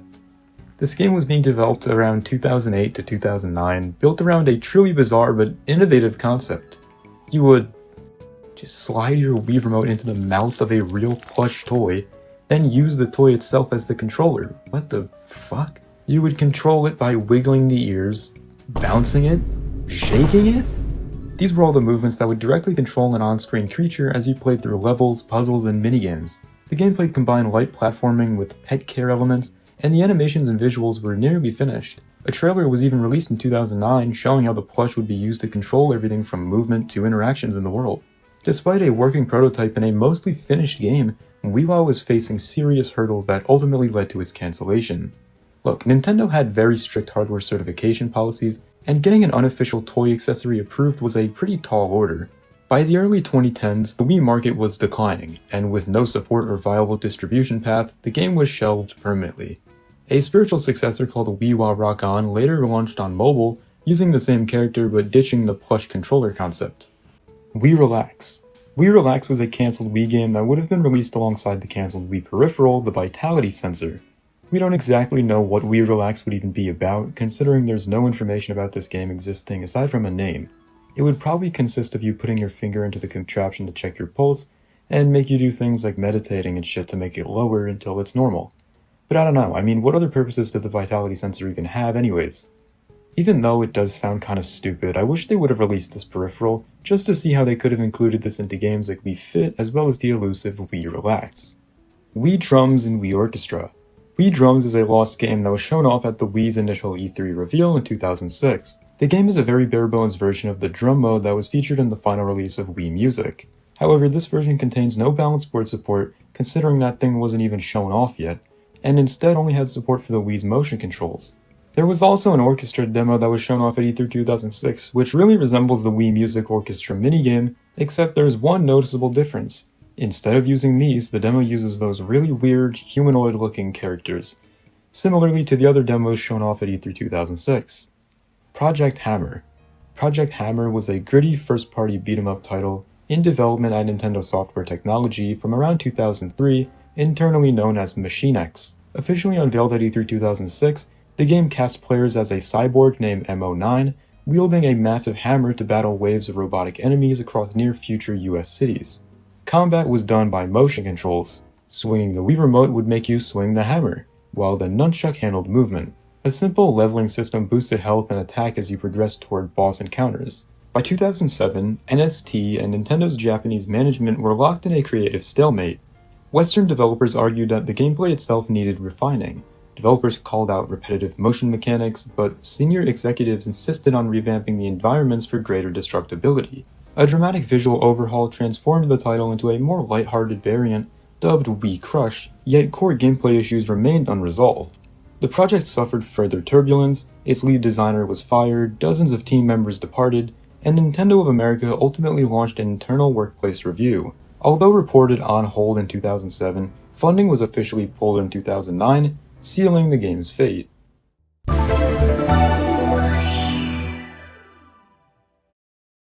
Super Meat Boy WiiWare.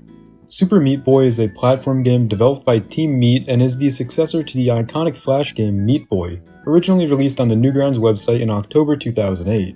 A WiiWare version of this game was going to be released, however there were some complications that ended with it being scrapped. Super Meat Boy on WiiWare was taking a pretty long time to be made and had some delayings. After some time, Super Meat Boy had officially been cancelled because of size limit problems on WiiWare. The WiiWare service has a 40 megabyte size limit, so Super Meat Boy was obviously way more than that. It also had been cancelled because they were unable to find a publisher for the game. Action Replay Wii Disc. You may know this, but Action Replay was a line of video game cheating devices developed and manufactured by the UK company Detel. I'd say they were best known for their Action Replay DS cartridge. Anyways, in 2008, after the discovery of an exploit in the signature verification of the Wii, new products from Detel, including a version of Action Replay for the Wii, started appearing in online storefronts for pre-order, releasing in January 2008. Here is a Best Buy listing for the product. While the Wii Freeloader, another disc-based device from Detel, ended up being widely sold on multiple stores, including their own, the Action Replay was soft-launched on considerably fewer sites, though it was available for order for a significant time period. On June 16, 2008, Nintendo released version 3.3 of the Wii system firmware, patching the exploit used by Detel that allowed these discs to run. While Detel continued to sell the Wii Freeloader, albeit with a warning that it could not be used on updated systems, the storefront listings of the Action Replay started to disappear at this time, with only the Best Buy store page remaining to this day. It is possible that Detel decided to postpone the full launch of the device until they had found a way to restore functionality on the latest Wii system firmware, but, who really knows? Due to the limited release, this version of Action Replay has yet to be preserved in any way, with no listings appearing on eBay or secondhand sites. Super Mario Strikers 2. Super Mario Strikers Charged was released on the Nintendo Wii in 2007 and created by Next Level Games in partnership with Nintendo. It is the sequel to Super Mario Strikers on the GameCube. Now you may be wondering, hey, isn't this an actual game? Why is this on a Wii Lost Media list? Well, that's because there's an earlier version of the game that we don't really know much about, considering it was cancelled. Before it got the subtitle Charged later in development, the game was initially going under the simple title of Super Mario Strikers 2. The original title was scrapped before its first public showing at the Wii Prove Our Promise keynote in August 2006. There were many differences between this concept game and the final. The biggest unused visual idea that the artists at Next Level Games experimented with was the addition of mechs and other vehicles, which would have decorated the perimeter of certain stages during gameplay. This game deserves its own video, honestly, for how much changes were made from this version compared to the final. We'd be here all day if I covered everything. Wario Land Shake It Unused Enemies. Wario Land Shake It, aka Wario Land the Shake Dimension in Europe, is the fifth installment in the Wario Land series of platformer games. The gameplay consists most of shaking or flipping the Wii Remote to throw or manage objects while doing some platforming.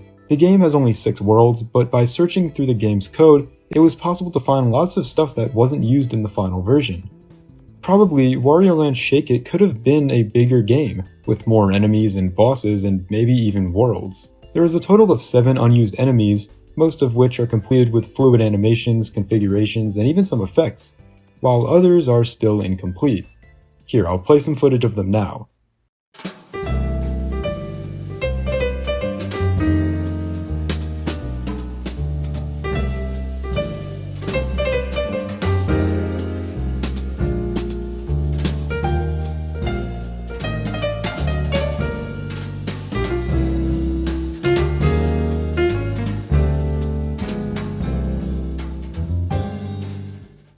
Wii U Demi Channel. The Demai channel, known outside of Japan as the Food Channel, was officially launched on the Wii on May 26, 2009 as a Japan-exclusive food delivery app developed by Nintendo and Denyu and operated by Demai-can. It let users enter their address via the Wii to order from local restaurants, browse by cuisine, such as sushi, pizza, bento boxes, etc., choose toppings or options, apply coupons, and pay cash on delivery. On August 8, 2013, Nintendo released a version for the Wii U under the name Demai-can, capitalizing on the name of the restaurant delivery operator. Unlike the original Wii version with its custom interface and menus, however, the Wii U version simply redirected users to Demai-can's mobile-style website within the gamepad browser, serving as more of a web app than a full native interface. Both the Wii and Wii U versions were officially discontinued on March 31, 2017, and removed from their respective digital stores on February 22, 2017. Choking back bile in my mouth when I say the site name. On Reddit, discussions from early 2025 confirmed that while the Wii U app still technically appeared on some modded systems, the actual ordering service ceased to function outside Japan after shutdown.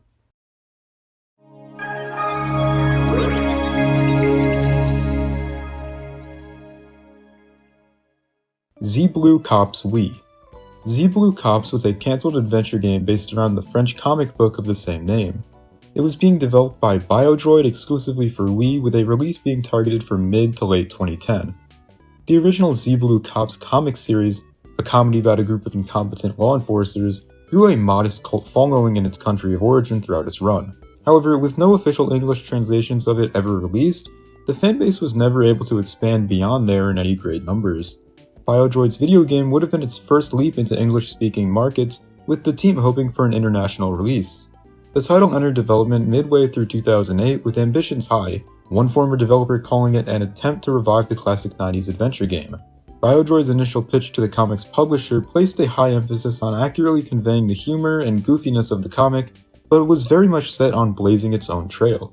It would have seen the players controlling 10 different members of the Z-Blue Cops, each with their own unique abilities used to solve puzzles and take down enemies. 2 officers were rendered on the screen at a time, but you could cycle through a wheel of other playable characters to alternate between them in real time, similar to the LEGO video games or GTA 5. Frisbee. Yep, just Frisbee, that was the game's name. In 2007, Create Studios worked on a Frisbee game prototype for Nintendo Wii, developed to demonstrate their new tech. The team is mostly known for Coated Arms Contagion and Insecticide, but they also created a few tie-in games such as Aqua Teen Hunger Force Zombie Ninja Pro-Am, Jesus that is a mouthful, and Biker Mice from Mars. This Frisbee game may have been pitched to some publishers as a cheap project for the casual market, but in the end it was never fully developed into a full game. Call of Putty. Clay Fighter Call of Putty is a vaporware game created by Interplay Entertainment for the DS and Wii, which was a planned sequel to the fighting game series Clay Fighter. It was created for the return of the Clay Fighter series and is an updated version of Clay Fighter Sculptor's Cut. The game was originally announced in 2009 and was planned for a late 2010 to early 2011 release for the DSi and Nintendo Wii. However, it was cancelled due to 2011 being the year that these consoles were retired so that Nintendo could work on their newer consoles, the 3DS and Wii U. Wara Wara Plaza Early Version. The Wara Wara Plaza is one half of the Wii U's menu, that you may know. It's a big, plaza where Mii's can be seen standing under the floating logos of games you've been playing recently, or of games whose Miiverse community you're a part of. This is no longer how it functions, as online support has been pulled, so it just displays all of the system apps, but it's still cool looking. However, there was an early version of the Wara Wara Plaza seen in the pre-E3 2012 Nintendo Direct. 14 seconds of footage is all we have of this menu, but it shows the floating icons being arranged in such a way that was different from the final. In the final version, the logos are lined up in a circle, however in this version they are more randomly scattered. The actual game logos that are seen in this are all either placeholders, because I'm pretty sure none of these are actual real Wii U games. I mean look, that is a Mario Kart 7 render. These are just generic photos of different Nintendo IPs, and that's a gun. I don't even know where that one comes from. But yeah, this is all the footage of this beta Wara Wara Plaza, so who knows what other elements of the Wii U's menu were cut or reworked.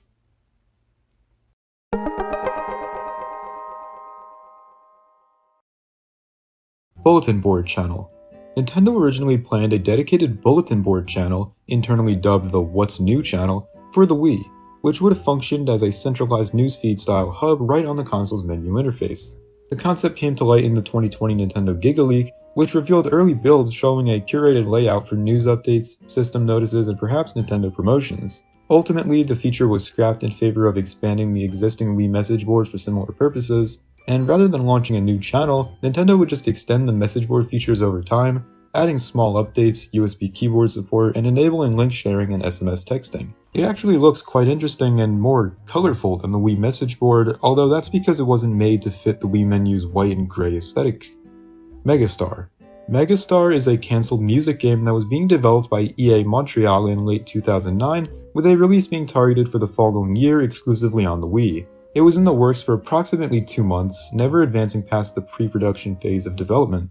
According to an artist who worked on the game, it was being prepared as EA's response to Just Dance, which launched in November 2009. The Montreal team had previously worked on other titles, such as the Boogie games, but Megastar was being pitched as a much more direct competitor. It would have had its own twist in the form of a singing component via a USB microphone similar to that of Boogie.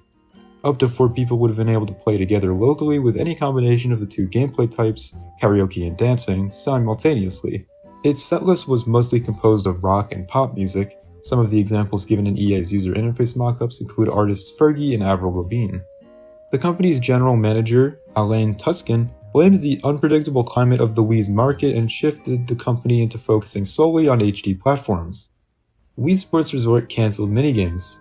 From an email interview with Wired Online magazine, Katsuya Iguchi, I'm so sorry if I butchered that name, a Wii Sports Resort developer shared some lost info about the massively popular Wii Sports. We considered fishing and a water slide activity before deciding on the final 12 events, Iguchi said. I'm having a hard time imagining a controllable, skill-based water slide game, which may have been one of the reasons it didn't end up in Resort, as it could have just been too confusing to develop. As for more unconventional concepts, we created a pretty fun prototype of Kendama, a traditional Japanese toy that just didn't fit in the game's theme. That is another quote directly from the developer. These minigames were likely cut because, well, they just didn't really fit the theme.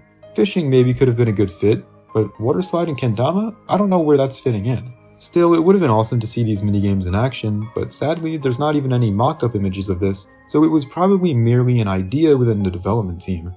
Hasbro Family Game Night 3 Trivial Pursuit. Hasbro Family Game Night is a series of games created by EA in partnership with Hasbro, bringing their iconic board games to a video game format. And the game in question today, Hasbro Family Game Night 3, was released on October 26, 2010 for the PlayStation 3, Wii, and Xbox 360. This installment adapts 5 different games: The Game of Life, Clue, Twister, Mousetrap, and Yahtzee hands down. So what? The game was released, where's the lost media? Well, in a 50-second trailer for the game, at the very end that game's box art is shown on screen. And when taking a closer look, 1, 2, 3, 4, 5, 6? Trivial Pursuit? What's that doing there? Well, quite frankly, I have no idea. No release of the game across the 3 consoles it's on has Trivial Pursuit in the game, so where did it go? And is there even any footage of this? To that I say, not sure and no. Someone in the comments of this trailer speculates that the game was unfinished. The actual game was trash, so they obviously rushed it up. Rushed it might be, but it was not trash. I love this game, it was peak. But yeah, I have no clue where Trivial Pursuit went, and I think that guy's theory may be correct. Wii Fit Parachute and Fencing. Just like Wii Sports Resort, Wii Fit had cancelled minigames, except this time around there's actual visuals for these games. The first one was parachuting, and what's left over of this lost minigame was the map, which is just the Wii Sports Golf training map, as well as some assets like the parachute itself, a target object, and an orange hoop. There is also this animation that was presumably used for when the Mii was free falling in the air. The minigame technically still lives on through Wii Sports Resort's skydiving minigame, but it's not the same because the balance board obviously isn't used. I can't say the same about the next minigame being fencing. Yeah, not a shocker, fencing never returned. What's left of fencing is a ball, which is just a reused Wii Sports tennis ball, and the sword used for the actual fencing.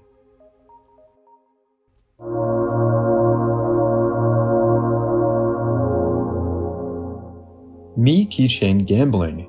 In the We No Ma channel, which is probably a goldmine for lost media, there is promotional images that can be found on the preserved We No Ma website, and it displays some sort of roulette minigame and card matching minigame. These games were playable back in 2010, and upon winning you could be sent a keychain with your Mii's face on it.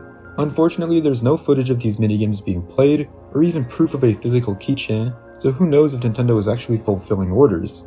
They did do that whole Me stamp thing, and those did end up getting sent to people's houses, so it probably wasn't much different with this. But of course, there's no way of telling considering there's no proof of it on the internet. Wii U Zapper. In the E3 2011 trailer for the Wii U, around a minute 50 seconds in, there's a minigame being played by someone holding what looks like to be a version of the Wii Zapper peripheral, but for the Wii U. It holds the Wii U gamepad and it's being used as a sniper scope. The player aims it into a window and shoots at a Mii of Shigeru Miyamoto. Who knows if this is an actual game or just an animation, but what's more interesting is the actual Wii U Zapper peripheral itself. That thing never got released, but it actually seems like a really cool idea and probably could make some shooter games feel immersive. Cosmic Walker. Cosmic Walker is a cancelled adventure/action game that was in development for the Wii. At Nintendo Fall Conference 2008, a movie reel was shared full of upcoming Wii games that were in development, like Punch-Out Wii, Sin and Punishment 2, and another Code R. Another game shown off for the first time was a curious space simulation game developed by Gaia, the studio created by former Atlas employee Koji Okada, but no info was shared about it. All that exists of Cosmic Walker is like 5 seconds of footage which I've had looped in the background. This looks like a pretty cool game honestly, but it's too bad we'll probably never be able to experience it. Otona no Ona no Yoranai Teko, I'm sorry again if I butchered that. Otona no Ona no Yoranai Teko, meaning fortune-telling notebook for adult women in English, was a cancelled Nintendo DS game in development by a dev team within Nintendo. The title was eventually reworked into the game Tomodachi Collection.